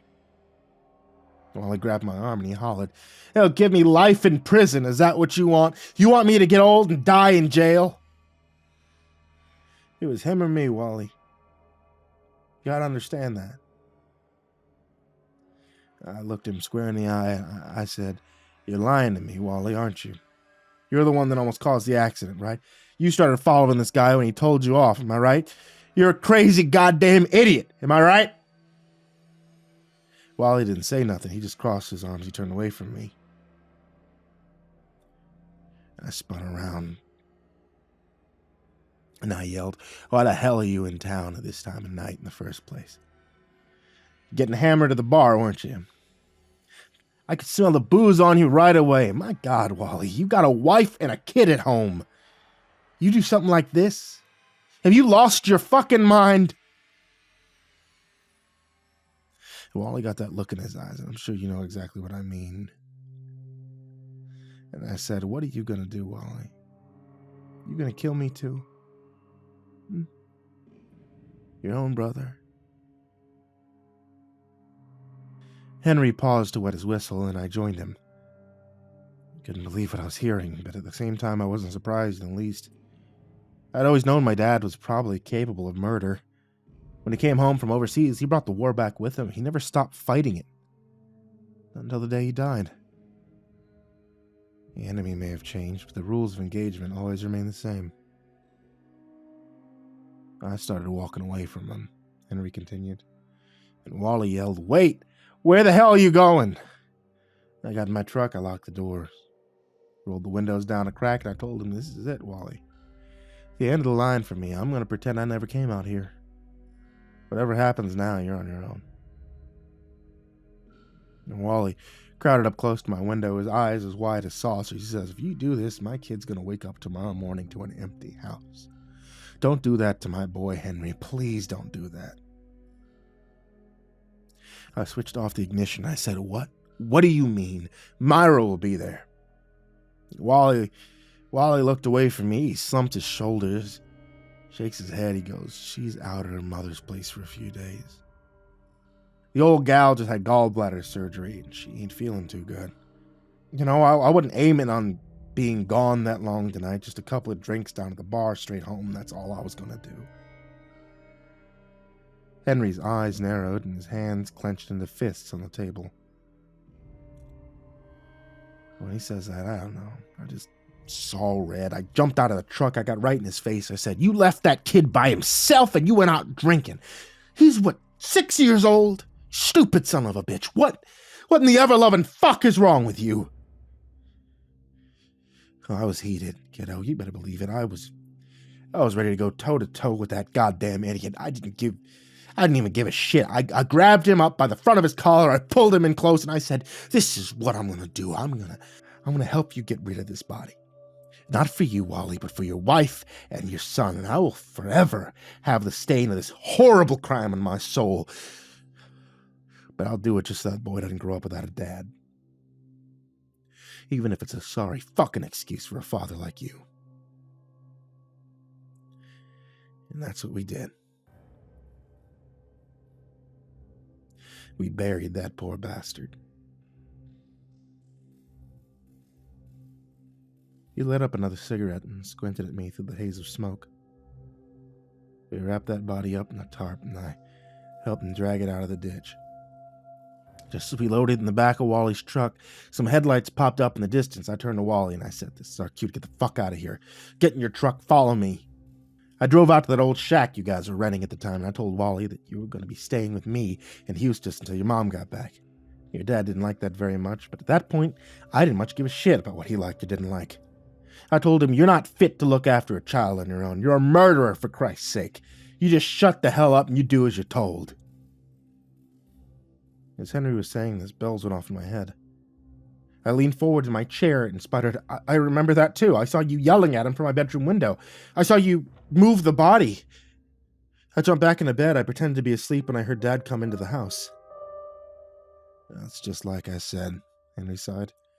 "You're a part of this story. A big part, truth be told. If it weren't for you, I would have left Wally on Trenton Road to sink or swim on his own. Anyway, like you said, we moved the body from his truck to mine. I sent Wally in to fetch you out of your bed. Followed me out here to the farm, and we took the body down to the root cellar. Ground was frozen harder than rock out there. I couldn't think of anywhere else that'd be safe." I gaped at Henry with an uneasy mixture of shock and wonder. If I wasn't hearing it directly from you, Henry, I wouldn't believe it. Even after everything that's happened since I walked through the door tonight, I still wouldn't believe it. Hell, I'll take it one step further and say, I'm not entirely convinced this isn't a dream or something. That's the problem, kiddo, Henry observed with a dry smile. You won't believe in anything that don't fit in your worldview. I'll tell it. Literally chases you into the goddamn living room and knocks you on your ass. You'd rationalize yourself into an early grave if you'd ever admit you're wrong. And for a smart kid, you can be awfully fucking stupid. Henry got up from the table and pulled away the mat that lay on the floor in front of the sink, revealing the trapdoor to the root cellar. He pulled the handle and it swung open with a low and decidedly ominous squeal.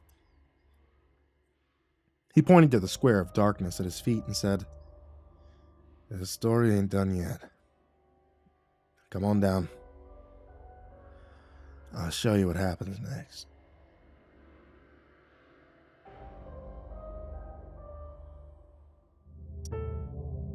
I followed Henry down the creaking ladder and squinted around in the deep gloom below. The root cellar smelled strongly of damp earth, and beneath that, an unpleasant undertone of moldy potatoes. I shivered in the damp air and called out, Henry, where'd you go?" I waited for a few moments, listening for his footsteps, and hearing nothing but the low static roar of silence. I fished my phone out of my pocket and clicked on the flashlight, revealing a few dusty shelf units and a small pile of crumbling bricks in the corner. Henry was gone. I checked the only possible hiding spot, a space beneath the stairs that led up to the double doors from outside. But Henry was nowhere to be seen. I half-heartedly called out his name again, but it appeared Henry had taken a sidestep somewhere. I was alone. I grumbled, "Thanks, Henry," and shuffled over to click on the only light in the root cellar. A naked bulb jutted out of a fixture that had only been nailed to a floor joust. I pulled the dangling length of twine that served as a switch, turned around, and took a sharp breath. Henry and my dad appeared in the flickering light, both of them leaning into a rectangular hole in the wall on the far side of the room. The cobwebs on the ceiling were gone, and abandoned shelving units were filled with mason jars full of preserves. It was January of 1981, and I was standing on the sidelines of the past. I jumped back and uttered a shrill, "Holy fuck!" But neither one of them seemed to notice. I was observing a memory, but this time, it wasn't one of my own. This memory belonged to Henry. The hole in the wall was roughly 6 feet long and 2 feet high. The dirt they'd excavated was piled up nearby in a large mound, along with a stack of bricks they'd painstakingly removed with a hammer drill, a mallet, and a chisel. There was a bag of mortar mix sitting on the floor, along with a bucket, a trowel, and a few old milk jugs filled with water. Henry had brought down the radio from the kitchen and set it on a corner. It was softly warbling a Dolly Parton tune in between brief flickers of interference. It looked shiny and new in the dull gleam of the naked light bulb. The body was lying beside the pile of dirt, wrapped tightly in a canvas tarp and bound with a length of rope. I stared at it with an uncomfortable mixture of pity and morbid fascination. I was looking at a dreadful family heirloom. The long-ago sins of a father that would now be visited upon his son. "It should be deep enough," Henry panted, and he pulled himself out of the hole with a grimace. He dropped his shovel spade and grabbed his lower back with both hands. "Christ, my poor back. Okay, grab the other end. Help me get it in there." They wrestled their sagging burden into the hole and pushed it back as far as it would go. Henry grunted. "Almost done. Fill it in, fix up the wall, and get the hell out of this house." Henry was interrupted by a long, muffled groan, and his words dried up instantly. He shared a look of shocked dismay with my dad and backed away from the hole. In a strangled whisper, Henry asked, "What the hell was that?" There was a burst of rustling inside the hole, accompanied by equally frantic whimpering. A man's voice gurgled, "Don't do this. I have a wife and kids. Please don't." Henry backed away from the hole with an expression of sheer horror on his face. He pointed at my dad with a shaking finger and croaked, "Christ almighty, Wally! We almost buried him alive!" Dad uttered a ferocious sting of curses and spat, "I thought he was dead! Fuck!" Straining to be audible through his canvas shroud, the dying man pleaded, "I won't tell nobody. Just let me go and I won't. For God's sake, please. I got a wife and kids. I love them. I can't leave them alone in this world." Dad scowled at Henry. ignoring his victim's pleas, and he growled, "I ain't doing this kind of time, Henry. Not for this short-peckered son of a whore." He stabbed his spade into the pile of earth and started flinging dirt onto the makeshift tomb. Henry barked, "Stop it!" and lunged to grab his arm. Dad twisted free and pushed Henry back with the handle of the spade, shoving it into his gut with both hands and sending him sprawling onto the floor. He growled down at Henry and said, "It's too late to stop. It's way too late." His breath was raggedly heaving in and out of his chest, and tears were starting to leak down the weathered planes of his cheeks. "What are you gonna do?" he demanded. "Bury the poor bastard alive?" Dad offered Henry the spade and gestured at the hole in the wall. "Tell you what, Henry. Go ahead, give him a good whack or two in the head. That ought to do the trick. Do it right now, or stand the hell back and shut the fuck up. Alive or dead, this motherfucker's getting buried." There was an endless moment of oppressive silence. Time stood still as my father and uncle stared at each other, both of them streaked with dirt, sweat beneath the wavering glare of the naked light bulb above their heads. I could see in Dad's face that he would do what he had to do in order to avoid getting arrested. And to hell with the consequences. All bets were off. And Henry knew it. The dead quiet between them was suddenly interrupted by the disembodied voice in the wall, trembling and wavering in anguish. The dying man shrilled at them. "Who do you love, you rotten sons of bitches? I'll come for them, you hear me? I'll claw my way out of here, and I'll drag you all to hell!" Henry cringed away from the captive's fury, but Dad shoved his arm into the hole and hauled the screeching, wriggling bundle onto the floor with one furious heave.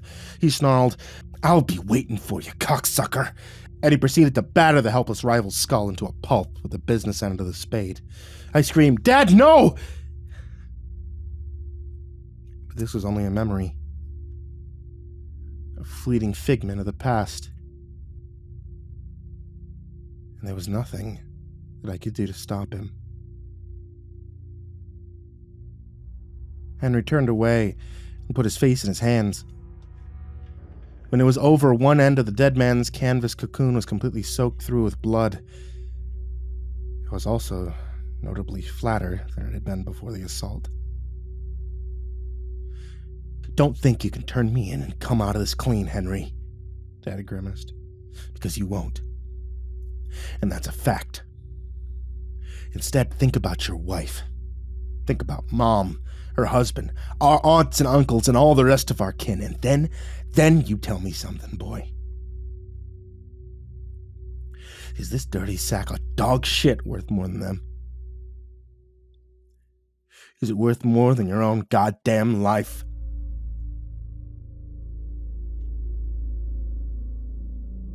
Henry turned to me, his expression somber, and he said, "Well, kiddo, I thought about it, and I decided it wasn't worth more than any of them. Not at that point." Just like that, the body was gone. The mason jars full of preserves were gone, and I was standing back in my own when and where. The tools, however, they were still there, along with the mortar mix and all the accessories. I was going to need them. Henry popped open his old craftsman toolbox and started pawing through the jumble of tools inside. He said, "I don't know what to tell you, kid. What's done is done. Come down to two options. I can call the cops, ruin everyone's life, or I could help bury the body and pretend it never happened. Well, that's what I did. Think whatever you want. Doing the right thing can be pretty fucking hard. Doing the wrong thing's usually a lot easier." My nerves were still jittering from the brutal intensity of the scene that I just witnessed. I could only shake my head and say, "My God, Henry. What a fucking mess." Henry gave me a sour look and said, "Told you, didn't I? Wally wasn't right in the head. After everything he'd seen and done in the war and all the horrible shit we went through when we were kids, well, it broke him. He was a broken soul." Henry found the bit he was looking for and secured it into the chuck of his hammer drill. He gave it an experimental whirl with a squeeze of the trigger and said, "Hey, you gotta drill a bunch of holes in the mortar. You chisel the bricks out pretty easy after that, and try not to break too many in the process. You got a few extras over there, not a whole lot of them." Henry handed over the drill and nodded at the wall.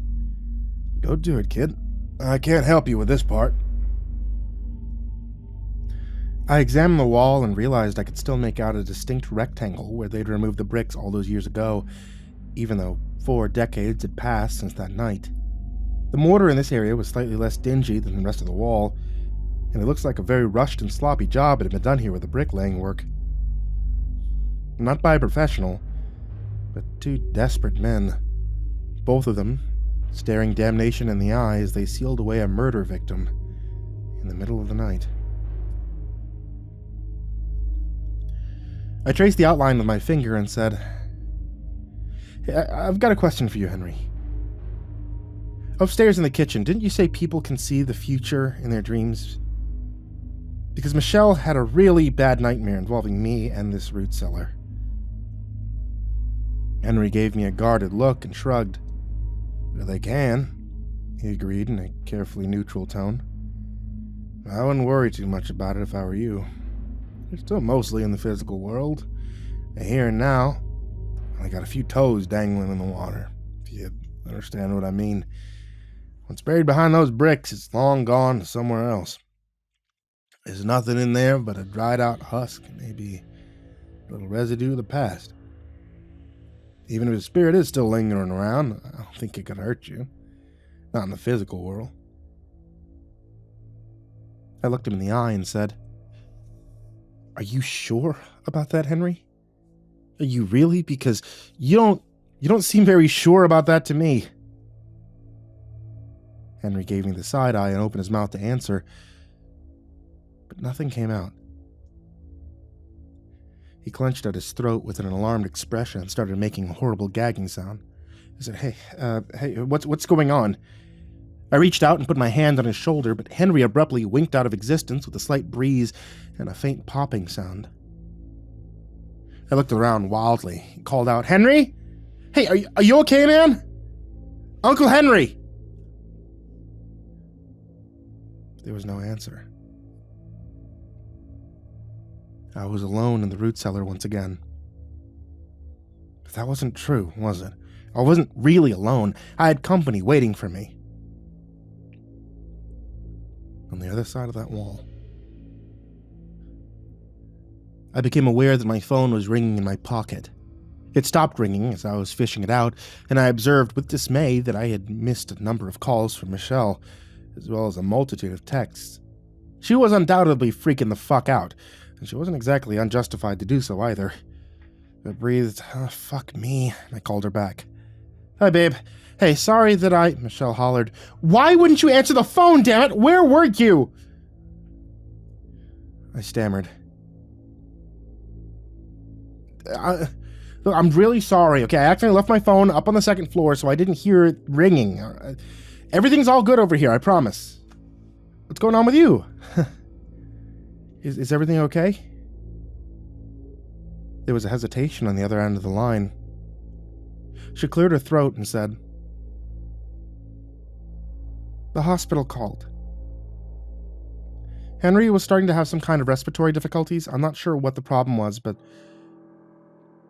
they said they're getting ready to put him on a respirator." I closed my eyes and groaned. Oh, fuck. Shit. Okay, thanks for letting me know. I'm sorry I didn't answer the phone. I'll make sure it's in my pocket from now on." There was another hesitation, and then Michelle asked, "Are you sure everything's okay?" You sound really weird when you answer the phone. What's going on? Before I could respond, the radio in the kitchen popped on and started blasting away at the top volume. I uttered a small shriek and jumped high enough to bang the crown of my skull on one of those exposed floor joists overhead. I saw a bright flash of light go off somewhere behind my eyeballs, and my phone tumbled from my hand as I crumpled to the floor. I sputtered out some random permutations of the word fuck and crawled over to my phone. I could faintly hear Michelle demanding to know what was going on. I hollered, "Look, I gotta go, okay? We'll talk later. Bye." I shoved the phone into my pocket and peered up the ladder.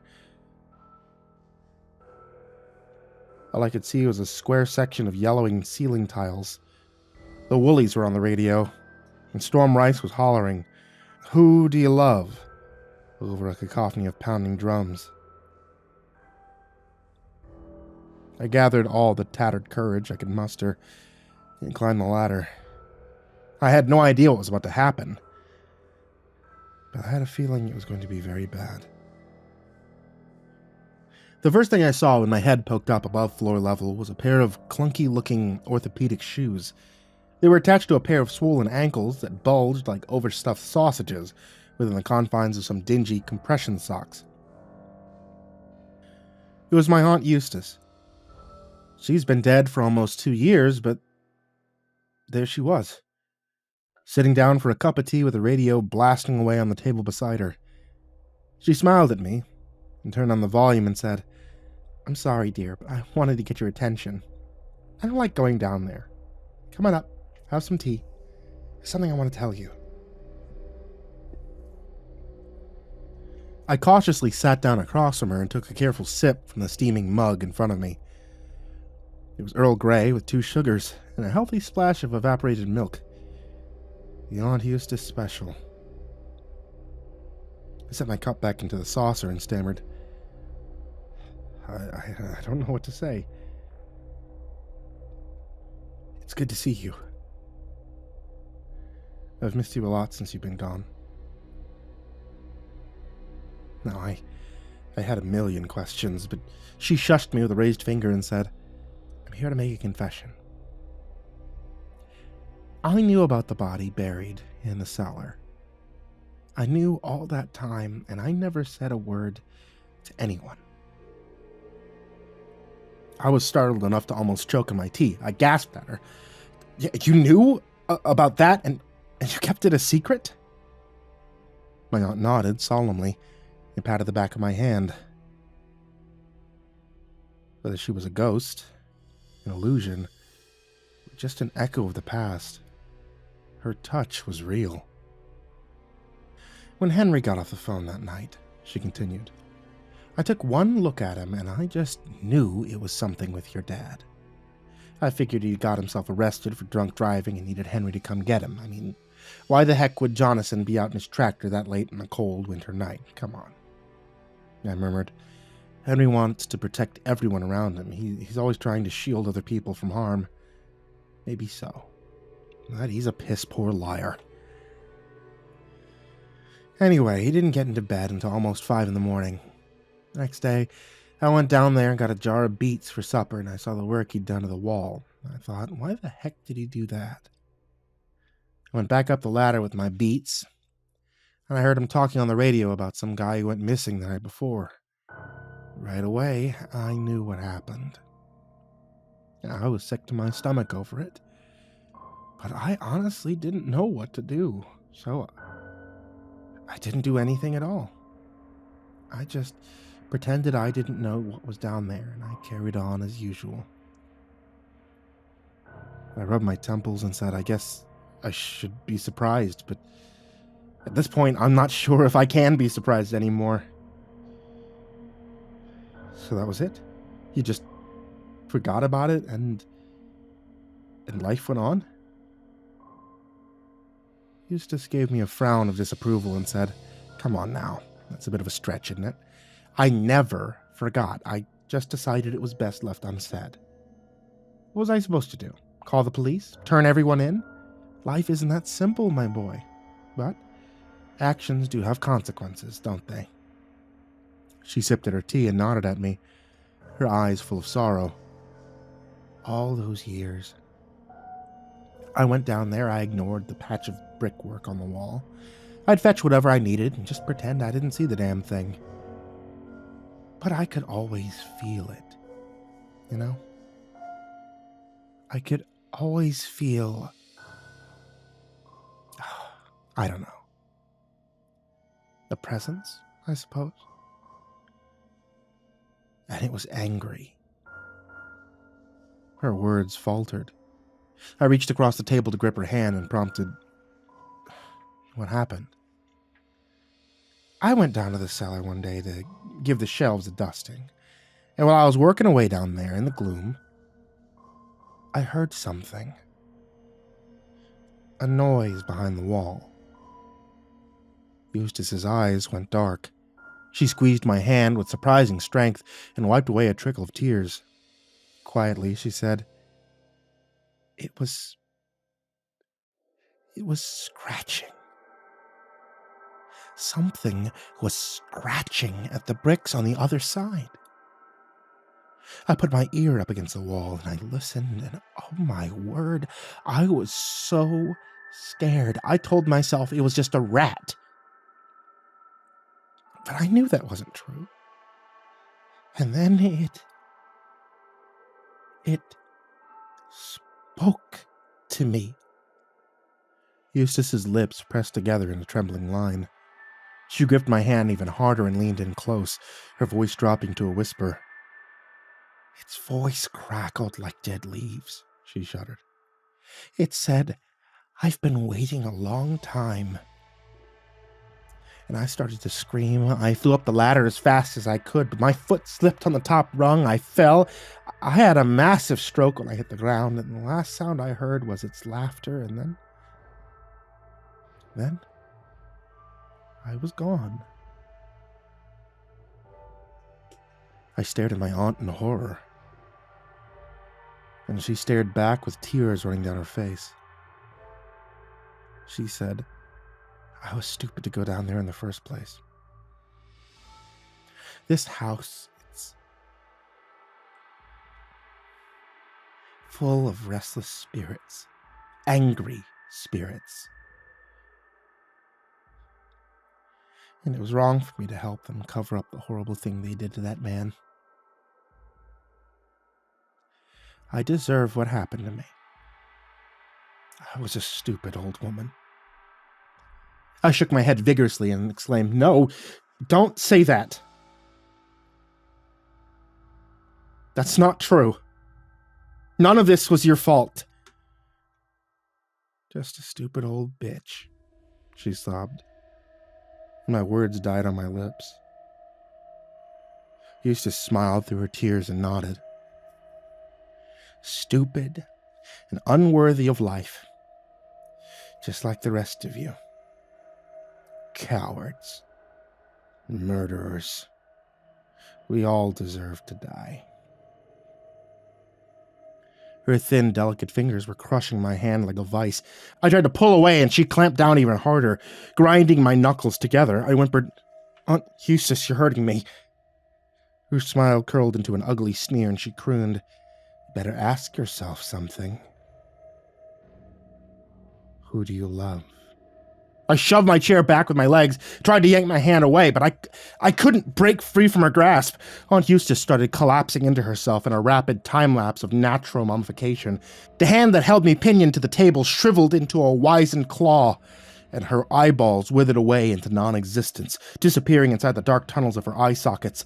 I gawked at this gruesome spectacle with my tongue pasted to the roof of my mouth, and then I started to scream. The left side of the grisly phantom's head suddenly dented beneath a blow from an invisible weapon. Spot! Splut! A second dent appeared, then several more in rapid succession, creating a landscape of jagged ridges and spidery fracture lines. The final blow caved in the skull entirely, leaving behind a horrific concavity in its wake. The dreadful apparition threw back its head and howled, Won't be long before the old bastard's cold in the ground beside me, boy. Not long now. The movement of its jaw triggered a catastrophic collapse on the ruined side of its head. Wispy flakes of dry skin floated into the air as the bone beneath crumbled into fragments. They tumbled down and skittered across the smooth surface of the tabletop, leaving behind a gaping crater in their wake. It shrieked a peal of lunatic laughter and bellowed, "He'll be cold in the ground just like me, cold and dead, dead, dead, dead!" I jumped out of my chair and pulled against its grip with all my might, still screaming at the top of my lungs. I abruptly found myself pinwheeling my arms for balance as I helplessly tumbled backwards. The awful apparition had winked out of existence. It was real enough to bruise my hand 1 second, and then it was gone the next. I stepped into thin air and fell through the open trap door, plummeting 7 feet to the floor of the root cellar. I landed on the hard-packed dirt floor, flat on my back. Thump! And I laid there for a while, curled up on my side as I struggled to catch my breath from the impact. I also managed to bang my shin on the ladder on the way down. It hurt like a mad bastard. I clutched at it with both hands and rocked back and forth on the floor. Piece of shit fucking ghosts. Kiss my ass. Without warning, there was suddenly a figure leaning over me with its hand out. I shrieked away from it, my hands flailing to ward it off, and it exclaimed, "Jesus Christ! The hell happened to you?" I almost wept in relief when I realized it was Henry. I sat up straight and wheezed. "You said it couldn't hurt me, Henry. Bullshit. Some crazy shit just happened, and it fucking hurt a lot." "I said it couldn't hurt you in the physical world," Henry corrected. "When you slip in between, maybe that's a different story." "Hey, don't look at me like that. I'm a farmer, not an expert in the great beyond. Call one of those psychic hotlines if you want a goddamn expert." Henry helped me to my feet and examined the top of my head. He said, "You're bleeding, kiddo. You whack your noggin off something?" I touched the sore spot on my skull and winced. My fingers came away tacky with dried blood. I could feel smears of it hardening in my hair and on my forehead. "Yeah, I sure did," I sighed. "Okay, so I get this thing out of the wall, then what? What do I do with it?" "You remember when you cut up that birch tree last summer?" "I hung around after you took the tractor back to the barn and piled up a big mound of branches. Should be good and dry by now. And take the body out there and burn it. Lots of dead wood lying around if you need more. Burn it till there's nothing left. And dump the ashes in the creek. It's the only way to be sure." I ground my palms against my weary eyes and asked, "Is this the right thing to do, Henry? I mean, be honest. Is it?" Henry considered my question, frowning to himself as he reasoned out his answer. "No," he said. No, I don't think so. The right thing to do would be to call the police, but I'm not asking you to do the right thing here, kiddo. Man we buried behind these bricks, shit. He's many years gone. Nothing we can do that would bring him back. The memories our family created in this house, the love and the light that we'd given and received on this land for so many years. Well, if you call the cops, all that'll be gone. There'll be nothing left but sorrow. So it comes down to one of two choices, kid. You do the right thing, harm our future, or you can do the wrong thing, preserve our past. What's it gonna be? That is a hell of a choice, Henry, I croaked. Why did you put me in this position? Henry gave me a pitying look. He crossed his arms and said, People face impossible choices every day. We only have the fear of our souls and the hope in our hearts to guide us in the right decision. Life's rarely simple. It's never easy. That's why it's precious, kiddo. When you're alive, every second of every day is a drop of gold sliding through your fingers. Then your hand, and then it's gone. No matter how hard you try, you can't hold on to it, not a single moment in time. I rubbed my temples and closed my eyes. My head hurt like a bastard. My poor shin was throbbing away something awful. I nodded at Henry, my eyes still closed, and I said, I'll take him out of there, and I'll burn him, Henry. I'll do it for the same reason you buried him, because it's easier than the alternative. I opened my eyes and discovered myself standing in the past once again, a silent observer looking on from the outskirts of reality. At this point, the deed had been done, and they were clearing up the tools in silence. There was a rectangular patch of freshly mortared bricks on the wall, and behind that, the newly interred corpse of a murder victim. Dad stopped what he was doing to take a few nips from his flask. He turned to Henry, who appeared to be pointedly ignoring him, and he said, "It's probably best if we never talk about this again, if you know what I..." "Shut up," Henry grunted. His face was ashen and exhausted beneath a layer of grime. He looked diminished. "Just shut the hell up." Henry's eyes strayed over Dad's shoulder, and they had widened in surprise. I looked up and saw the trapdoor was being held open a few inches, just wide enough to allow a small face to peer down on what was going on below. Henry shook his head almost imperceptibly, his gaze glowering in unspoken command, and the door immediately eased shut. Dad looked behind him and said, "Just stare then." Henry waved him off, a dismissive gesture that was full of contempt, and he turned away from him. "Never mind," he muttered. "Look, I want you to get the hell out of this house and don't come back for a good long while. When your boy wants to come out for a visit, I'll drive him over there and fetch him myself. I don't think you need to be coming around here no more."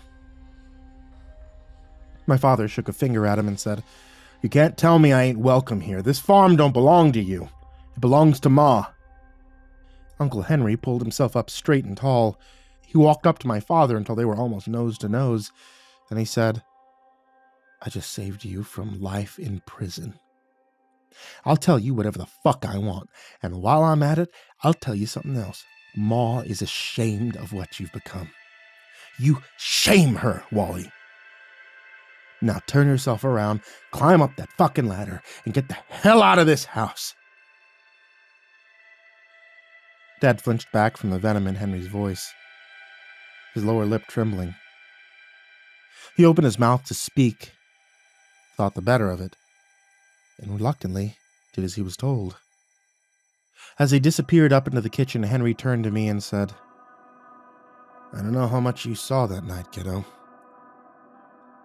but I'm sorry it happened. I never wanted that." My throat suddenly felt constricted. I bit my lip to keep it from trembling and looked down at my feet. I woke up and I thought I heard voices in the cellar. I could see lights shining through the cracks around the trapdoor, so I opened it up a few inches to take a look. I saw Dad hit the tarp with the shovel. I didn't understand what was happening, but it scared me. I think I knew what was going on, deep down, but it was too much for a kid that age to process. I watched you bury the tarp in the wall. I had a feeling it was supposed to be a secret. When you looked up at me, I thought I was going to be in big trouble for sure. Henry was quiet for a while, and then he muttered, "Oh, well, shit. I'm sorry that happened, kid. I really am." I could remember it now. Being huddled on my side on the cold kitchen floor, watching in the dark as my arm trembled against the weight of the door, I laid there on the cold linoleum and I spied on them until Henry happened to look up and made eye contact.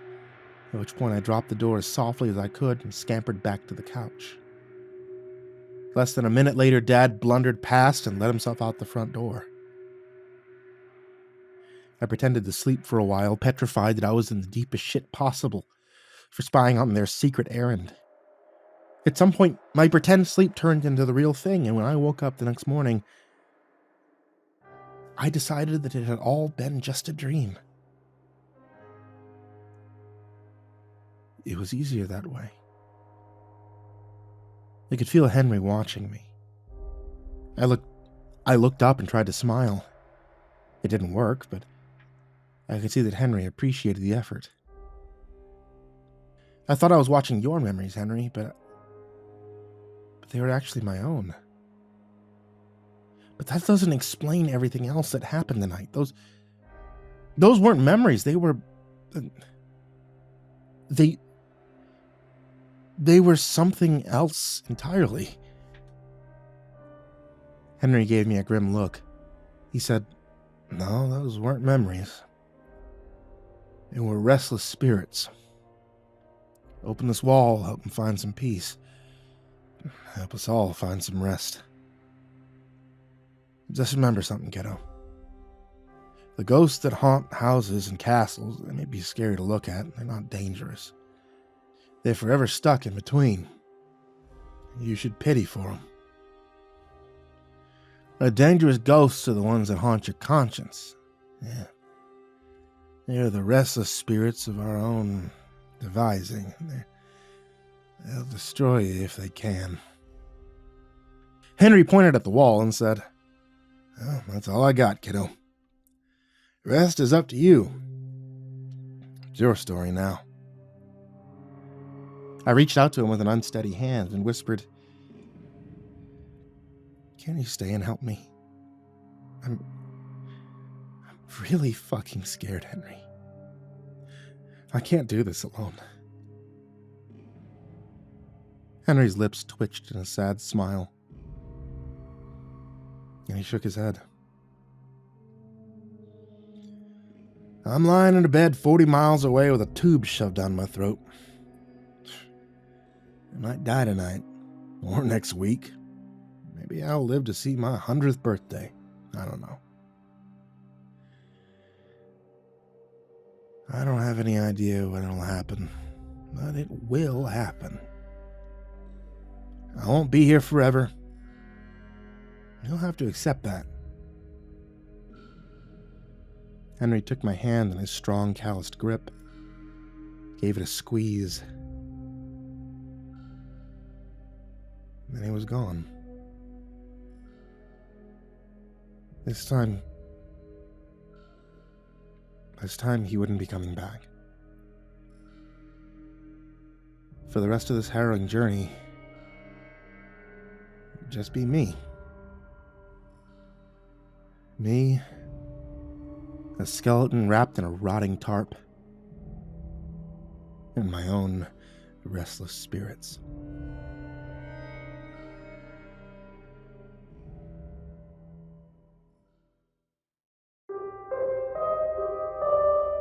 I got 10 minutes into the painstaking process of drilling into the mortar before I realized I didn't have to be careful with the bricks. I could simply go out and buy some new ones. Henry wouldn't have approved, but Henry wasn't there. I was on my own. I grabbed a club hammer out of Henry's toolbox and went to work. 20 minutes later, there was a pile of earth and rubble on the floor, and I was reaching into the hole to brush dirt away from the rotting tarp.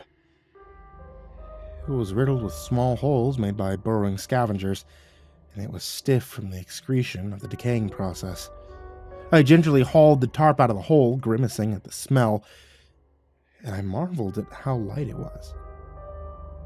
No matter who we were in life, we all end up as a bag of bones. Buried and forgotten. I made a quick mental checklist of what to do next. I would go out to the barn, pull out Henry's trailer, and hook it up to the ball hitch on the ATV. While the ATV was warming up, I would scare up a can of gasoline and maybe some old rags to make a torch.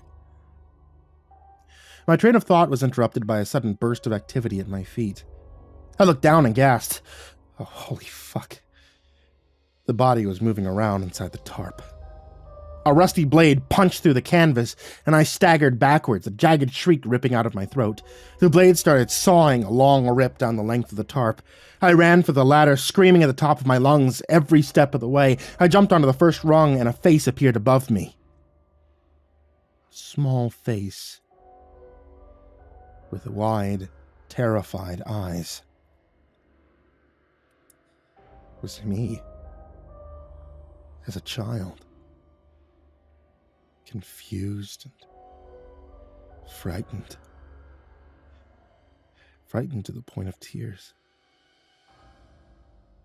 "I'll get in trouble," the boy sniffed, and he slammed the door shut on my screams.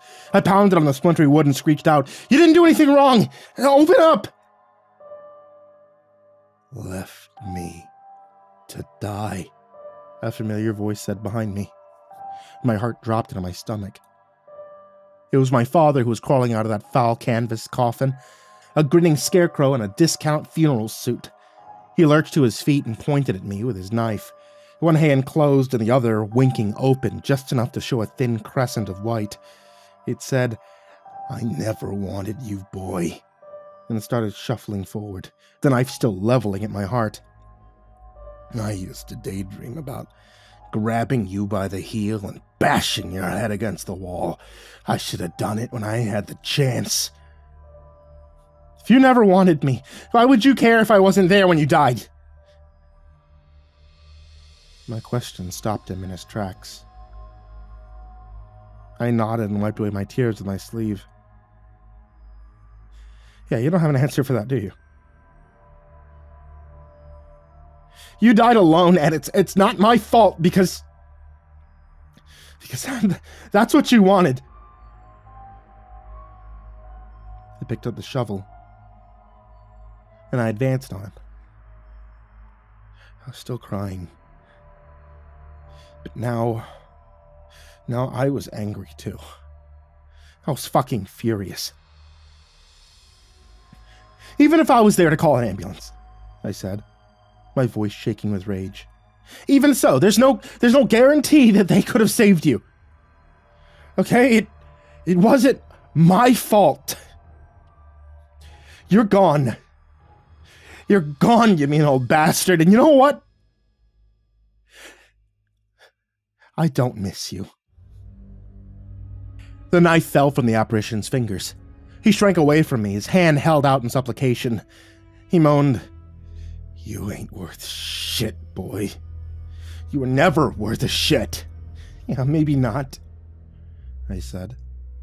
"But I'm alive, motherfucker. I'm alive, and there's love in my heart. I love my wife, and I love Uncle Henry, and do you want to know something else, you rotten son of a bitch? I love myself, too."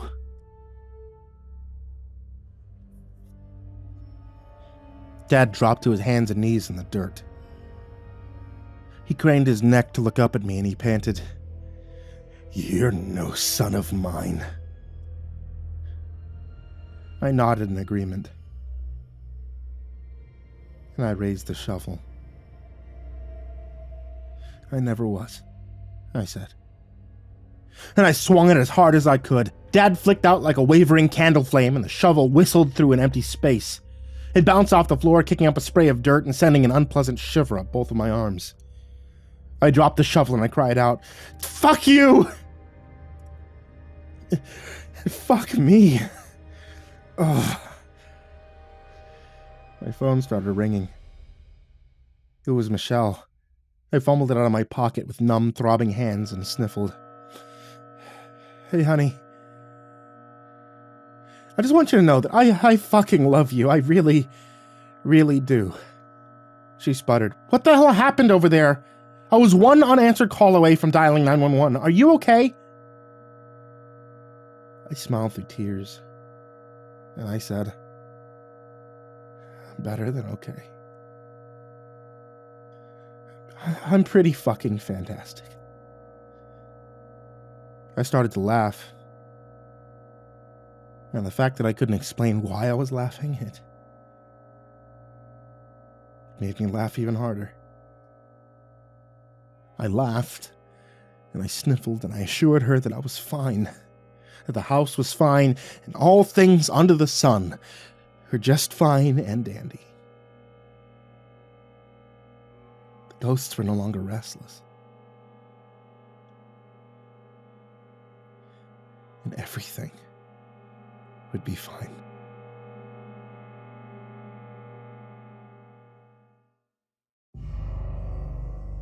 I woke up on the couch late the next morning, blinking around in the living room with a sour stomach and a decent pounder of a headache.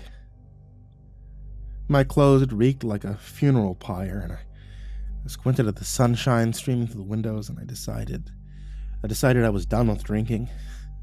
It'd be hard, but as Henry had said that night before, life is rarely simple.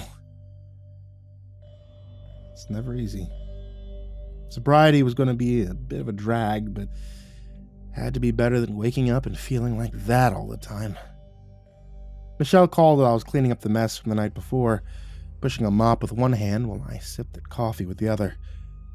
She said, "I called in sick today. They're mad, but whatever. I don't care. Could hardly sleep a wink last night.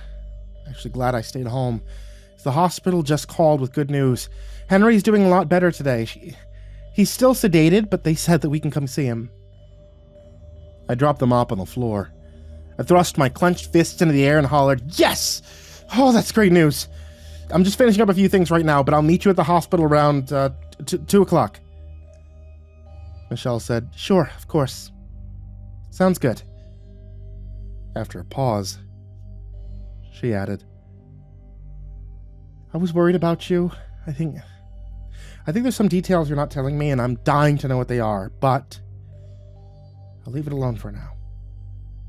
Maybe you can fill me in on what happened someday." I caught a glimpse of my reflection in the big mirror beside the front hall closet. Then I smiled grimly at the smears of dried blood on my forehead. I said, "Someday. But definitely not today." "Okay.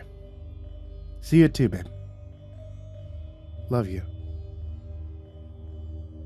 I hustled through the rest of the cleanup, then jumped in the shower and washed away all the blood and grime. I had a pretty good goose egg on the top of my head. My hair seemed to cover it up well enough. It's not as thick as it used to be, but I'm not bald just yet. Still a few good years left in me, and I intended to live them to the fullest. I almost walked out the door before I remembered the garbage needed to be out for Monday morning pickup. I popped open the lid and saw Henry's notebook lying at the top of the bag, still damp from being soaked in a mixture of black coffee and booze. I looked at the words Henry had scrawled on the front cover, and realized they were instructions for the disposal of the notebook. Before I left for the hospital, I took it out to the burn barrel and did as Henry had requested. I tore the book into pieces, and I burned it into a fine dusting of ashes. Henry was unconscious, drugged into dreamland so that he wouldn't fight against the tube in his throat. He looked painfully thin and ill, but he was alive, and that was all that mattered. We stood by his bedside for a while, thinking our thoughts and holding hands in silence. "He'll make it," Michelle murmured. "Henry's larger than life, and twice as loud. He'll probably outlive us all." She squeezed my hand, and I winced.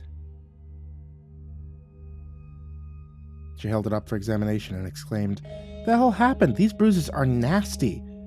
Kind of shaped like fingers." "Oh, yeah, that's a long story," I said. I gently pulled my hand free from her inquisitive probing. "It's fine. It hurts a little, but it's fine. Do you mind if I have a minute alone with Henry? I know he can't hear me, but I got a few things I'd like to say," and I trailed off, looking at her expectantly. And Michelle gave me a solemn nod. "I'll go get something from the vending machine down the hall. I could use a drink. Do you want anything?" I shook my head. Michelle said, "Okay, see you in a bit," and gave me a quick hug before she left the room. When she was gone, I looked down at Henry and said, I don't think you can hear me, Henry. I mean, maybe you can. I don't know. I just want you to know that it's done. I mean, I'll have to come back later with some bricks, and I have to fix that wall, but I mean, I still got lots of time to do that. Farm isn't going up for sale tomorrow. Henry made no indications that he could hear anything I was saying, but I plowed on regardless. Hey, I also wanted to thank you for everything that you've done for me over the years. You always get all angry and embarrassed when I tell you that, but you need to understand how much it means to me. I'm glad you were there last night, even if it was only in my imagination. I needed your voice, and I needed your presence. I needed your strength.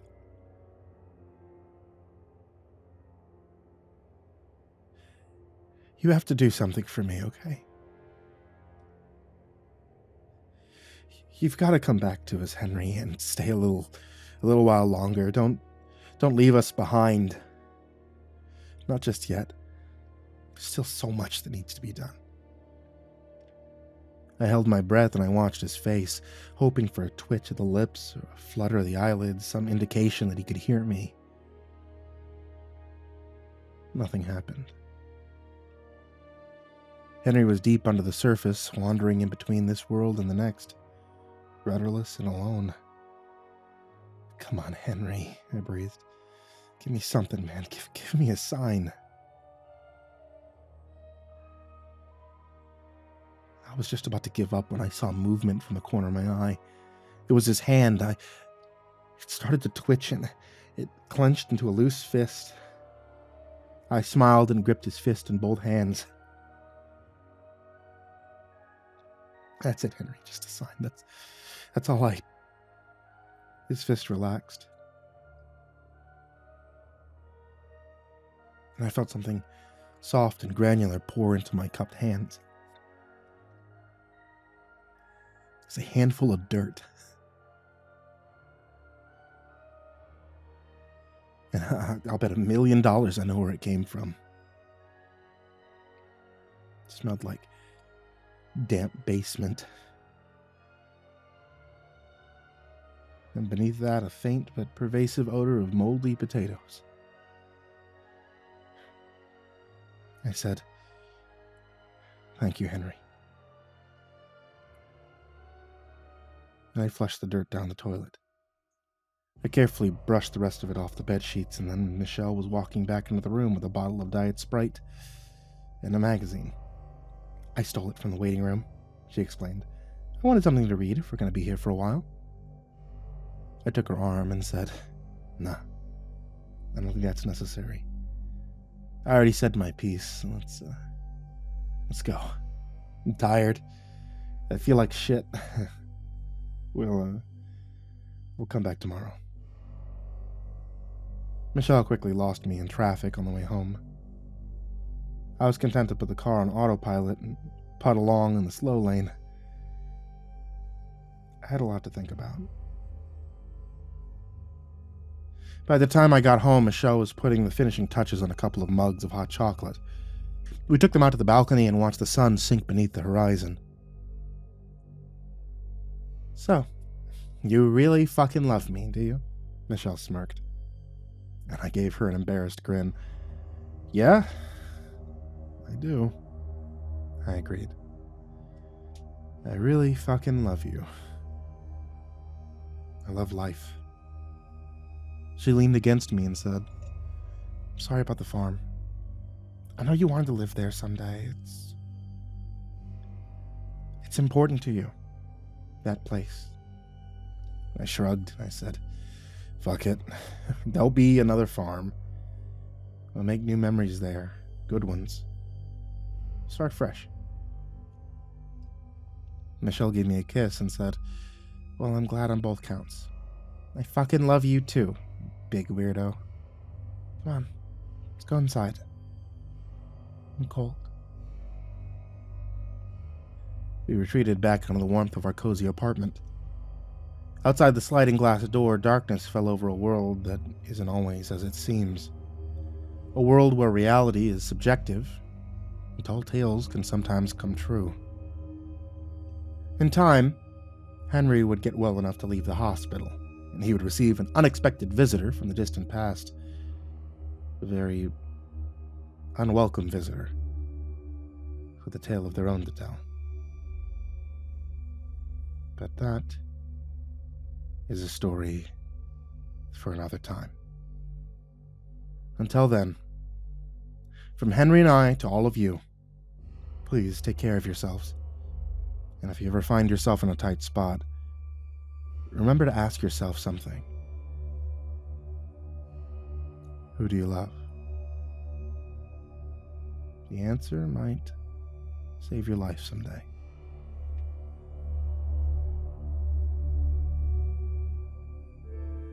Hey there kids, it's me, MrCreepyPasta, and before we get started on tonight's story, I want to let you know about a new book from tonight's author, T.W. Grimm.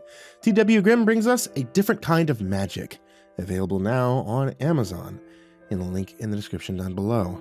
Magic, often seen as wondrous and benevolent, but T.W. Grimm, a celebrated author of eerie no-sleep tales, offers a different kind of sorcery, one that pulls at the very threads of reality, weaving tales of terror and wonder. If you want to check out a different kind of magic, check the link in the description down below. And now, on to tonight's story.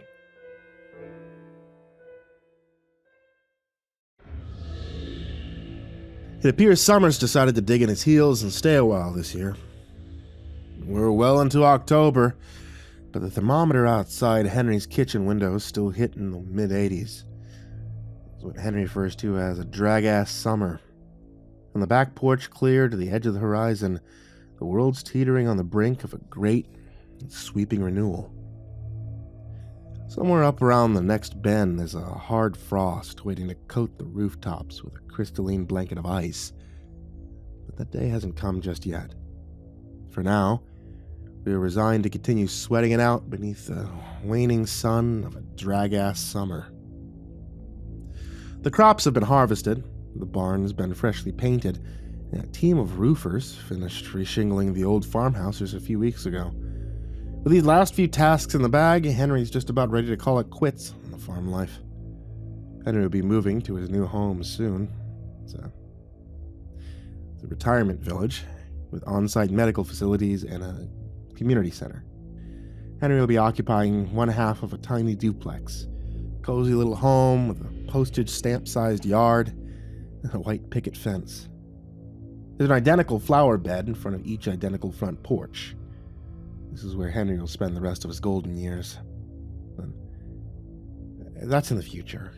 For now, there's still time to do some bullshitting in the shade of the massive old trees that tower over Henry's yard. As for me, I've made my peace with the sale of the farm. It is what it is. There's nothing I can do except plop myself down in one of those wooden swing chairs, turn off my ringer, and enjoy these last few visits the best I can. It sucks. Sure does, but what can I say? It is what it is. In the meantime, I've been busy putting together a book of Henry's very best tales for publication, and it's been taking up most of my free time and energy. I think it has a decent shot at getting picked up by a publishing company, but I suppose I'm biased when it comes to Henry's stories. After all, they're awfully close to my own heart. On this particular day, Henry and I were both too hot and dispirited to do much talking. "Too fucking hot out for October," Henry grumbled. "You another can of that goat piss, would you? I'm drier than the Sahara over here." Henry was referring to the non-alcoholic beer we were both drinking these days. He refused to call it anything other than goat piss, and he wasn't wrong. You can defend it any way you want, but in my humble opinion, that stuff simply isn't very fucking good. It's just not the same. "Sure thing, Henry. Can of goat piss coming up." I fished one out of the slushy ice in Henry's old cooler and passed it over. He popped the tab and drank with an exaggerated grimace of distaste.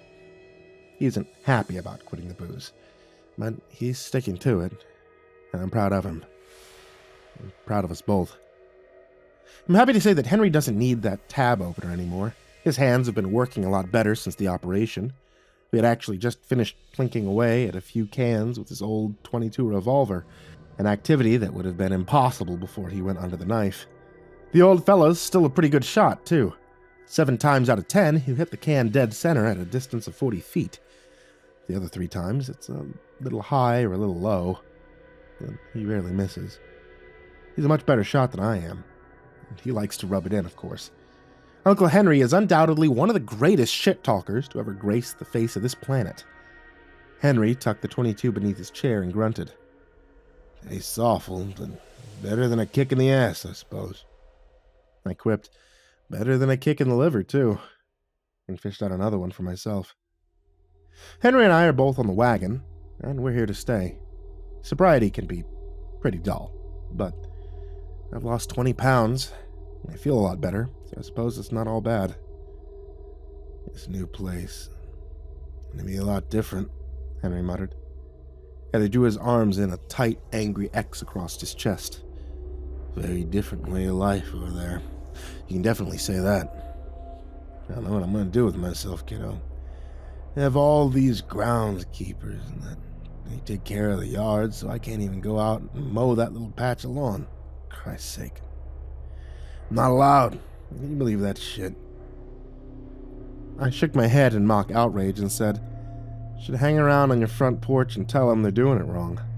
Henry flapped an angry hand at me and grunted. Guess I'll have to take up some new hobbies. Cribbage or something. I don't know. What do you do to keep yourself busy in the city? You sit around in a coffee house with a bunch of other unemployed jackasses. I rolled my eyes and growled. Unemployed? I'm a writer, Henry. I provide a service for money. It's called employment. Dusty old bastard. Henry grinned. Well, that's maybe true. Tell me something.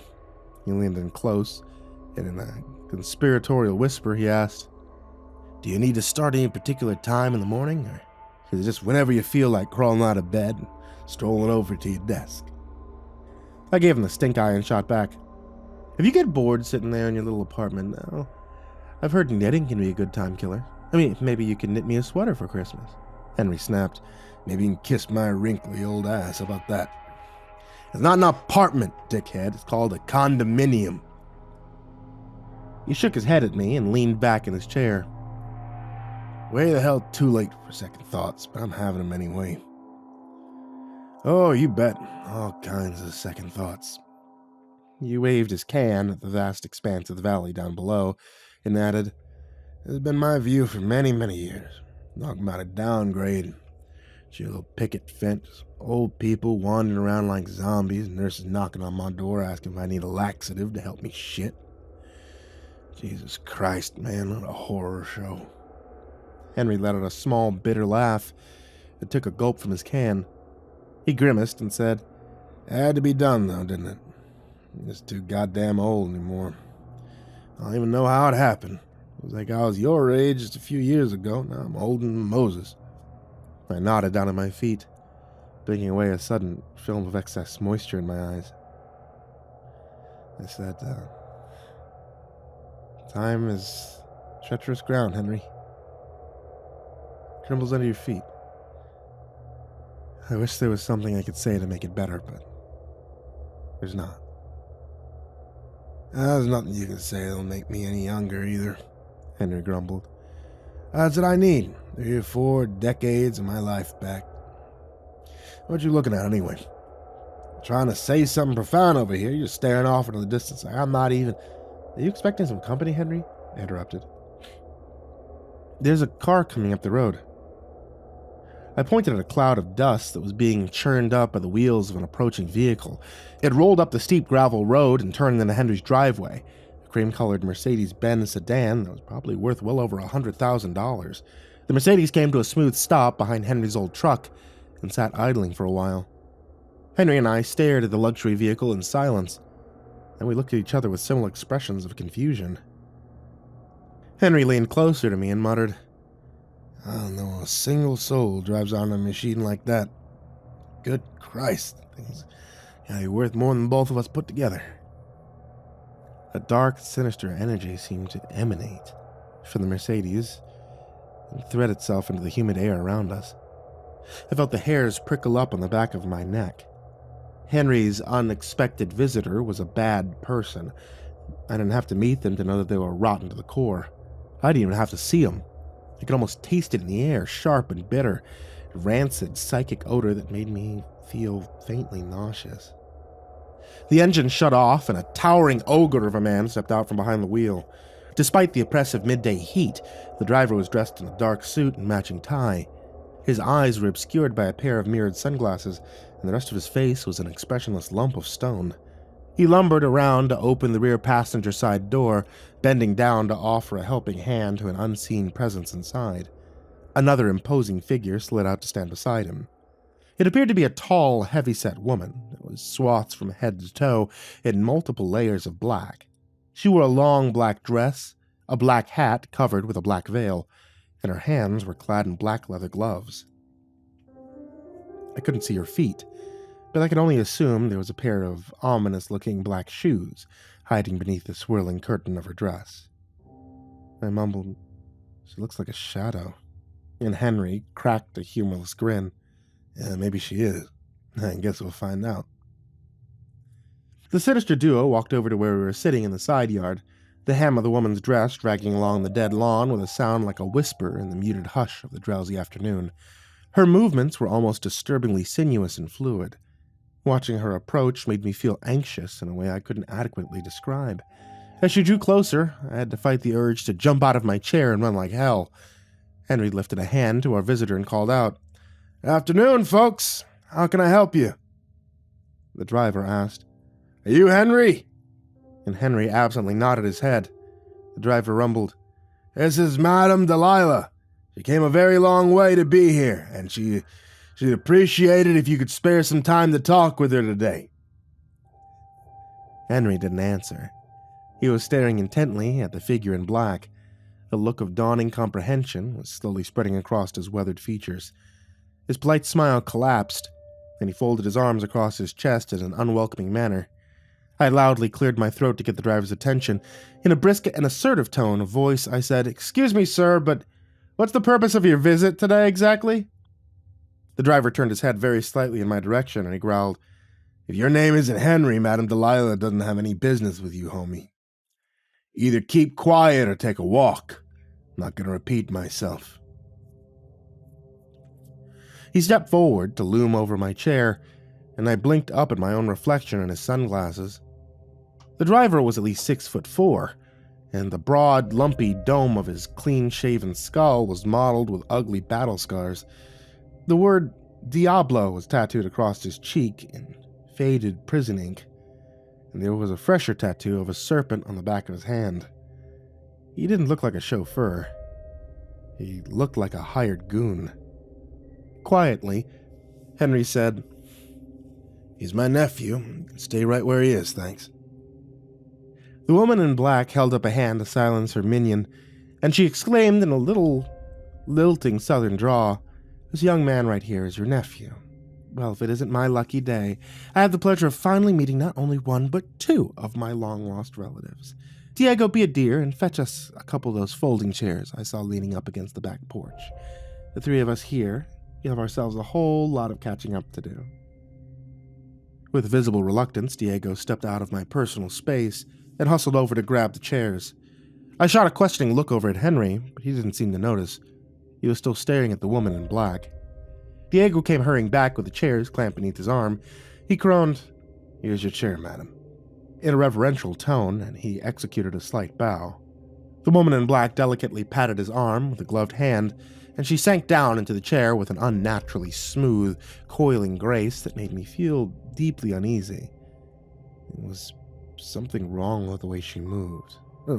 Not wrong exactly, just strange. And why was she covered in multiple layers of black on such a hot day? Even in the shade, I was still actively sweating through my t-shirt. How could she even stand it? Our decidedly ominous visitor folded her hands neatly in her lap and said, "This is really something. It truly is. It's good to finally meet you, Henry. Do you know who I am?" Henry gave her a hesitant nod and answered, "You're my half-sister, ain't you?" "Guilty as charged. It's me, your long-lost sister Delilah. Live and in the flesh. Isn't that just something? I'd wager you weren't expecting that, were you?" Henry sat there for a moment, mulling over her words in his patient and orderly manner. He took a slow, unhurried sip from his can of non-alcoholic brew, then another. Then he said, "No, I wasn't expecting one of you to show up on my doorstep, but I knew there was some half-siblings floating around out there." The woman in black sat up straight in her brightly colored lawn chair.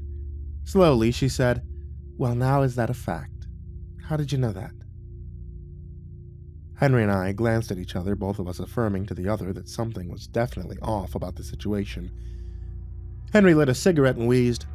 "I hired a private detective agency to do some poking around a few years back. Seems Dad got into the bootlegging business and made himself a fortune. Married a few times, had some kids.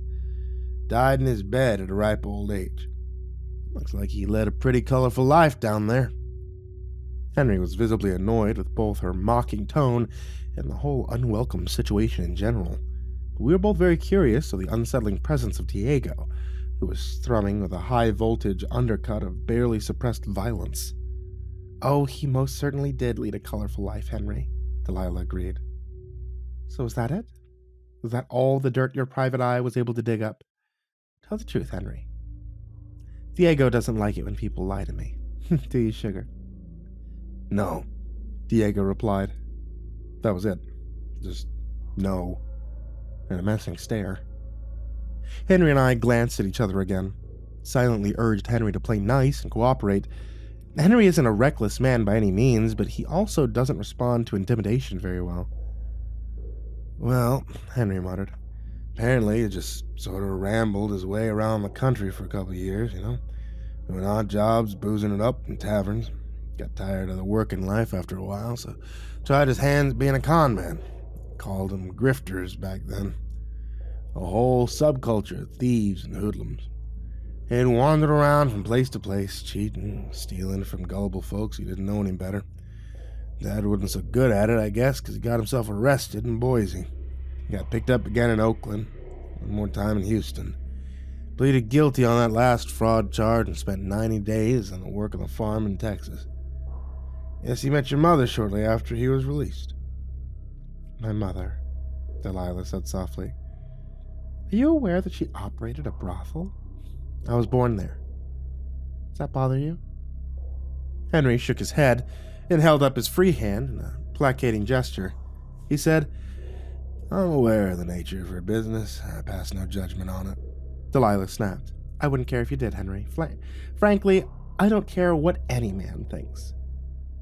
Henry gave her a ghost of a grin and said, "I don't care what any man thinks either. Anyway, I don't know exactly what happened between Dad and your mom, but they ended up getting divorced, and I was told one of your siblings died in an accident. The PI wasn't too clear on what happened." "An accident," Delilah repeated. "Yeah, I suppose you could say that. It was terrible, awful, horrible accident." There was a brief and uncomfortable silence. The woman in black folded her hands in her lap, her head lowered as she pondered what to say next. She murmured, "After he left my mother, our father drifted to Ohio, charmed himself into the arms of another unsuspecting woman. When it was over, he moved to Nevada, got hitched for a fourth time in Reno. They purchased a nice suburban home, lived a quiet life, and that's where he died. He gasped his last breath on September 8th, 1985, and may he burn in hell for all eternity." Henry pursed his lips and said, "Can't say I disagree with that statement. Pardon my language, but the man was a grade A bastard. Real poor excuse for a human being." Delilah waved off his apology and let out a dry chuckle. She said, "I've lived a very interesting life. I can assure you I'm no stranger to vulgarity." She pointed at the can in Henry's hand and said, Now, in my experience, there's only one reason why a working man would ever lower himself to drink a non-alcoholic brew. Are you a recovering drunkard, Henry? Alcoholism does run in the family, though, doesn't it? Our father was a terrible drunk. How about our nephew over here? Is he on the wagon, too? Oh, that's good.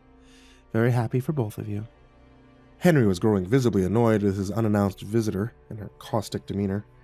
He tightened his jaw and muttered, "Rather not talk about it if you don't mind. I did it for health reasons." "Oh yes, I heard about the cancer," Delilah cooed. Then I could almost see her malignant smile bloom behind her veil. Such an awful disease, that cancer. I'm glad you recovered, Henry. Good on you. Yeah, good on me, Henry quietly agreed. His eyes glittered like chips of ice, cold and hard. He paused to ruminate on his next course of action, then leaned down to rummage around beneath his chair. He came up holding his .22 revolver, which he promptly cocked, and pointed straight at Diego's large, clean-shaven skull. "Oh, I hate to be impolite," he sighed. "But I won't tolerate any more implied threats today, not from you or this gentleman beside you. State the purpose of this visit. Get yourselves the ever-loving fuck off my land." I gaped at the revolver and gasped, "Holy shit, Henry, what are you doing?" Diego coiled for action in his chair, but Delilah put a staying hand on his shoulder and snorted, "My stars! Is that how you treat your own kin, Henry? Kick them off your land at gunpoint?" "I don't know you from a hole in the ground," Henry snapped.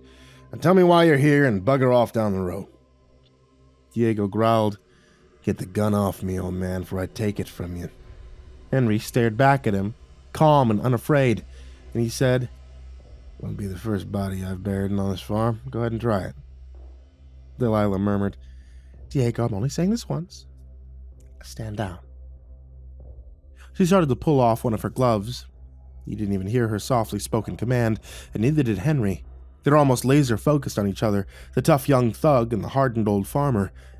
Both of them were accustomed to danger, and neither one was willing to back down. I croaked, "Henry, put the gun down." And Diego nodded in agreement. "Listen to your nephew, old-timer. Get the gun off me and hand it over." "I'll shoot you dead, young feller." "That's a fact," Henry assured him. "I'm old and I'm tired and I don't give a shit no more." Diego started to stand up, but Delilah grabbed his hand before he could go any further. Her bodyguard froze in place like a statue, instantly transformed into an aggressive-looking mannequin, unmoving and unblinking. The seconds ticked by while Henry and I sat there and stared at this bizarre spectacle in disbelief. Both of us struggling to process what we were seeing. Henry exclaimed, "Jesus Christ! What'd you do to him?" Delilah ignored his question. She lightly smacked her paralyzed lackey in the face with her glove and purred, "What do you think you're doing? You don't make a move unless I say so, and don't you forget it." I watched in horrified fascination as a long stream of drool dripped over Diego's bottom lip and trailed down his chin. His face was a motionless mask behind his mirrored sunglasses. He didn't move a muscle, not even a single twitch of a finger.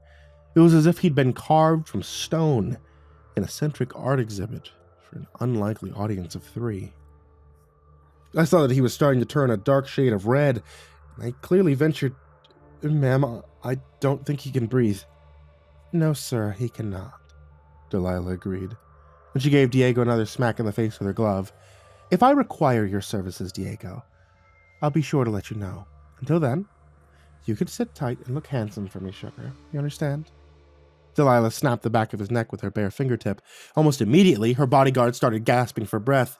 He collapsed into his chair and panted like a dog in heat, coughing and gagging with tears in his eyes. There was a look of sheer terror on his face. I didn't blame him one bit. It was bad enough to watch it happen. I couldn't imagine what it must have felt like.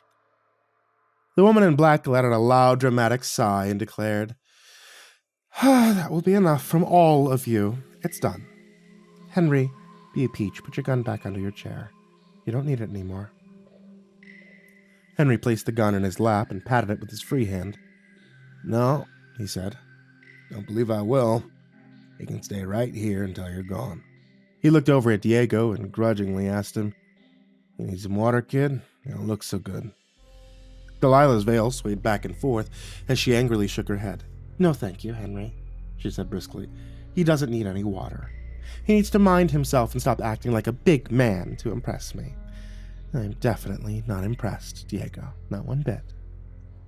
Anyhow, to answer your question, Henry, I came all this way to ask you a question.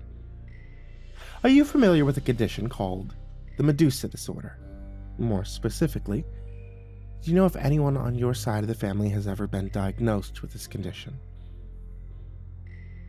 Henry slowly shook his head. "No, I don't believe so. Never heard of such a thing. What is it?" Delilah visibly relaxed beneath her voluminous layers of black. She murmured, "Maybe I'm the only one left." "That would be a wonderful thing, really would," to Henry. She said, "Oh well, the Medusa disorder is, well, it's a curse, a blessing, and a nightmare, all rolled into one. My doctors believe it may have been hereditary, but they're not really sure. It's extremely rare. Mama said Father always claimed he'd never heard of it before. But knowing him, he could have been lying through his teeth. He's very fond of telling lies. It was his favorite pastime." Delilah started to pull her glove back on, and I finally noticed that her hand was deformed. I only saw it for a split second, but it was long enough to make my heart lurch in my chest. Her palm appeared to be abnormally small, making her fingers seem far too long in comparison. They looked like a nest of smooth, pallid little snakes. The very thought made me squirm a little in my chair. I didn't like snakes. It's the way they move, I think. It creeps me out. If Delilah noticed my reaction, she didn't acknowledge it. She turned to Henry and said, "Let me tell you something about our dear father. He was an awful man, but he could be very charming when he wanted something. He was dark-haired and handsome.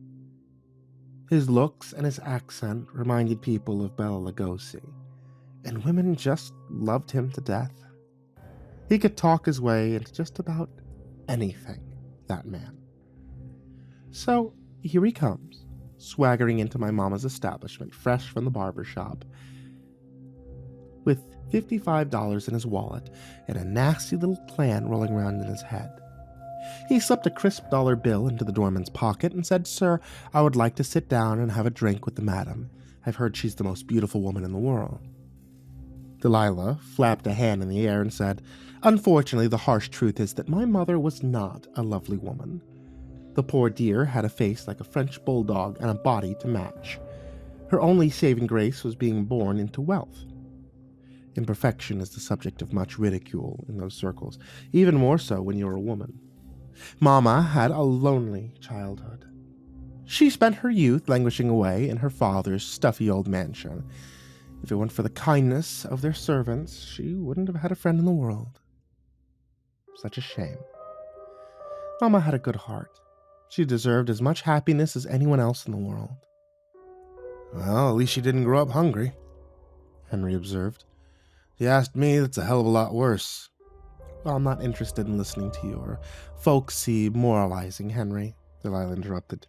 'All people can know suffering, be they old or young, rich or poor. You see, wealthy circles are ruled by wealthy men, and wealthy men see women as accessories. You know, kind of like an expensive watch or a luxury car. Unattractive women are perceived as having no worth at all, even if they're filthy rich themselves. It's a dreadful culture, and I wish the whole lot of them would build a rocket ship and launch themselves into orbit. Just blast off into space and never return. Sounds good to me.' Delilah absently reached out to rest her hand on Diego's arm, an unconscious gesture of dominance and ownership. The hulking bodyguard let out an involuntary whimper and shrank away from her touch. 'Oh, don't be like that,' she scolded him. 'I'd never hurt you without reason. Such a drama queen.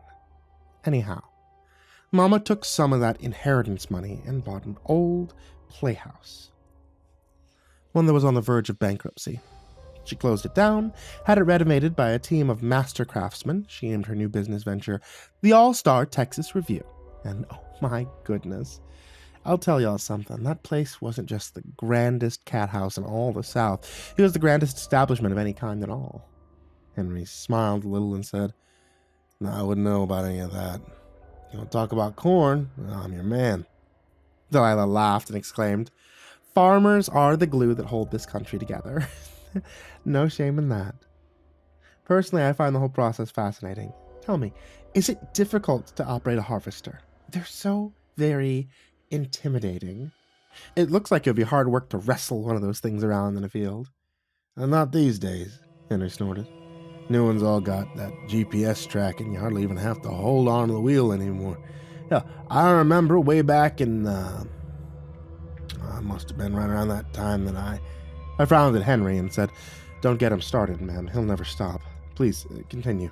I want to hear this." "Thank you, sugar," Delilah purred. So as it came to pass, Mama made a fortune and reinvented herself. All at the same time, she went from being a sad little wallflower to a stuffy old mansion to hosting the wildest parties in town every single night. Mama always had a fondness for theater, and her live productions put the Review head and shoulders above the rest. There was burlesque and erotic theater, vaudeville and magicians, and just all kinds of live entertainment. Mama always referred to the ladies who worked there as the talent. They really were quite talented. They could sing and play instruments, they could act, and a lot of them could dance just like professional ballerinas.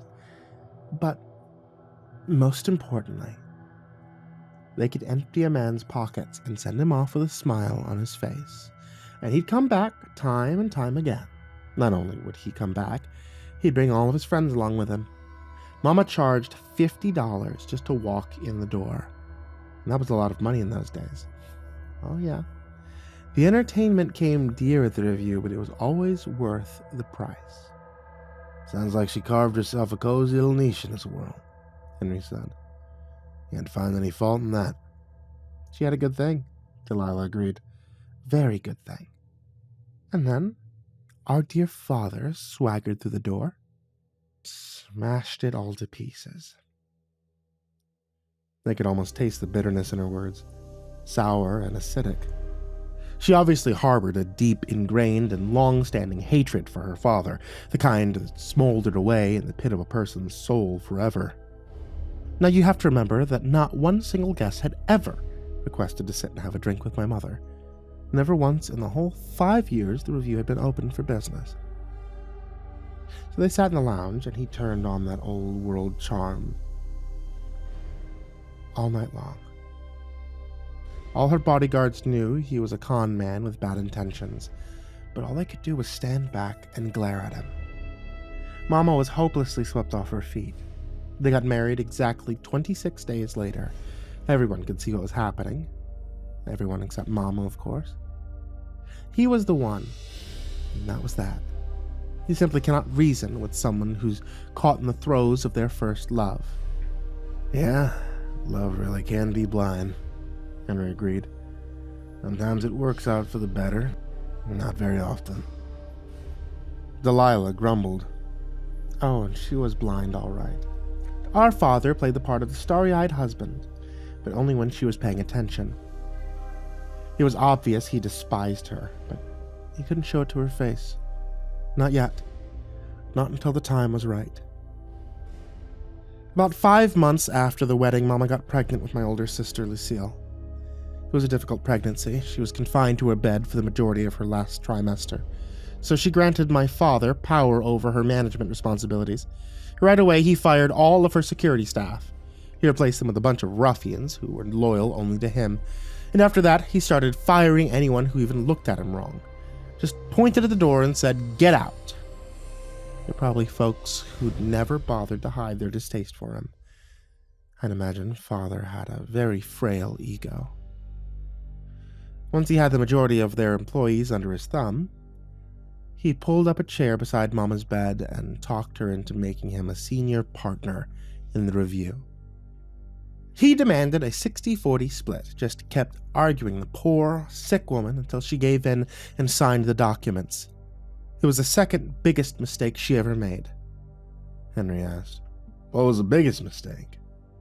He thought about it for a second and added, "Marrying him, I suppose." Her biggest mistake, Delilah growled, was not allowing her bouncers to take him back and kick his brains out of his ears. By the time she might even considered this an option, it was far too late. So by the time Lucille came around, Father basically owned the review and everyone who worked there. My mama became a prisoner in her own home. She was always surrounded by his hired goons, and she couldn't go anywhere without his approval. He'd openly mock and degrade his own wife in front of their employees, but when they were behind closed doors, it was even worse. He would fly into a drunken fury over nothing at all and start hitting her. Sometimes he'd beat her up so badly, she wouldn't be able to show her face for weeks at a time. Henry shook his head grimly and said, "Sounds an awful lot like Wally. Being a worthless shithead must be a genetic trait." "Perhaps it is," Delilah agreed. At any rate, now that he was in control, Father got the bright idea to diversify their portfolio, so to speak, and he got into the bootlegging business. It wasn't long before he was selling his hooch clear across the state and even beyond. He became very rich and powerful in a short period of time, but it was never enough. The money, the influence, none of it could ever soothe the burning fury in his heart. If anything went wrong, it was automatically Mama's fault. If a business deal fell through, it was Mama's fault. If one of his floozies got tired of his drunken rages and broke off their affair, it was Mama's fault. If it started raining, it was Mama's fault. And if it didn't rain, well, that was her fault too. He'd use any excuse at all to belt her in the mouth just to make himself feel a little more in control. "A drunk and a wife beater," Henry observed dryly. And he shook his head. "They go hand in hand." "It's learned behavior," Delilah replied curtly. "Probably grew up watching his daddy do the same thing." Anyway, Father never cared much for Lucille, partly because she was a girl, but also because she looked more like Mama than him. He wanted a boy, a legitimate son to carry on his name, so he started forcing himself on Mama whenever he was drunk enough to get over his disgust for her, and eventually, she got pregnant again. And this time it was a boy. He loved his new son, much as a cold bastard like him could love another human being, I guess. His name was Charlie, and he'd dress him up in these tiny little suits, just like one of his mobster buddies. He always said Charlie would take over the family business one day, but what he really meant was his business. Mama was no longer a factor in any decisions he made. She was a prisoner, an incubator, and a punching bag. Nothing more. I could feel that malignant smile pop up behind Delilah's veil again. She sighed. Well, it was inevitable that dear old Dad would eventually get caught up in his illegal activities. Sure enough, federal agents arrested him outside of a barber shop. They charged him with tax evasion, bootlegging, racketeering, and a whole grocery list of other nefarious deeds. When Father got out on bail, he started drinking as soon as he got into the limousine that was waiting for him outside of the jailhouse. He went straight back to the review and got blackout shit-ass drunk at the bar. He just sat there for hours, getting drunker and drunker, angrier and angrier. And who was he angry with? Who was to blame for all of his troubles? Mama, she said softly. That's who. It was all her fault. He hauled her out of bed by the hair and beat her up so badly there was blood spatters on the ceiling. Henry wrinkled his nose in disgust and grumbled, "A piece of work. Jesus." "No," Delilah countered. "I don't believe Jesus was there. Not that night." Father beat her until she was unconscious, and then he hurt her in other ways. He left her crumpled up on the floor, and a maid found her lying there in the morning. She ran downstairs hollering that the madam had been murdered. That's how bad it was. The maid thought she was dead, and muttered, "I agree with Henry. What a piece of shit." Oh, it gets even worse, Delilah grimly assured me. Mama had broken bones and internal bleeding, but Father wouldn't let her go to a hospital. His mobster friend set him up with a doctor who had come to see her in the penthouse. The doctor was a gambling addict who was trying to work off his debts. He did what he could with the resources available to him, but Mama never fully recovered. To complicate things even more, the attack had left her pregnant again. And this time, it was me. Henry and I were quiet as we absorbed this information. Gently, Henry said, "Suppose you're right after all. Rich or poor, everyone suffers." "Yes, sir, they do," Delilah agreed. Now, Mama could feel there was something different about this pregnancy, but no one would pay her any mind. When she went into labor, they called in the doctor. He performed the delivery right there in her bedroom. When the doctor got his first good look at me, he let out a scream and dropped me onto the bed. The nurse fainted, dead away, and fell like a stone onto the floor. Father tried to come in and see what the hell was going on, but the doctor blocked him from coming through the door. He said I was horribly deformed, and he doubted I would live for very long. He asked permission to euthanize me immediately, or in his words, "We'll both be damned." My father pushed his pistol in the doctor's stomach and told him, "Get out of the way or get yourself shot." When he saw me lying there on the bloody sheets, he turned white as a ghost and said, "God in heaven, this thing is a monster. Do what you have to do, Doc, and we'll bury it tonight." Mama started screaming at them not to hurt her baby, but the doctor pulled off his gloves and filled a needle with enough morphine to kill me on the spot. He told her, "Hush now, woman. This isn't murder, it's a mercy." Mama begged him to stop, but Father pinned her to the bed while the doctor knelt down to do his dirty work. And as soon as his bare fingertips touched my skin, he froze up like an icicle and fell onto the floor. The nurse tried to revive him, but his heart was locked up tighter than a fist inside his chest. He was dead within minutes. I muttered, "Holy shit," and Henry solemnly nodded in agreement. "Holy shit indeed, dear nephew," Delilah said. Father didn't know what had just happened, but he knew that he wasn't in a hurry to get close to me. Instead, he called in some of his goons and asked one of them to pick me up. When his lackey got over his shock at my appearance, he tried to scoop me up and instantly froze in place, not blinking, not breathing, just standing there, hunched over the bed with drool sliding over his lips. Something finally clicked in Father's brain. He told the others, "This thing is venomous. Put on a pair of gloves before you handle it." Now, none of them wanted to deal with me while I was still alive, so they stuck me into a shoebox and put me in the attic to suffocate in the dark. Mama begged Father to stop, but her pleading fell on deaf ears. So she waited until he and his men left to dispose of the other bodies in the penthouse suite. While they were gone, a couple of chambermaids helped her climb those steep stairs, and she nursed me by candlelight. She sat there on the floor with her poisonous child cradled to her breast, and no harm came to her. Because I was her, and she was me. I suppose if she hadn't been immune to my toxins, I probably would have killed her in the womb. But we were one flesh, and one blood, and we were safe together. She washed me and held me close, and in the wavering glow of the candles, she named me Delilah. The chambermaids didn't approve, but she told them every man thinks he's a Samson, doesn't he?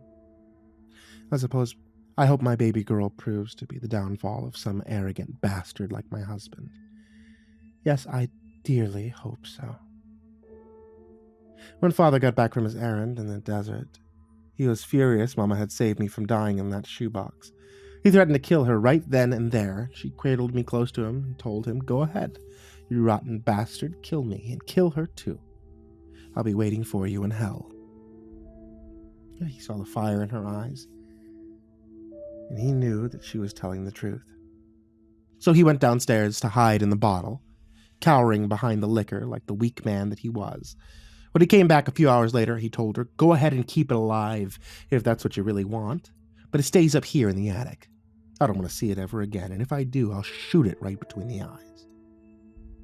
And do you know what Mama said to him? She said, "That's fine by me, because I'd rather burn this place to the ground than let you anywhere near this precious baby girl. I'd burn it down in the middle of the night, and we'd burn right along with it, you and me both. I mean what I say, you evil son of a bitch, and don't you forget it." Delilah turned to her bodyguard and said, "My throat's getting a tad dry over here, my dear. Can you fetch me a drink from the car?" Diego hustled over to the Mercedes and popped open the trunk. He came back holding a metal flask and a straw. Delilah accepted it with a quiet "Thank you, sugar." And the straw disappeared beneath her veil. Oh, it's much better. Anyway, I spent the first 7 years of my life living in the attic of the Bordello. Mama had a separate room built, and she turned it into a nursery. And that's where I existed for every second of every hour, day in and day out. Mama would divide her time between me and the other children downstairs. When I was still very little, she started draping me in a veil so my appearance wouldn't disturb the nanny too much. She was a nice old woman who always wore a pair of thick rubber gauntlets when she came to take care of me. I was never told her real name. I just called her Nanny. Now, I knew I wasn't allowed to touch people, but I didn't understand why. Mama would tell me, because you'll hurt someone if you touch them. But I was just too young to understand. The nanny would sing songs and play games with me, but she never held me close or stroked my hair when I was sad. I would whine and beg for physical attention, but Nanny always stepped away and told me it was too dangerous. I remember I was acting like a little brat one day, as children do. And I tried to touch the nanny's face while she was tying my shoes. Well, that wonderful, kindly old woman slapped my hand and shoved me away with her foot. I fell down and banged the back of my head on the floor. I started to cry, and Nanny yelled, "Don't you ever touch me, ever! Do you want me to die?" I cried and cried my poor little heart out, and all she could do was stand there and cry along with me. She apologized over and over again, but there was a look of terror in her eyes. And there was something else, too. It was loathing. That sweet, kind old woman loathed me with all of her heart. Henry started to look a tad misty-eyed. I'll admit that despite my own general distaste of my new aunt and her disturbing presence, I was beginning to feel a little choked up myself. I cleared my throat and said, "I'm really sorry these things happened to you and your mom. I wish there was more I could say." Delilah took another sip from her flask and said, "Thank you kindly. Unfortunately, I'm just getting started over here."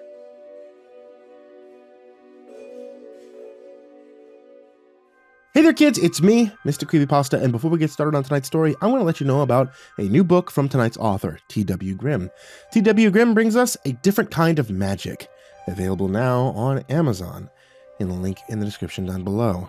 Magic, often seen as wondrous and benevolent, but T.W. Grimm, a celebrated author of eerie no-sleep tales, offers a different kind of sorcery, one that pulls at the very threads of reality, weaving tales of terror and wonder. If you want to check out A Different Kind of Magic, check the link in the description down below. And now, on to tonight's story.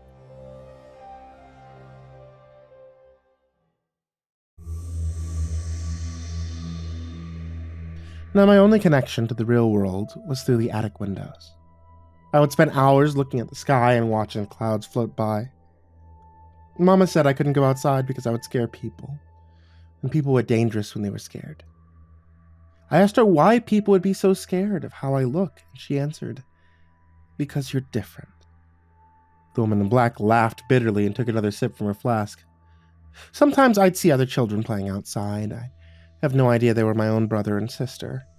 Mom had never told me about them, or father, or about virtually anything that happened beyond the walls of the attic. All I knew was there was other kids out there, and I wanted to meet them so badly it actually hurt. Whenever I saw them down there, I'd beg to go outside until I was in tears, but the answer was always no. They said the other kids would cry and run away from me. Couldn't understand why they would do that, when all I wanted was to run and laugh with them in the sunshine. I cried over it many times. I could have filled an ocean. It was hard on Mama to see me get so worked up. But what was she going to tell me? I was too young to grasp the situation. All she could say was that I was too different to play with the other children. Someone would probably get hurt. And she was right. Henry watched intently as Delilah fished something out of a hidden pocket, his hand ready at the grip of his revolver. It was a folding fan that was embossed with the same serpentine shape that was tattooed on the back of Diego's hand. She waved some tepid air under her veil and exclaimed, "Goodness, certainly a lot warmer up here than I'd expected this time of year. It's plenty hot down my way, but don't get me wrong, but it's a dry sort of heat, more like a blast furnace. Less like a vegetable steamer, if you know what I mean.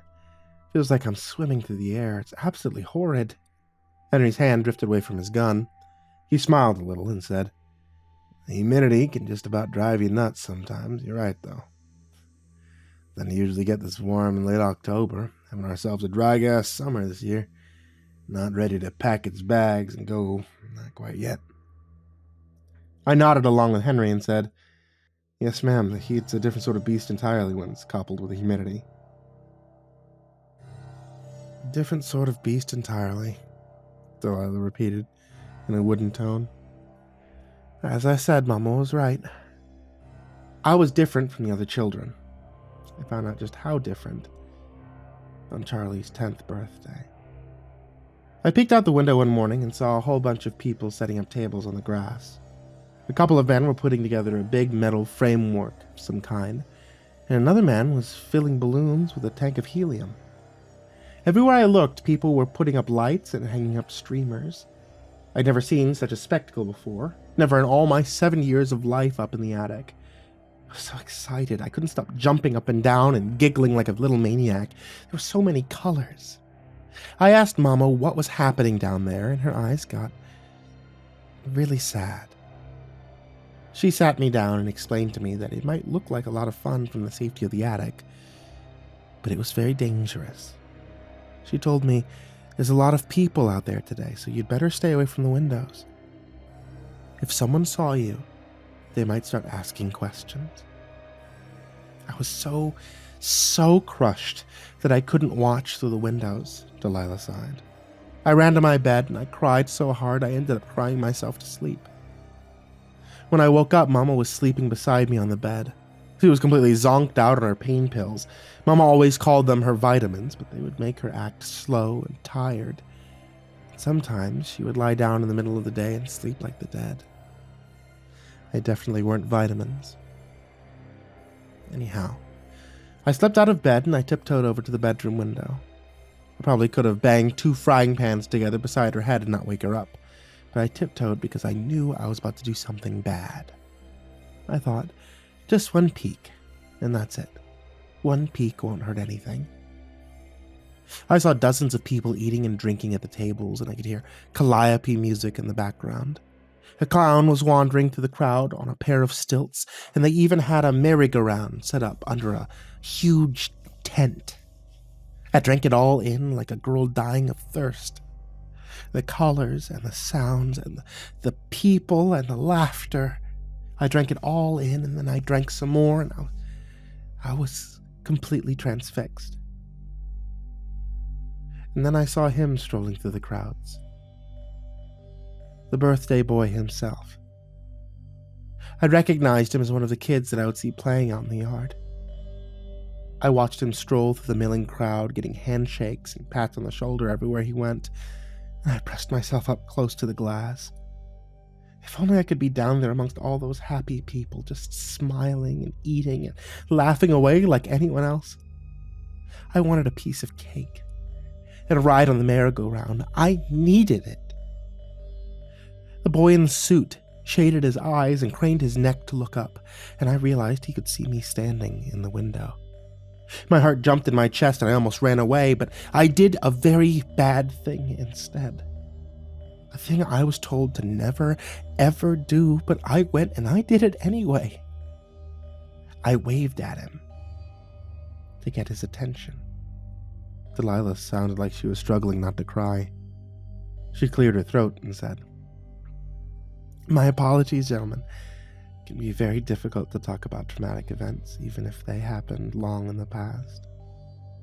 Those old scars can still tear open, can't they?" Yes, they certainly can. Anyway, Charlie saw me waving at him, and he looked around at all the grown-ups standing nearby, but he didn't tell anyone. Instead, he headed for the front entrance. As soon as I realized he was coming up to the attic, I felt the most awful wave of panic wash over me. I hid behind a bunch of wooden crates on the far side of the attic. What if he was scared of me and ran away, just like Mama always said he would? What if he just plain didn't like me? The very thought made me want to shrivel up and disappear. I wouldn't be able to bear it. Of course, I knew I should just keep my mouth shut and hide until he was gone, but I was lonely and little and so sad all the time. I just wanted to go outside and run with him in the sunshine. That's all I wanted in the whole wide world. So I gathered up my courage, took a deep breath, and I called out to him. "Hi. Happy birthday." Poor Charlie just about jumped out of his skin.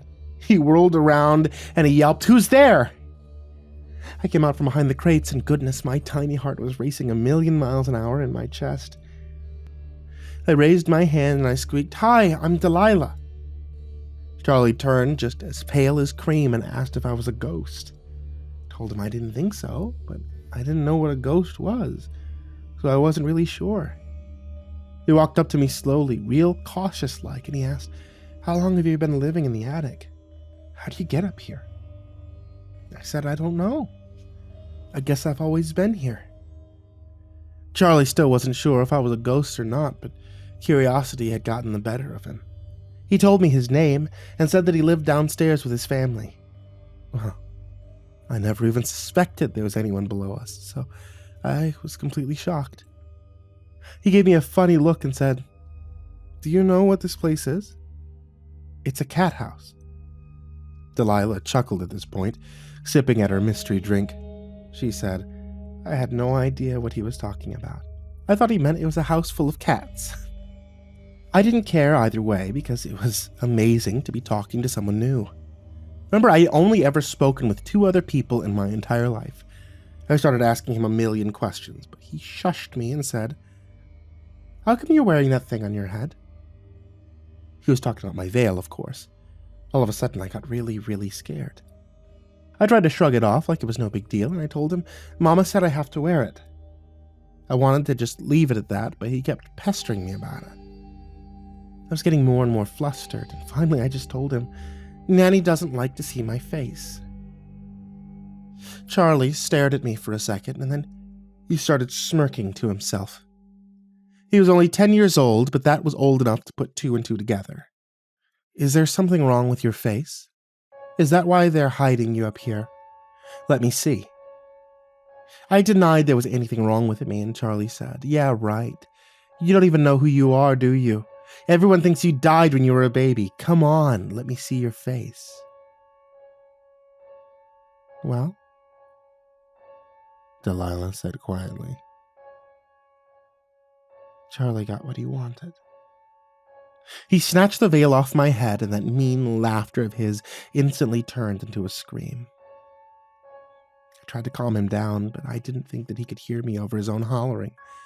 He grabbed an old wooden cane out of an open crate and whacked me over the head with it. My word, it hurt like the dickens. I started screaming right along with him. He kept whacking me with that cane and yelling all kinds of awful things. I was calling for Mama to come save me, but those painkillers had her floating around in the clouds somewhere. She didn't hear a thing. Charlie cornered me and laid into me with that cane. At this point, it wasn't fear reaction anymore, it was loathing. He saw something that offended him on a primal level, and he wanted to destroy it. I was curled up in a ball, blubbering at him to stop, and then something came over me. Delilah trailed off as if she were uncertain if it were wise to continue. Harry said in a gentle tone, "There are certain places where it feels natural to unload your secrets. Bar rooms, confession booths, bedrooms. Heck, people do it on the internet all the time. This farm is one of those places. A lot of secrets have been told right here where we're sitting. More than you'd believe.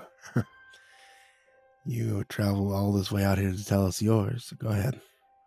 Unburden yourself. Your secrets will stay right here with us and the rest of them." Delilah shifted uncomfortably in her chair and said, "Well, something came over me. I saw red, and just like that, I wasn't scared or hurt anymore. I was white-hot, blazing furious. I dodged another swing from that cane and slammed into him like a rocket. We fell onto the floor, and I bit him. I coiled up, and I struck just like a..." Delilah let the last word die on her tongue. I could feel that wicked grin radiating beneath her veil again. I had the distinct feeling this particular memory wasn't actually difficult for her at all. She enjoyed it, I thought. Her poisonous smile, and it made me feel profoundly uncomfortable. She took another sip from her flask and said, Charlie's whole body went stiff as a board. His cheeks started turning black. It spread across his face, and he started swelling up like one of those party balloons. I realized what I had just done, and I just about fell apart. I ran into the bedroom, and I started screaming directly into Mama's face to wake her up. I jumped up and down on the bed until she finally rolled over and slurred, "Where's your veil, honey? Why aren't you wearing your veil?" I was too hysterical to make any sense. So I just grabbed her hand and pulled until she followed me. When she saw Charlie's body, she made this horrible sound and yanked her hand away from mine. Charlie was swollen up so bad, all of his shirt buttons were popped off. His skin was purple and black all over. He looked like a rotten old melon. I couldn't hardly even recognize him as a human being anymore. Mama crumpled down beside him and yelled, "What did you do? What did you do to your brother?" It hit me then. It all hit me like a clap of thunder, and suddenly I understood. I truly was a monster. And there could never be a place for me in this world. It would always come down to destroy or be destroyed. Always. Mama looked up at me and shrieked, "I told you this would happen, didn't I?" She grabbed me by the front of my dress and shook me like a rag doll. She cursed me until she was gasping for breath, and then she started to cry. I sat down on the floor beside her and we cried together for a while, me and Mama. The only person who had ever truly loved me. Henry wiped a film of sweat off of his forehead with the sleeve of his work shirt and murmured, "God Almighty. What an awful tragedy. I can't even imagine." Delilah squeezed her hands together in her lap and snorted. "Told you already, big brother. God wasn't there. To be quite frank, I don't think God was anywhere. If he was, why would he allow such a thing to happen?" Delilah paused and waited for a response. Henry shook his head and muttered, "I don't really have an answer for that. It's a damn good question, isn't it?" In a distant, musing tone, Delilah asked, "No one's heard from him in a long time, have they? A lot of folks are searching for something new to fill that void in their hearts. Isn't that right, Diego?" Diego snapped to attention and vigorously shook his head in agreement. He sat up straight and chanted, "I follow the word of the madam. I am her will made flesh." I felt an odd chill run up my spine at the evangelical lilt in his voice. Henry raised his eyebrows and said, "I see. Well, long as you're happy, I suppose. What do you say, kid? You happy?" Delilah pointedly cleared her throat, and Diego quickly slumped back into his chair and looked down at his lap to avoid eye contact with Uncle Henry and nervously fidgeted at his pants. He was already on his madam's shit list today. He didn't want to risk incurring any more of her wrath. She said, "I think your nephew is right, Henry. You do have a bad habit of derailing the conversation. Anyhow, as I was saying, his unfortunate accident was very bad news for poor little me. Mama had to get me out of there before Father found out. She rang the bell to summon the nanny and started tossing all my dirty clothes out of the laundry hamper. She said, 'We have to get you out of here right now, baby. He's going to kill you.' I asked, 'Who? Who will kill me?' And she answered, 'Your father. He'll kill you and he'll kill me too. Get in the hamper.' When the nanny saw Charlie, she staggered back and almost fainted. Mama caught her before she fell and eased her onto the floor. Nanny crossed herself and said, 'Oh my dear God, they're looking for him right now. Your husband will murder her on the spot.' Mama snapped back, 'Not if he doesn't catch her.' She made me curl up in the bottom of the hamper and packed a bunch of dirty laundry on top of me. They dragged me onto the dumbwaiter that brought up food from the kitchen and clothes from the laundry room. Mama told me, 'We're going to lower you all the way down to the basement, darling. Just wait there in the hamper and don't make a sound, okay? I'll be down as soon as I can.' I was so afraid," Delilah murmured softly. "I couldn't imagine what might happen to me next." As Mama started lowering the platform, I heard Nanny say, "Have you lost your mind, woman? Where's she gonna go? No one will ever take her in." "She was wrong, though," Delilah purred, and the flask disappeared beneath her veil for another sip. "That shriveled-up old prune, she was dead wrong about that one. Now, Henry, this is a bit off topic, but I understand you recently sold your farm. Is that so?" Henry pursed his lips and grudgingly said, "Yeah, I did. Sold it for a fair price to a couple from the city. They're looking to escape the rat race or something, I don't know. My neighbor over on the next concession, Jonathan, is going to work the land for a share of the profit. If there is any profit. Sometimes the margins can be awful slim."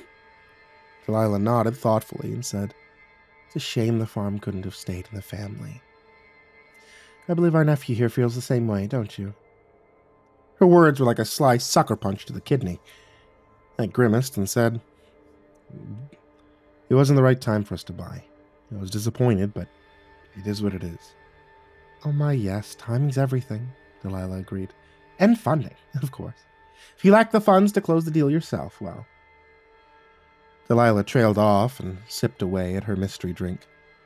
I felt my face flush red and I gritted my teeth. Delilah was undoubtedly a tragic figure, but she was also an antagonistic asshole of a human being. She used her words like a whip, splitting skin so she could lap up the misery that trickled from the wounds. Well, I suppose I should amend that statement. She was a being of some kind, but I'm not sure if human is the right term for someone who is afflicted with the Medusa disorder.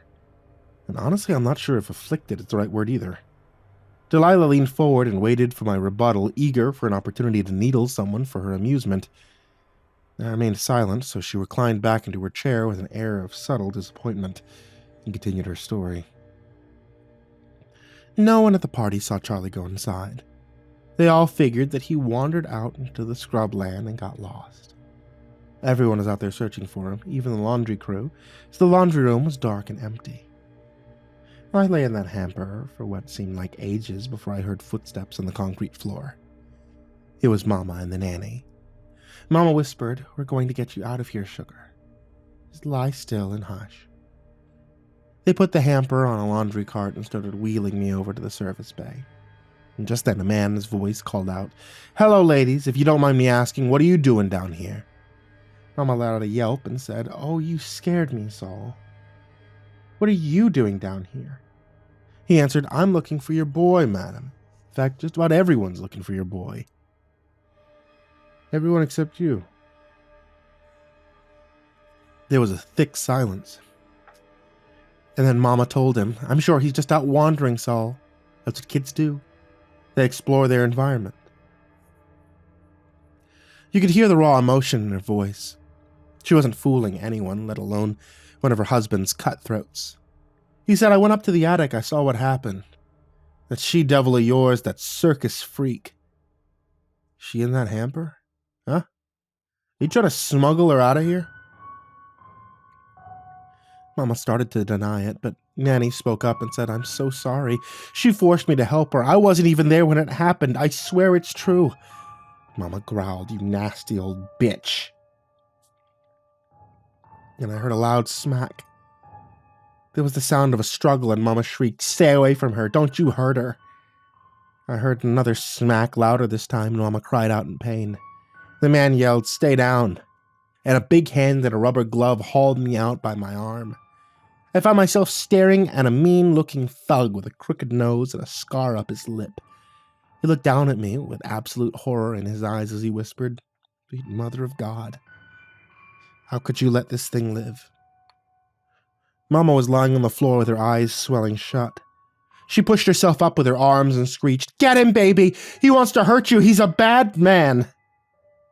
Oh, Delilah crooned, and her hands clenched tightly around the flask.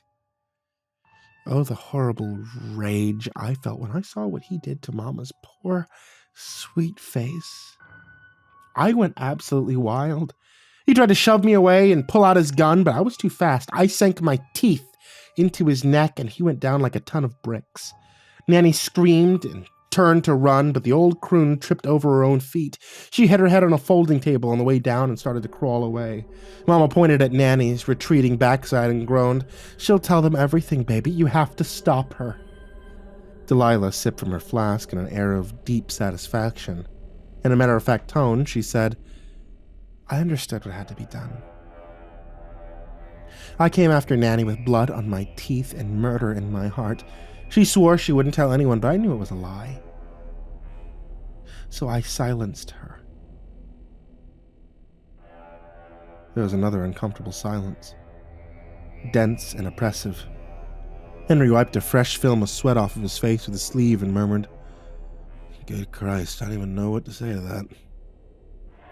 He grabbed a fresh can out of the cooler and rolled it against his forehead. Tastes awful, he said, but it's cold and wet. So I'm guessing your mother intended to smuggle you out of there in a laundry truck. It's exactly what she was planning to do, Delilah confirmed. Unlike other women in that era, Mama knew how to drive. She was so bored and isolated as a teenager, she actually paid one of her father's delivery drivers to teach her how. So she put on a pair of sunglasses and a man's work jacket, tucked her hair under a hat, and I'll be damned if she didn't drive us right through the front gate without anyone even batting an eye. We were down the road and long gone before anyone even knew she was gone. Mama was hoping to take me out to her family's horse ranch in New Mexico, but the truck had other plans. We broke down on the side of the road just after sunset. We were way out in the middle of the desert, and there wasn't a single soul for miles. Mama sat behind the wheel for a while with her head in her hands, and then she said, we're going to start walking, baby. We'll just pray the wrong person doesn't find us.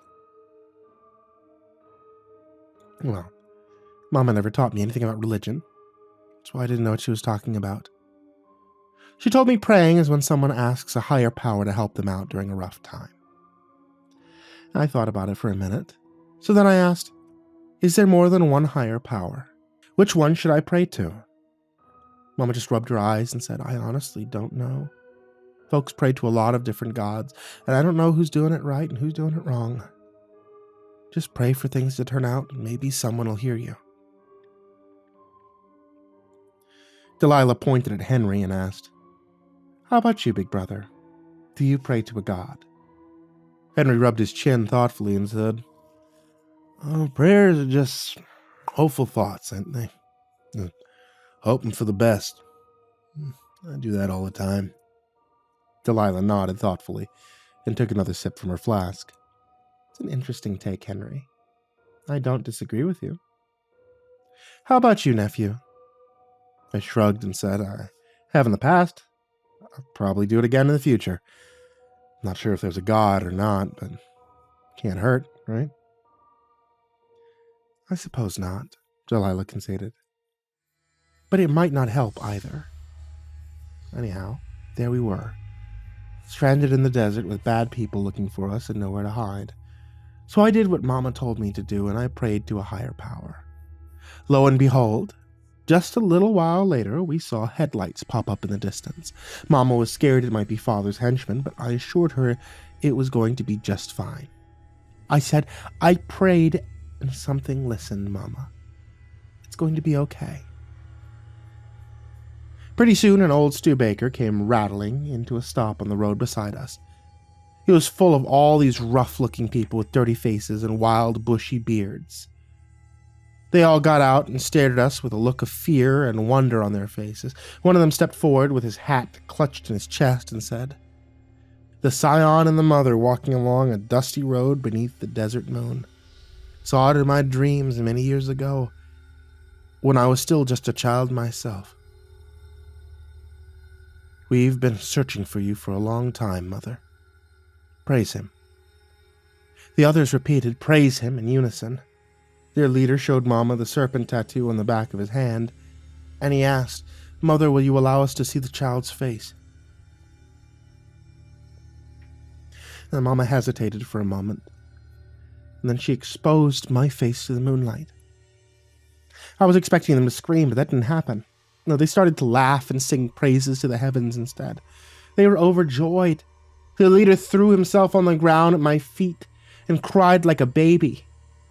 They weren't afraid of me. They worshipped me. They loved me with all of their heart and soul. They still do. Isn't that right, Diego? More than my own life, Diego breathed. His right cheek was twitching beneath the lens of his sunglasses, and his lips were drawn together in a tight, bloodless line. He looked like he was either going to start bawling or lash out in a violent frenzy, maybe both at the same time. Henry's hand promptly dropped onto the gun in his lap and stayed there. Delilah patted her servant's knee and asked, "Would you kill for me, Diego?" He automatically responded, "Anyone, anywhere, anytime." "Of course you would," Delilah chuckled. "Would you die for me, though? Tell the truth." Diego promptly intoned in a strange, mechanical voice, "It'd be the highest honor to die in the service of the madam." It seemed like he wasn't answering the question so much as he was reciting a line of scripture, often repeating and long committed to memory. I glanced over at Henry, and by the stunned expression on his face, I knew we'd come to the same conclusion at the same time. His long-lost half-sister appeared to be the leader of a bona fide death cult. Delilah slurped back the remains of whatever was in her flask and handed it over to Diego. She purred, "Go put this back for me, sugar, and then wait in the car. Get that air conditioning going, you hear? I'll be leaving soon." Diego stood up, cast one last menacing scowl at Henry and myself, and stalked back to the Mercedes with his hands clenched into fists. When he was out of earshot, she said, "They took us back to their compound in the desert. We settled in and began our new lives as the scion and the mother. Of course, Mama didn't believe a single word of their holy rolling nonsense, but she understood that we had no choice but to play along. And after that, it felt natural. It felt right." Now, obviously, I don't believe I'm some sort of antichrist figure. Honestly, I'm just doing what I have to do in order to get by in this world. But it's awfully strange, isn't it? The effects of my condition match with their delusions almost perfectly. That young man's childhood premonition saved us that night. It brought us together. Like two lost pieces of a puzzle. When you throw that little prayer of mine into the mix, well, it's awfully strange. Yeah, that is pretty strange, Henry mused. Coincidences happen, sure, that's a pretty big coincidence. It's food for thought, Delilah murmured. When Mama passed away, I took on the name Madame Delilah, to honor her memory. They just call me the Madam most of the time, and that's fine by me. I like my given name well enough, but the Madam just sounds so elegant, doesn't it? If you don't mind me asking, how many people do you have in your Congregation, Henry asked carefully. He had almost said cult, but he caught himself at the last instant. Well, when we first arrived at the compound, there was only 20 people in total, and that was including Mama and myself, but it wasn't long before new believers started trickling in. 1, 2, 5, 10, more and more all the time. Today we're 10,000 strong, and we have congregations all over the country. Our flock is always growing. 10,000 will become 20,000, then 40,000. I reckon it won't be long before we step into the light and make ourselves known, but that time hasn't come just yet. It will come, though, gentlemen. It most certainly will. Henry took a long swallow from his beer and darkly muttered, I'm kind of wishing this is the real thing right about now.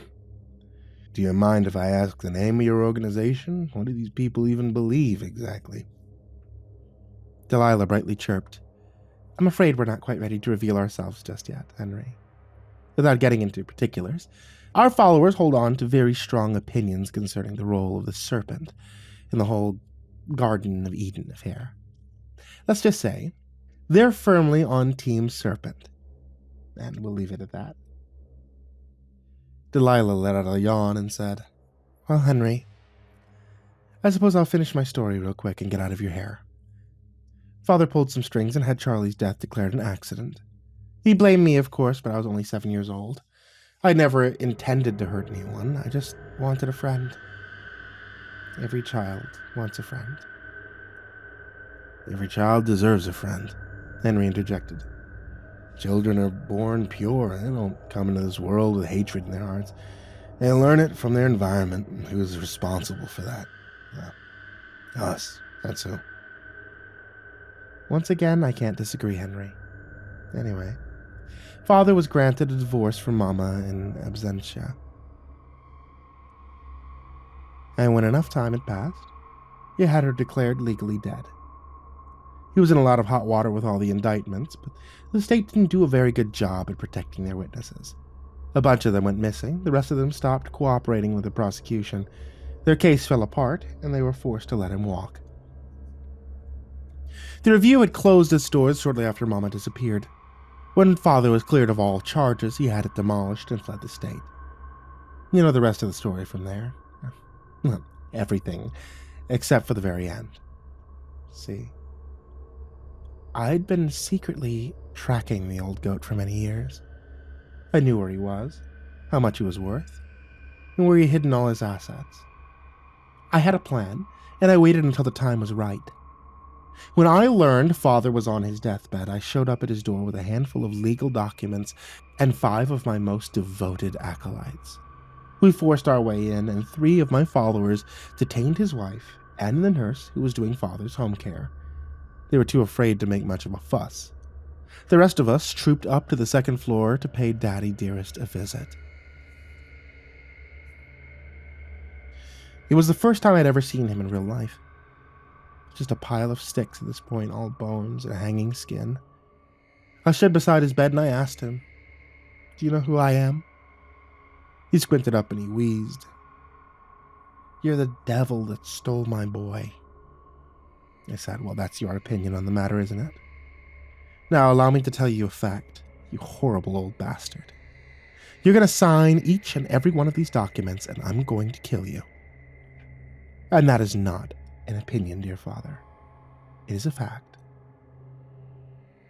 Delilah tittered fondly at this memory, then added, He signed them, of course. Our patriarch wasn't a hero, not even on his deathbed. When he was done, I told the others to wait for me downstairs, and after they were gone, I leaned over him and said, You haven't seen my face since the night of my birth. I think it's time to take one last look at me, Father. Look at what you've created. I lifted my veil, and he died of heart failure on the spot. I didn't even need to touch him. It's almost kind of a letdown, to be honest. He just let out a gasp, and that was that. He was gone. Delilah gracefully flowed out her chair with a low groan. executing a big stretch skyward with unnervingly long arms. She looked down at us and said, "It was amazing how quickly his widow stopped caring about his death after I told her about his hidden wealth. I took Father's nurse aside and explained that she had two options. She could either receive $10,000 for her sworn discretion on the matter, or she could go for a car ride. She wisely chose the money. And with that, gentlemen," Delilah said briskly, "my tale has concluded. The time has come for me to take my leave. I apologize for the intrusion, but I simply had to know if there was any other members of the family who suffered from my condition. I'm relieved to hear that I'm the only one." "You would have had them killed," Henry said flatly. "Isn't that right? You're the messiah figure in a cult full of cutthroats and nut jobs. These cults. Big money, aren't they?" "Sure they are. You can't risk having another messiah pop up out of the blue. Not now. Too much at stake. You have your sister killed too? Didn't want a living heir to come after you for a share of that estate. Bet you got rid of her a long time ago, didn't you?" Delilah stared at him for a moment. Then she threw her head back and barked some cynical laughter at the treetops high above. She said, "You are a cagey one, Henry. I'll certainly give you that.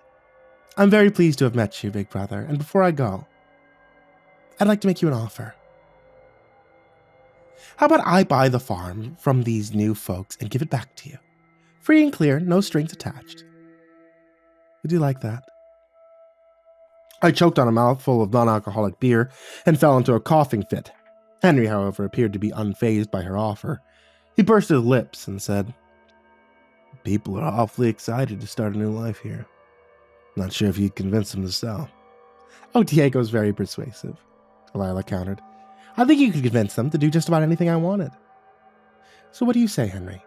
I promise to make it worth their while, and then it'll be yours again. You won't owe me a thing." Henry shook his head and said, "No, thank you, ma'am. I don't want that. Your money is tainted, and frankly, so are you. I feel sorry for you, but I don't like you. I don't want your charity. I just want you to leave." Delilah flapped her hand at him, a dismissive gesture, and she snapped, "Very well then, Henry.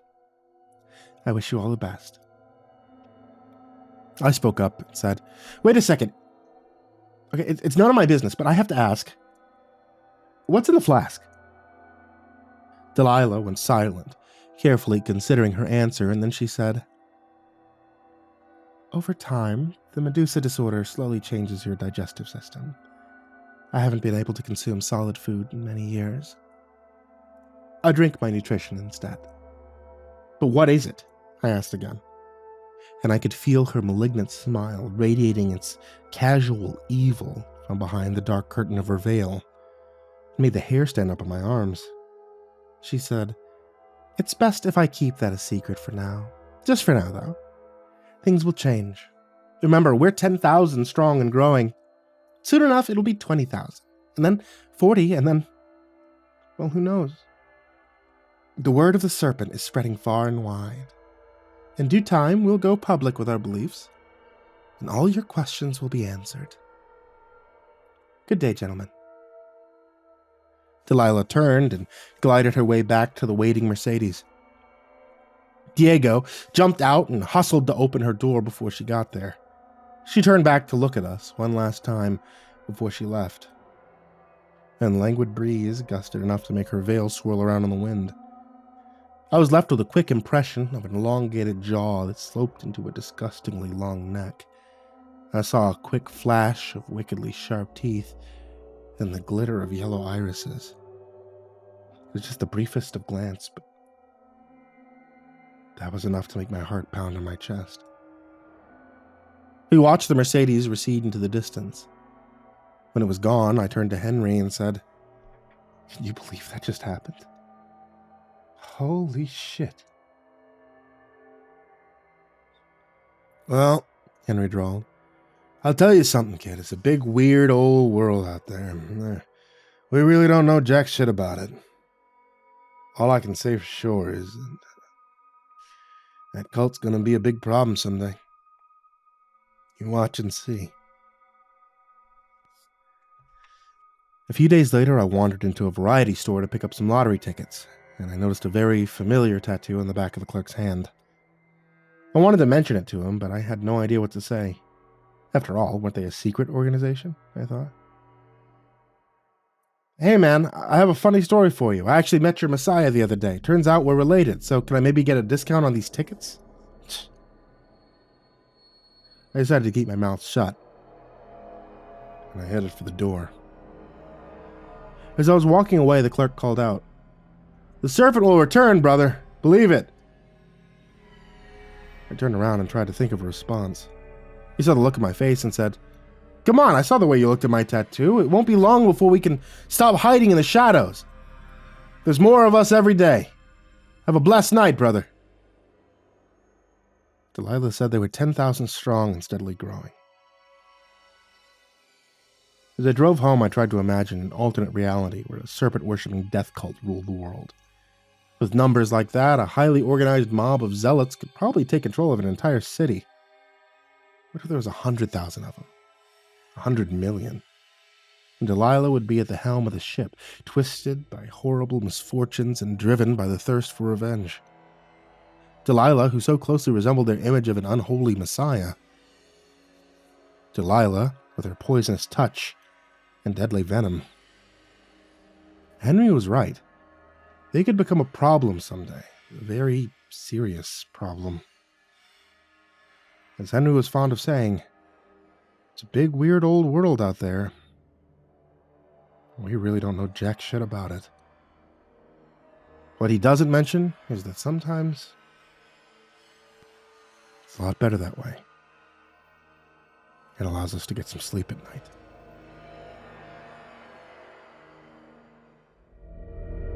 Winter melts away into spring. Spring ignites into summer. Summer smolders into autumn.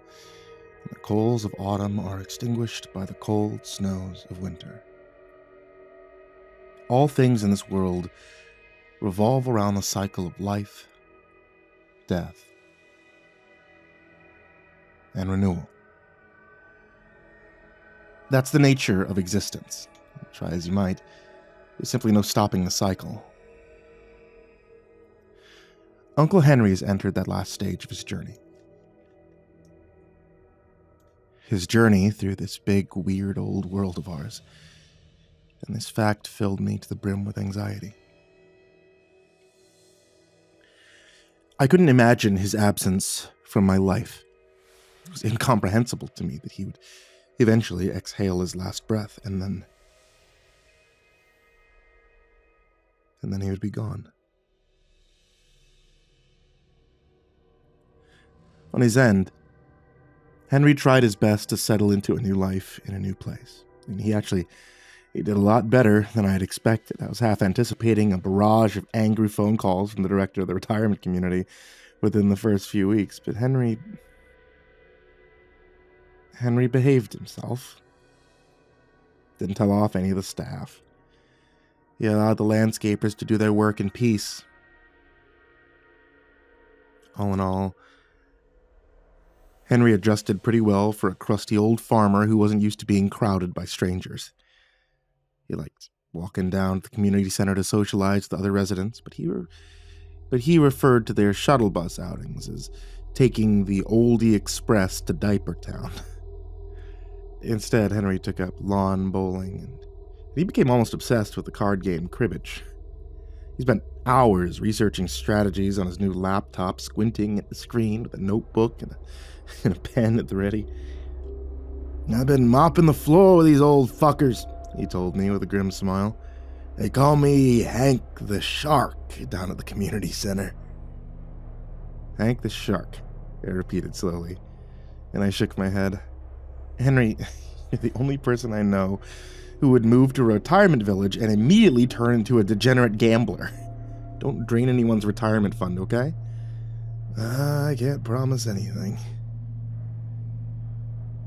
Henry grumbled sourly. "Nothing else to do around here except play cards and make myself some enemies. And I can't drink anymore. They won't even let me smoke inside. A bunch of horse shit." Who the hell cares if I'm smoking in my own frickin' house? I live alone, for Christ's sake. It wasn't the first time I'd heard that particular grievance. I patted his head and I sighed. Can't smoke indoors because you're an old fart with a memory like a housefly. You'd fall asleep mid-puff and burn the entire complex down. Well, fuck you too, he retorted sourly. Everything's changing, isn't it? I don't just mean my own predicament, I mean everything. Hardly none of it's for the better. Things just aren't the same anymore. Everyone's got their face glued to their smartphone. They're watching those stupid little videos and reading jackass opinions. I see you doing it all the time, kiddo. So don't try to deny it. People donate all their money to loudmouth dickheads so they can sit in their asses and stir the pot all day. Meanwhile, working folk can't afford to live anymore. I'll tell you something, when the ordinary people who keep this whole shit show running can't afford to live, it's a pretty good indication the whole thing's fucked beyond repair. I say we throw it all out and start over. This ain't gonna end well. I gravely shook my head and murmured, "No, it won't. Things are getting ugly out there. It's all horse shit," Henry mumbled. "You're telling me these billion-dollar corporations, they can just piss down our backs, their chemical spill, their toxic pollution. Can't light a cigarette inside my own home? Good Christ, what a farce. In the world I used to know, kiddo, not even close." "No," I countered. "Maybe not. I'm glad you're still here with the rest of us, and you should be glad too." I tell you to fuck off already," Henry grunted. I laughed until there were tears in my eyes. Henry didn't laugh along with me, however. He wasn't joking. This isn't the world that he was used to. And he didn't much care for what was coming to replace it. His time was already becoming an echo of a faded memory. Shortly after Henry had moved into the retirement village, I started the process of querying literary agents to represent a collection of tales from Henry's farm. By the time December rolled around, I had only heard back from 2 of them, and both had declined to represent the book. Rejection's the norm in this business, unfortunately, but I was still pretty disheartened. They were good stories. They deserved an audience. I started doubting my skills as a writer. Was it my own fault? Did I fuck it all up somehow? Michelle tried to console and encourage me the best she could, but she didn't really understand my drive to get this work published as soon as possible. I wanted other people to read it, sure. Hopefully lots and lots of people, but I wanted Henry to read it even more. I wanted him to see his own words in print before it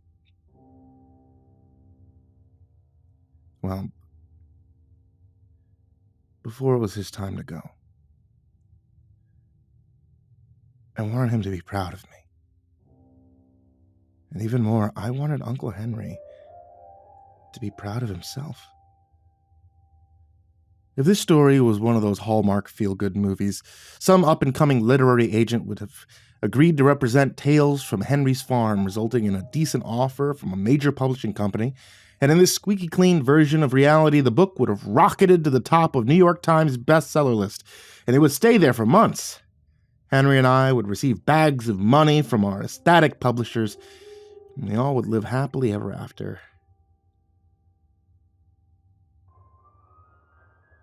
But this is real life. It's not a movie. Real life is messy, painful. Your hopes and dreams mean nothing outside your own head.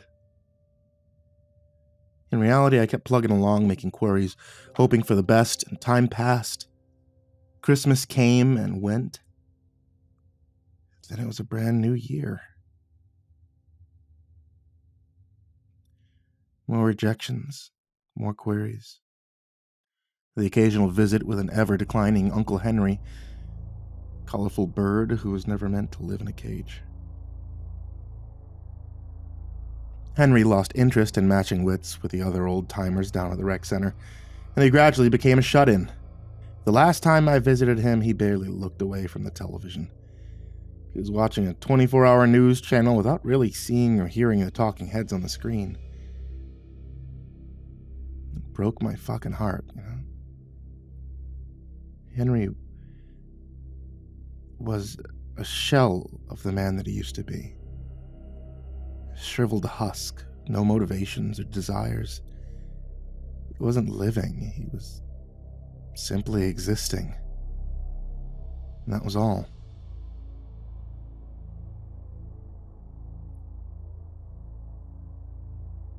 In March, I got a call from the retirement village. It was bad news. Housekeeping staff found Henry lying on the floor in front of his easy chair. He suffered a significant subarachnoid hemorrhage. In other words, Uncle Henry dropped from a massive stroke. As he crumpled to the floor, the space between his brain and his skull filled with blood, putting a dangerous amount of pressure on his brain. And gently, they informed me that Henry was in a coma. And it was unlikely that he'd ever become conscious again.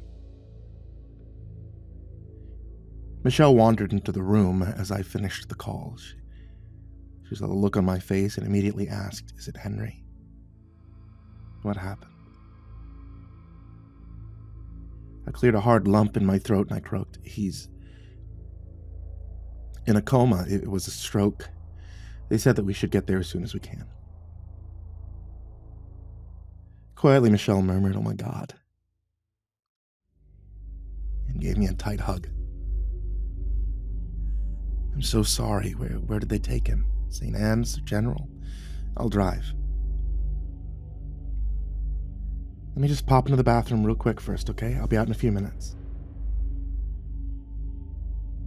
I barely even heard what she was saying. I was numb all over. She scurried into the bathroom and I sat down on the living room couch to wait. I stared blindly at the TV and I concentrated on holding it together. Obviously, I'd known that Henry wasn't going to live forever, but I assumed that we still had a few good years left before he died. This was all so abrupt. Cold.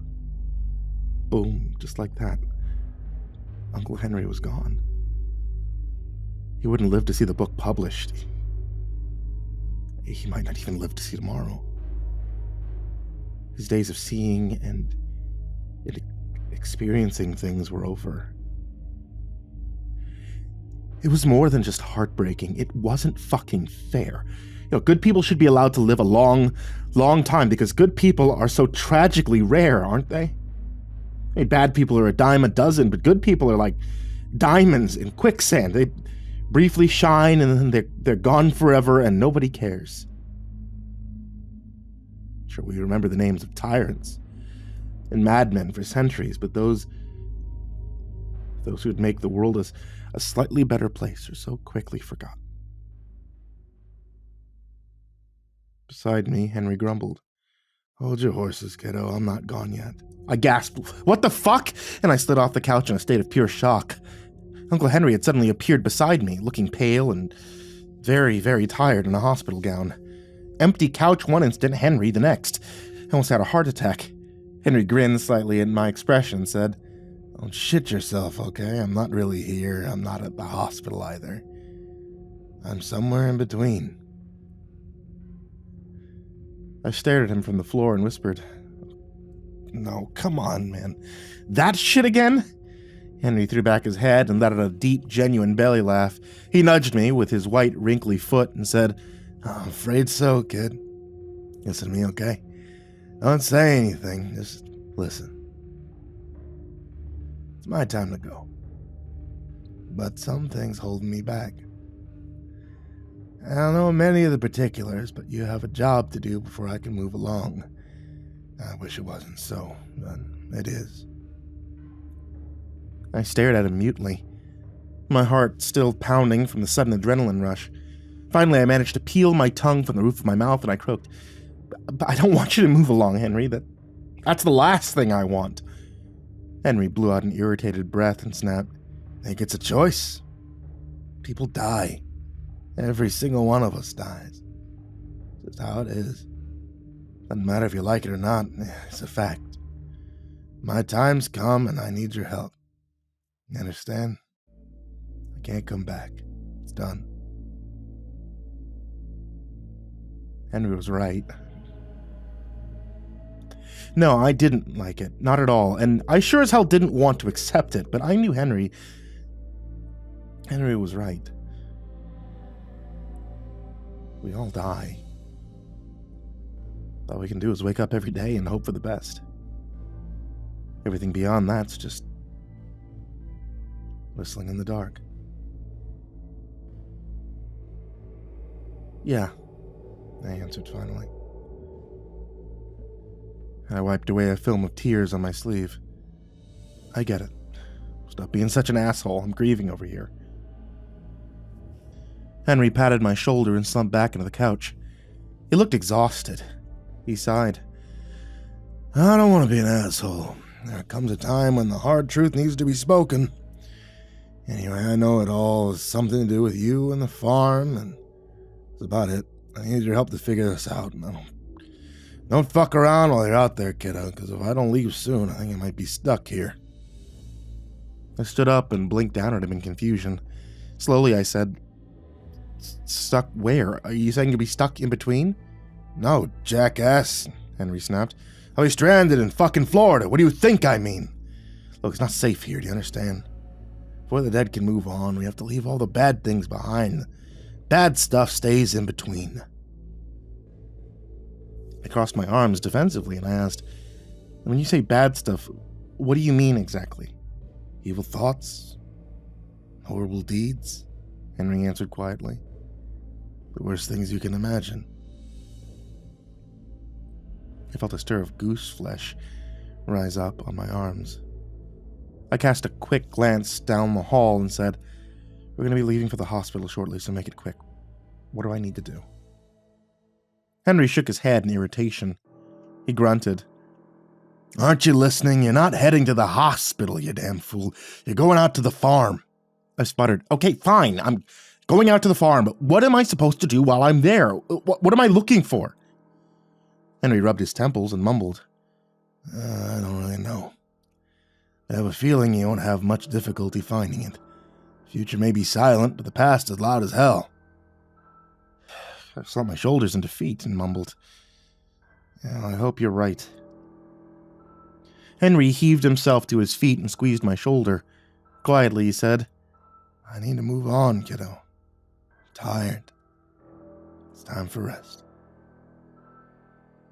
As the last word left his mouth, I abruptly found myself standing alone in my living room. Henry was gone. I took in a deep breath and lurched down the hall to knock on the bathroom door. I wasn't sure how I was going to explain why I was going to drive out to the old farm instead of the hospital. Hey, I need to talk to you about something real quick, okay? I was met with silence. I knocked again and called her name, but there was no answer. I hesitated for a second, my heart suddenly pounding very fast in my chest. I started to say her name and I opened the door and it died on my tongue. The bathroom was empty. Michelle had closed the door and disappeared.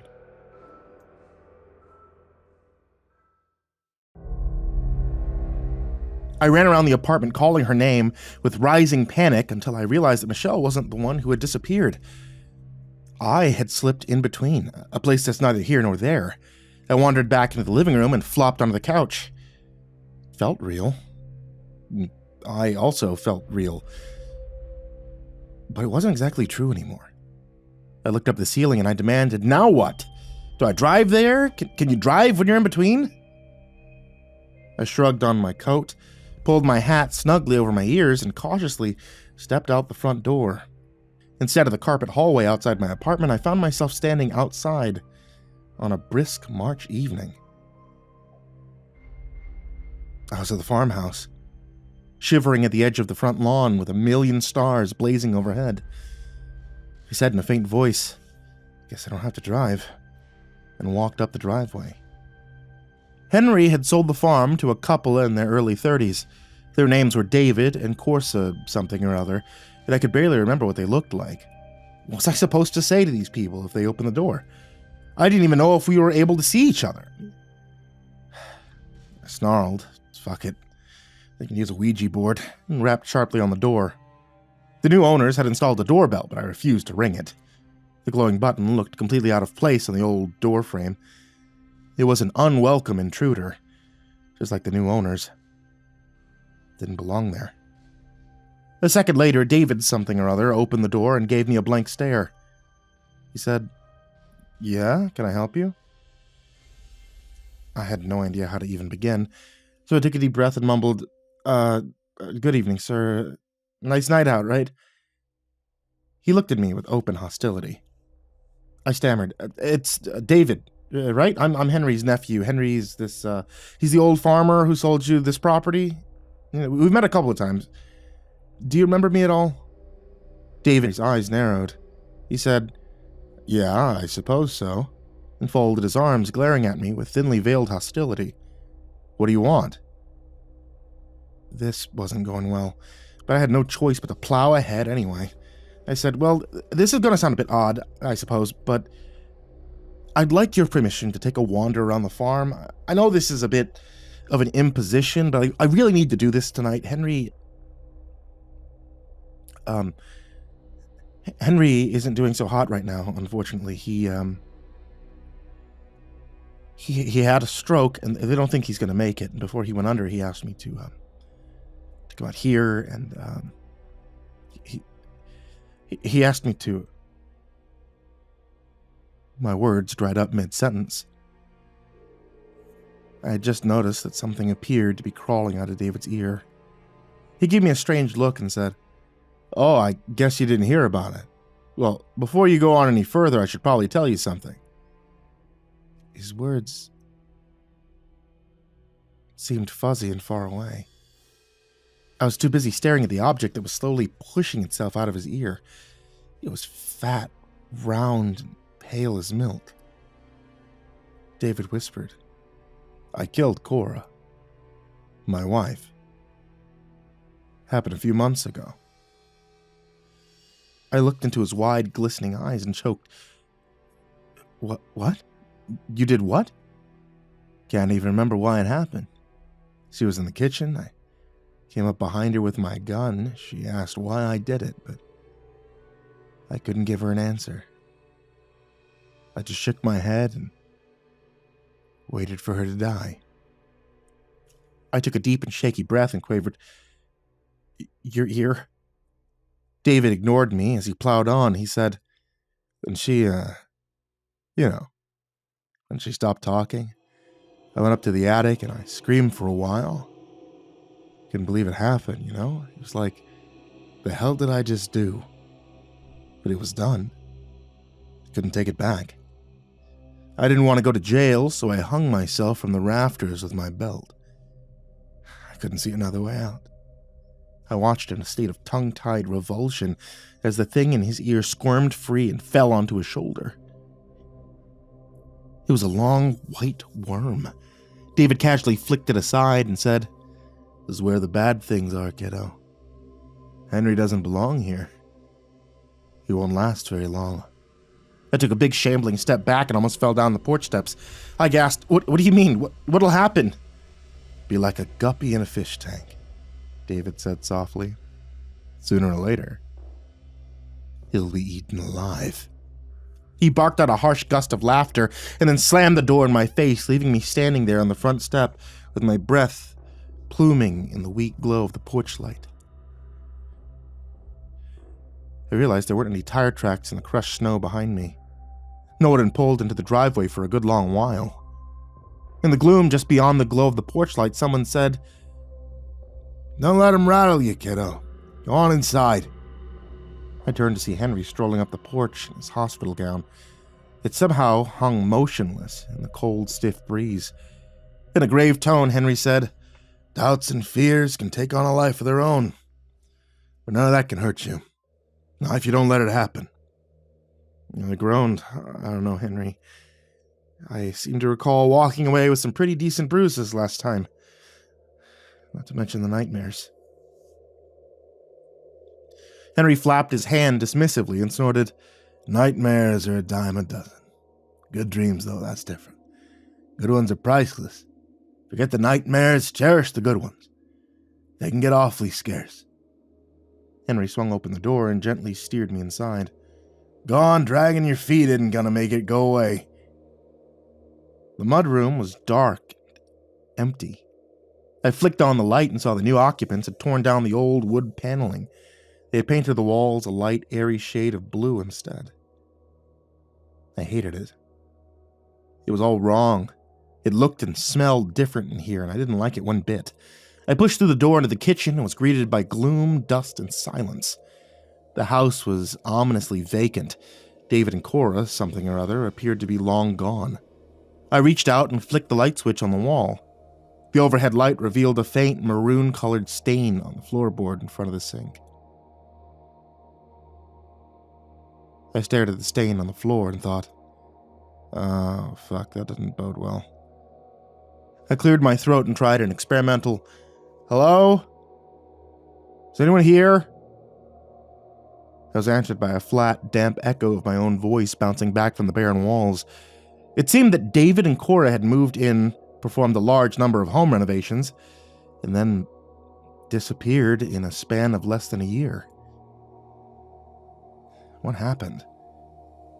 I eyed the bloodstain on the kitchen floor and muttered, "Murder. That's what happened." I wandered around the main floor and turned on all the overhead lights. At the foot of the stairs that led to the second floor, I paused and listened intently as I peered up into the darkness above.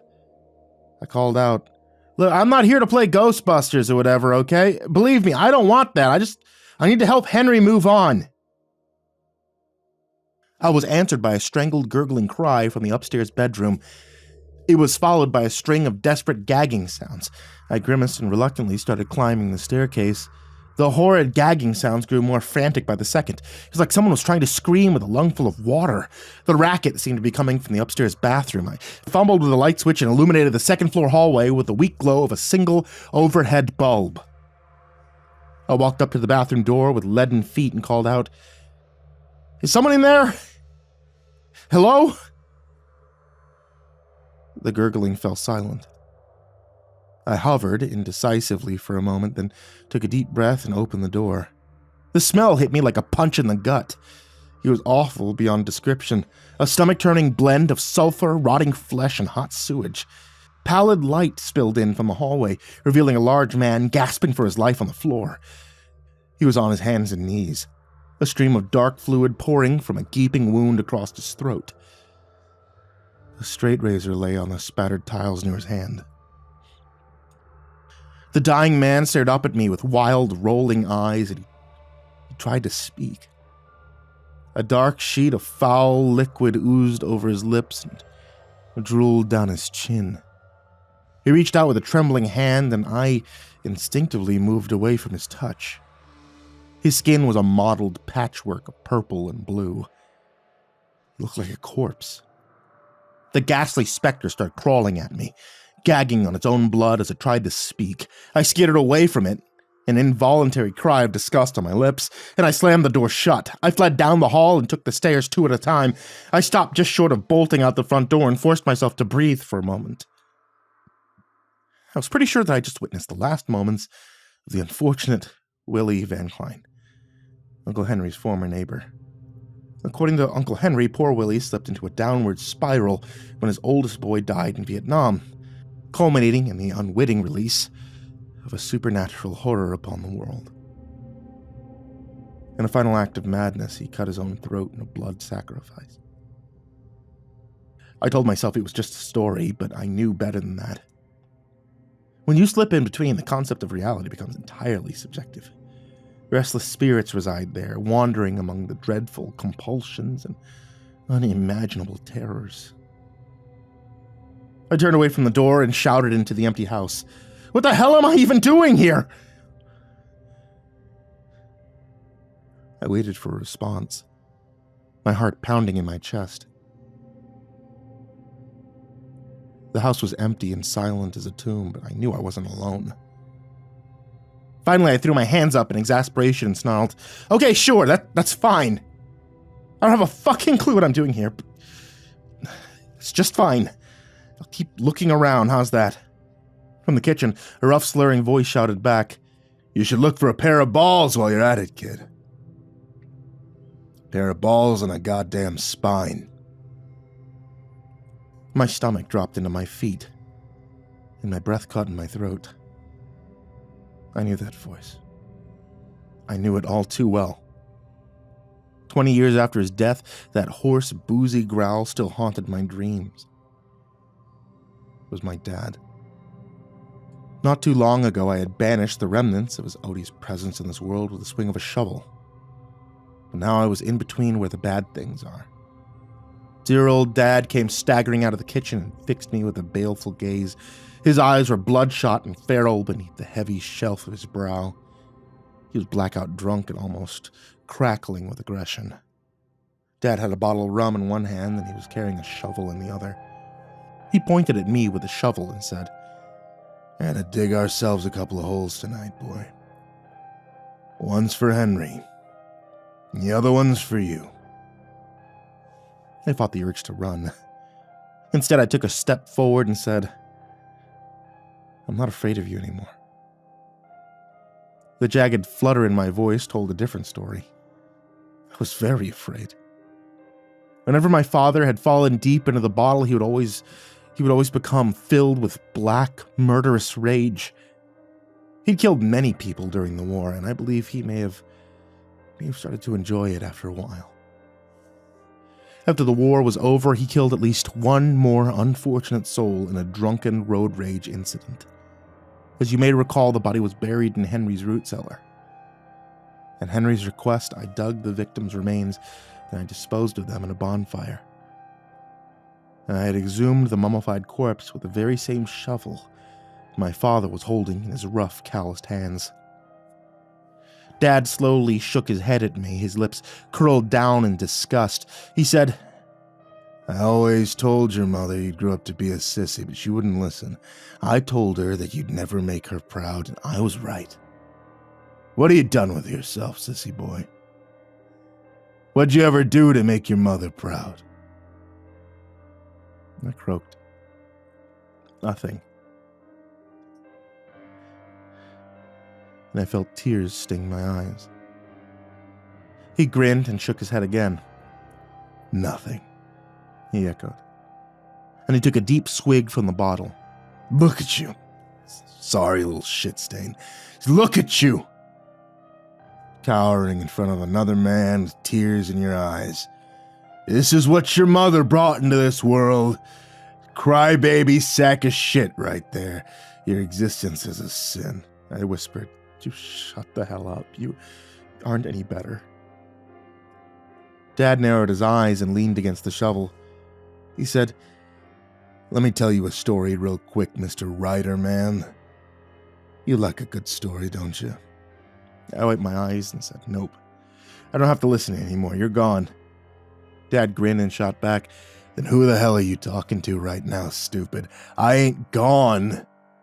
I'll always be alive in your head, boy.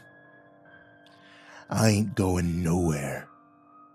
An unexpected jolt of fury shoved my fear and grief aside because the malignant son of a bitch was right. Bad memories fade, but they never disappear entirely. I can make peace with myself and move on, but I'll never be able to erase him from my past. I bellowed, "Get out of here!" and I lunged for the shovel. Dad yoinked it out of my grasp and belted me across the side of the head with the bottle. It exploded in a shower of glass, and I hit the floor with blood running down my face in a crimson curtain. I tried to sit up and was promptly shoved onto my back with a muddy work boot. Dad said, "There ain't no rules in a fight. There ain't no rules in life, neither. And there sure as shit ain't no rules in death. You should head back to the other side and forget about Henry. Can't help him move on. You can't do nothing right. Nothing at all. You ain't no fucking good." I groaned. Still better than you. But I was talking to an empty room. He was gone. I struggled to my feet and my hands clenched into fists, but there was no one to fight. I had a phantom ache in my skull where the bottle had connected, but the gash in my scalp had vanished, along with all the blood. Dad had disappeared into the background miasma of this bizarre reality, a place and time which were neither here nor there. For now, it was just me. Me, in an empty house, whatever horrors my subconscious might summon up next.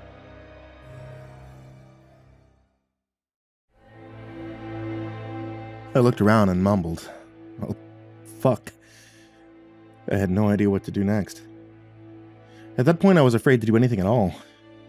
I rubbed my temples, let out a defeated sigh, and said, "Okay, here goes nothing."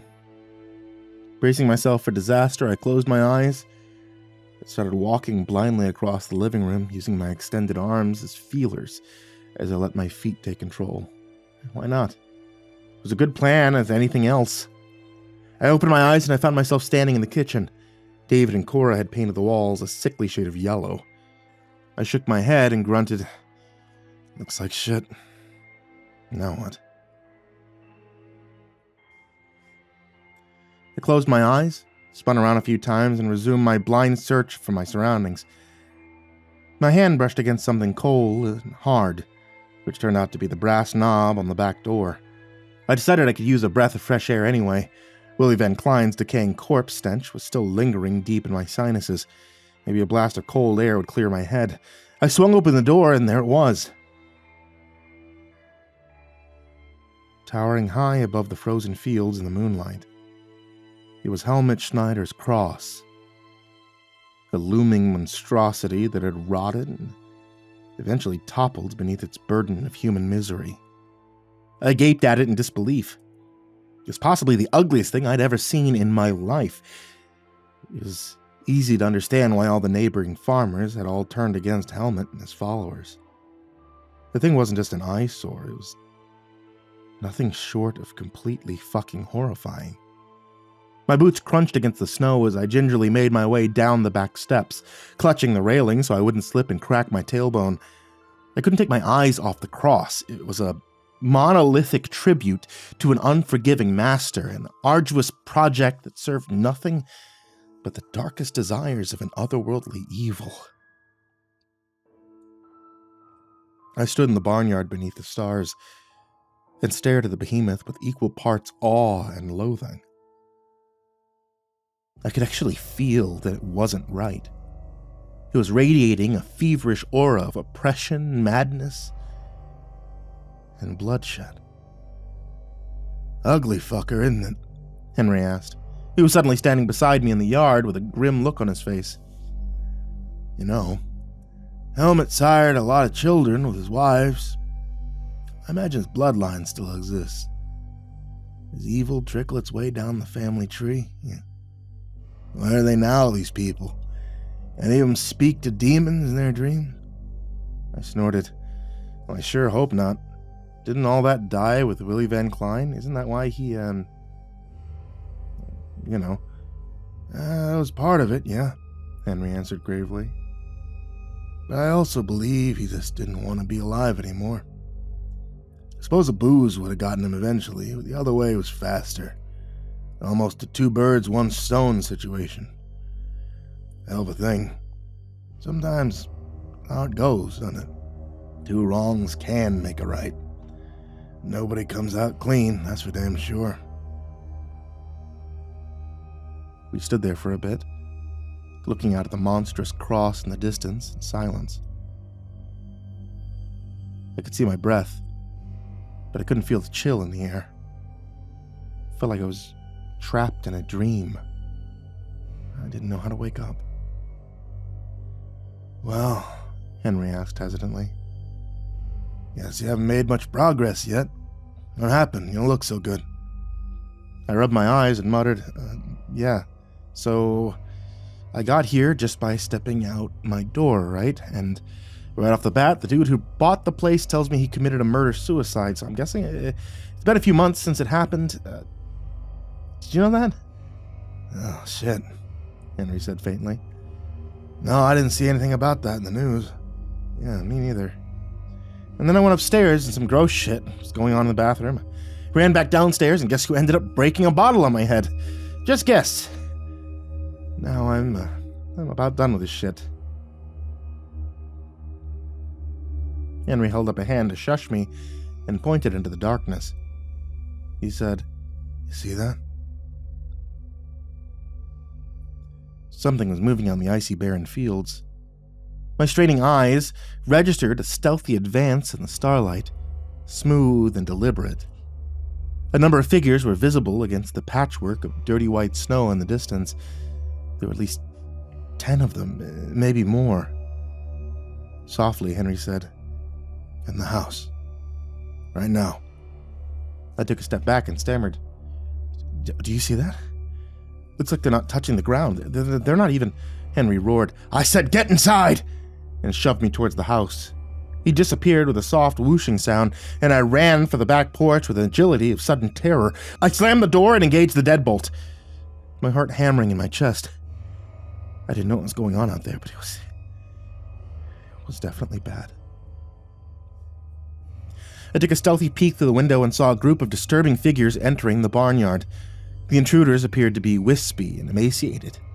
They're all dressed in tattered rags. I thought they all looked like they're dead, they looked like zombies. The group drifted apart and surrounded the house in a wide circle, their bare feet never making contact with the ground. They gazed at the farmhouse with hollowed cheeks and sunken eyeballs.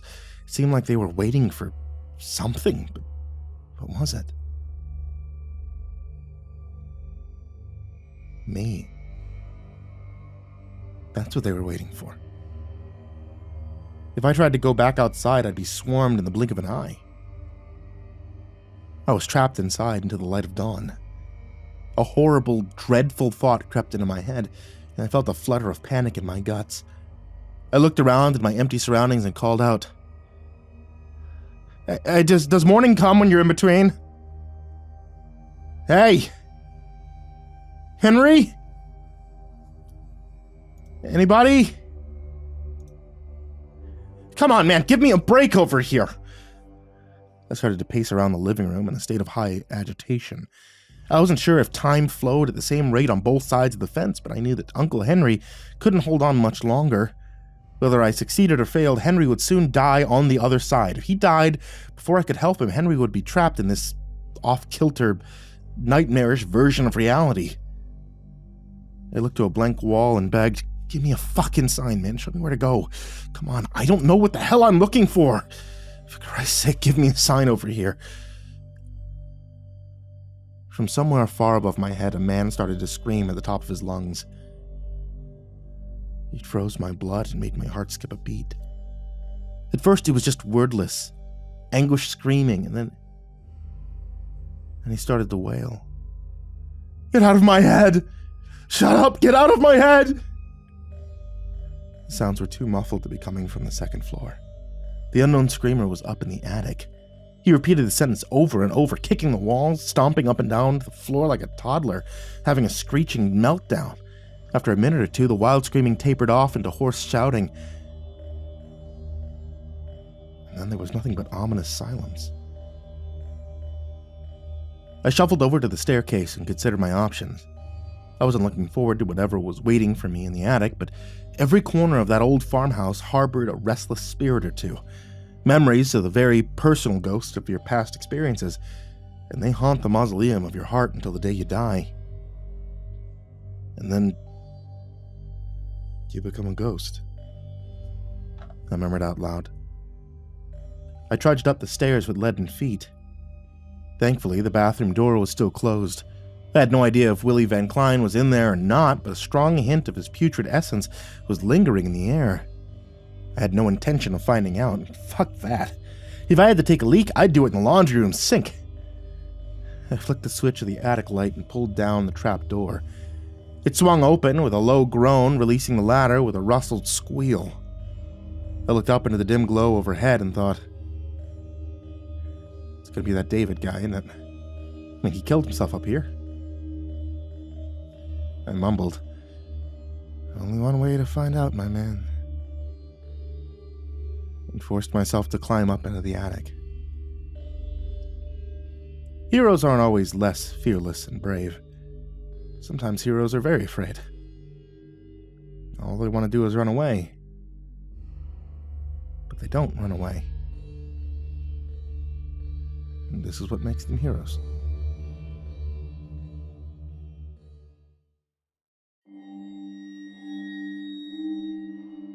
As it turned out, I was right. It was David something or other, in all of his dangling, purple-faced glory. He was hanging roughly 18 inches below one of the rafters by his neck, and his eyes were open. His lips were twisted in a malignant little smile. He said, "When the noose went tight and cut off my hair, I immediately changed my mind. But it was too late. I tried hard to save myself, but I couldn't get free." I tried to keep my expression neutral, but it wasn't working. I closed my eyes and asked, "How can I help Henry move on? What am I looking for?" David made a shooing gesture with one of his blackened hands and said, "Let's get out of here. You don't belong. You're not dead yet." "Neither is Henry," I replied patiently. We stared at each other for a while. David's grin faded, and he sighed. Why don't you look inward? That's where you'll find your answer. Oh, don't look at me like that. I'm a ghost, not a therapist. I snapped. "Can you be more specific? Because that doesn't tell me anything." The hanging corpse rolled his eyes. He sneered. "The living are as dense as brick. You already know the answer." My whole body stiffened for a jolt of anger, and my hands clenched into fists. I glared up into his bloated, purple face and barked, "No, I actually don't know the answer, which is why I'm asking you what the hell I'm supposed to..." I realized I was arguing with a dangling corpse. I stopped talking. David gave me a mocking grin and crooned, "Guess he won't be moving on then. Fail yet again." I bellowed, "Fucking what?" and punched him as hard as I could in the stomach. The leather belt creaked as he swung backwards. His smug expression didn't change, and that infuriated me even more. I tore into him with a barrage of punches, swinging as hard and as fast as I could. I hit him until my knuckles hurt and I was out of breath. When I was done, I collapsed to my knees and panted like a dog on the dusty floorboards. Still twirling and swinging around his neck, David giggled at me and said, "You feel better now, idiot. Can't hurt me. I'm not real. None of this is real. You've been talking to yourself this whole time. You haven't been listening." Once again, I abruptly found myself alone in the empty room. My hand still hurt, but the pain was a distant murmur. A ghost, if you will. I stood up, gingerly flexed my fingers, and said out loud, "Am I losing my fucking mind?" Henry stepped out of the gloomy corner of the far side of the room. He crossed his arms angrily and said, "I hate to be a nervous Nelly, but I can hear him talking about shutting off life support. You're not going to do anything just yet, but you should probably hurry the hell up and get this figured out." I stabbed the air between us with a stiff finger and snarled, "Well, they can just slow the fuck down over there because no one's making any decisions yet. Not without me." Henry sighed deeply and put a hand on my shoulder. Gently, he said, "I already arranged all that a while ago, kid. If they take me off life support and my ticker stops, it's over. I'm a DNR. Do not resuscitate." I stared at him in dismay. I sputtered, "What the fuck, Henry? You never told me about that. Why didn't you..." "Because I didn't have to," he interrupted. and I shut up. Henry squeezed my shoulder and looked me in the eye. I could see how diminished and tired he'd become. He was so dreadfully tired.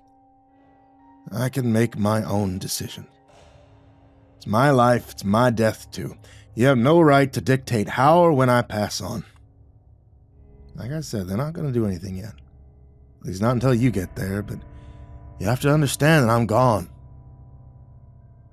No coming back from something like this.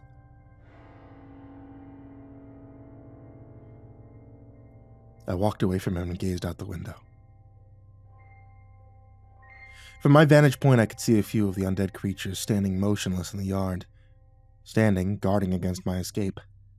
Beyond that, Helmet's Cross loomed high in the sky, rotting away in the frozen moonlight.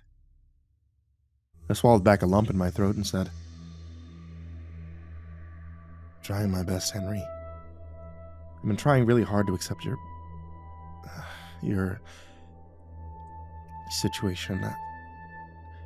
I've also been trying like hell to get your stories published before your situation gets worse, and now I'm trying to understand all this other bullshit, and I just... I'm pretty lost over here, you know what I mean? I'm fucking lost." "Oh, hell, everyone's lost," Henry chuckled. "You're definitely not alone. Listen, I'm not gonna lie to you. I can't make it any better. Wisdom isn't magic, it's just experience. All I can say for sure is the sun will rise tomorrow. And it'll rise again the next day, too. So, quit belly aching. Let's figure this out. I'm trying to die over here." I turned back to him with a look of shock, and Henry mimicked my slack-jaw stare with wicked precision. I started to laugh, and he started to laugh along with me. We laughed. We laughed until there were tears in our eyes.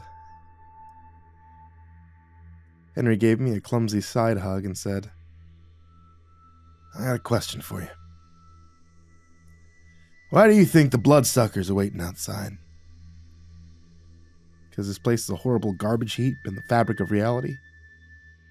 "Yeah, it sure is," he agreed. "That didn't really answer my question. What are they doing out there?" I gave him an irritated glance and said, "Isn't it obvious? They're making sure I can't leave."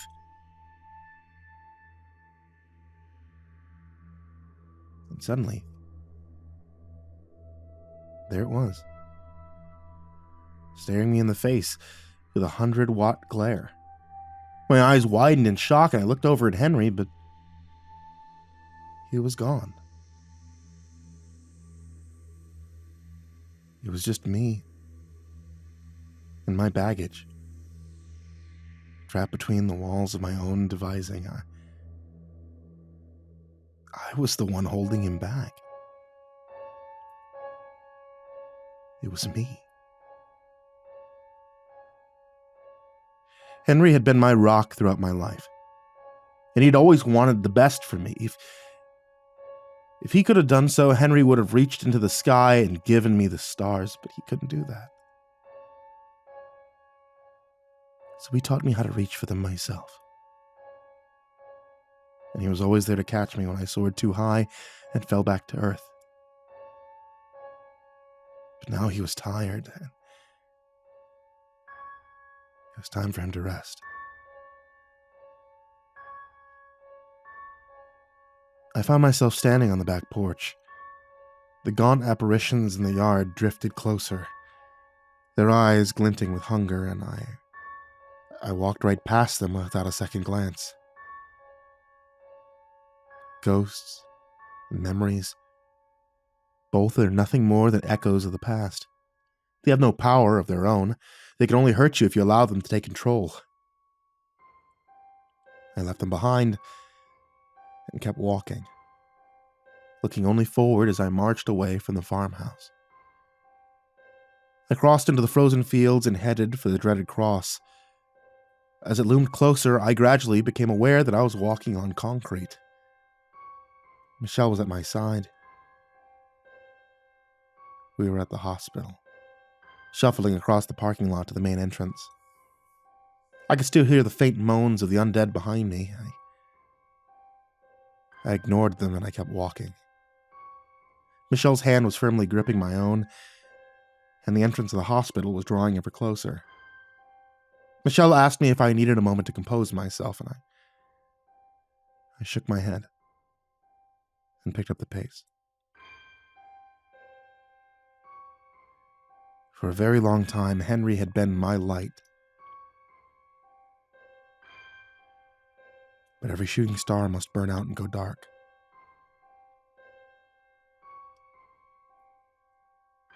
It was time to let him go.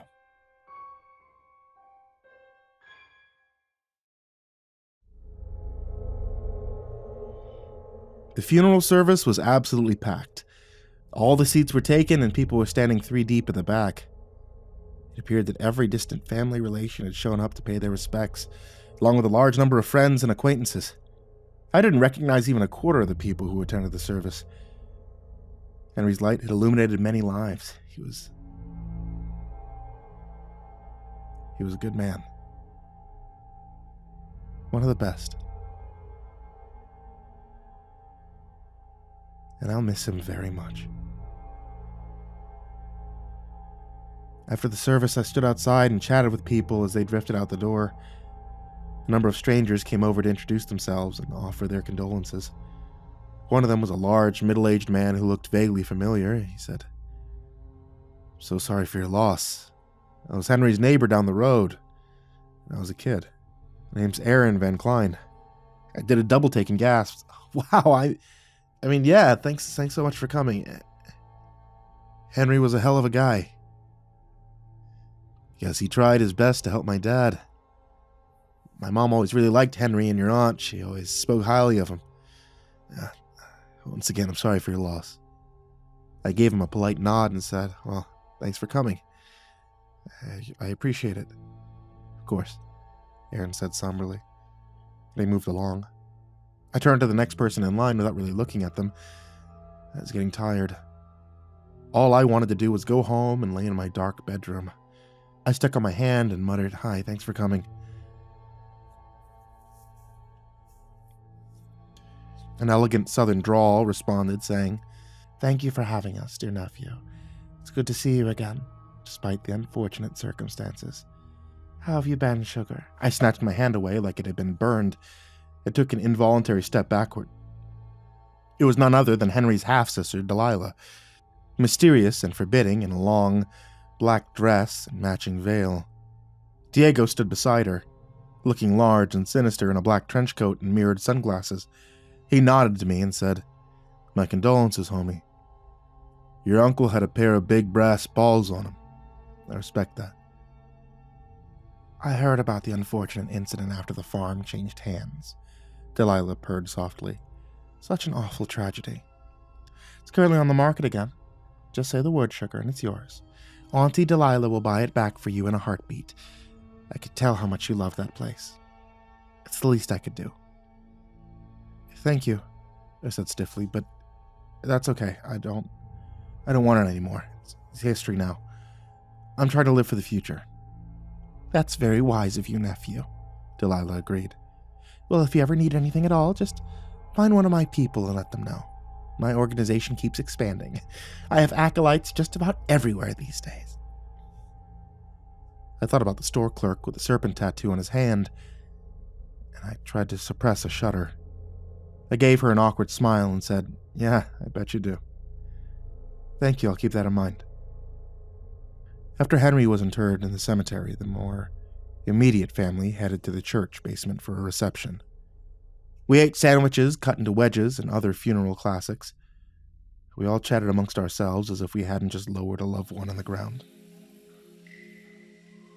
I excused myself from a miraculous conversation with a gaggle of aging aunts. We found a bench outside. I sat down and looked out at the graveyard next door. I didn't feel like babbling about nothing. I just wanted to exist for a while. I felt eyes watching me and twisting around in my seat. It was several of my young nieces and nephews, uncomfortable in their funeral clothes and bored out of their minds. I said, "What you guys doing?" One of my nieces gave me an exaggerated shrug. "Nothing," she groaned. "There's nothing to do. Aunt Maggie says we're not allowed to play tag in the churchyard." I nodded sadly and said, "She wouldn't let me play tag at funerals either. She'd yell at me and grab my arm." "She's mean," my niece muttered sourly, and she kicked a rock with her little buckled shoe. "She always yells." I motioned for them to gather closer, and I said, in a conspirator's whisper, "I ate too much fruit salad at a wedding, and I threw up on her shoes. It was really gross. She ran away and cried in the bathroom." The kids stared at me in surprise, and they all started to giggle. The youngest boy plopped himself down beside me and said in a grave tone, "Uncle Henry said a lot of swears. He smoked cigarettes." I smiled and said, "Yep, he did both. He's from a different generation." "What's a gen-nation?" he asked suspiciously. "Smoking's bad. He was a bad guy." I laughed a little and said, No, Henry was a good guy. He was a little rough around the edges, but he was a good guy with a lot of great stories." My niece perked up immediately, her eyes gleaming with curiosity. She asked, "What kinds of stories?" I gave them all a stern look, and in a low voice I said, "Scary stories. You wouldn't like them." The youngest boy jumped off the bench and hollered, "Would too! I love scary stories!" The rest of them chimed in with a chorus of, "Me too!" And they all crowded around me in an excited knot. I saw a reflection of my own youthful exuberance in their animated little faces, and my heart hurt a little in my chest. But it was a good hurt. You know what I mean? It was bittersweet. Like a beam of golden sunshine peeking through the clouds after a violent storm. It would take some time, but I was going to be okay. "Are you going to cry?" an older nephew demanded in a brash tone. "Because I don't want to see another grown-up cry today." I grunted, "No, Mr. Bossy Pants, I'm not going to cry." "Okay, everyone. Sit your butts down in the grass and I'll tell you one of your great Uncle Henry stories." There was a chorus of cheers, and they arranged themselves into a semicircle with only a minimum of pushing and bickering. They looked up at me with guarded wonder on their faces. They were ready to believe, but only if the story was good enough. "Well," I drawled slowly, "I'll start by pointing out this is a big, weird old world. But we really don't know jack shit about it." "You swore!" the little guy piped up indignantly. He was violently shushed by the others, who urged me to continue. I leaned in close and warned, "This story's pretty scary. You all sure you want to hear it?" They all nodded yes, their eyes now blazing with excitement, and I let the story take me where it wanted to go. It began with Henry's words. But before long, my own voice took over the narrative. The magic was now my own, and I could use it to take people away from themselves, if only for a little while. I could use it to guide my own future. At long last, I could be free.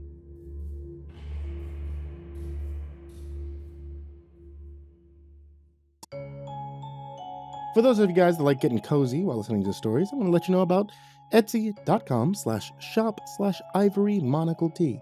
That's my wife's tea shop. She sells hand-blended teas. There's Creepypasta-based teas if you want to get one that's a flavor that you like, or there's MrCreepyPasta tea, which happens to be a tea that I drink fairly often. You can also ask for a dabbing sticker. If you ask her for a dabbing sticker, you get a special one that I made for her to use on that jar, and she told me not to use it. So I like telling you guys to go ask her, because then you get a special one, because then she's forced to admit that I made a really good concept, even though it's very silly. Etsy.com/shop/ivorymonocletea. A big thank you to Jordan Alexander Sanchez, Jakob Fenske, Stephanie Butler, Jordan Humble, Chance Burnett, Diana Kraus, BrimstonePandemonium, Caltuna, William Wellington, Emma, Brenna Crow, LaQueda Canizales, Smiley the Psychotic, Dante, Kinkade, SimbasBloodyMojo, Mephistopheles, CursepoxPrimarch, Bastion Beefcake, M, Jesus Cornejo, Yarghoul, Clownible, Amber Clark, Jay Kierns, Dakota Lane Whetstone, Himbo Jerry, Crusader Chocobo, Adamarius, Estebean, Nate Cull, Our Minsect Time, Xylobones, Angelus, Seclude, Salty Surprise, Levita Galvin, That Creepy Chick, Red Shadow Cat, Turtleman, Cryolinian, Mr. Marcus Blitz, Ika Limchalk, Dirty Diver 030, Matt Bach, Voice of Sand, Spike Melted Lake, Tolly Sue, William King, Darth Miver, Sashi Suzaku, Coconut 509, Stricket, Freddy Krueger, Lisa Cottrell, Hades Nephew, Acid System, Mog, Kiwi the Sloth, Fester's Lampshade, Nico Kyle, The Ginger Bros, Aaron Stormcrow, Daniel Polson, and Corey Kenshin.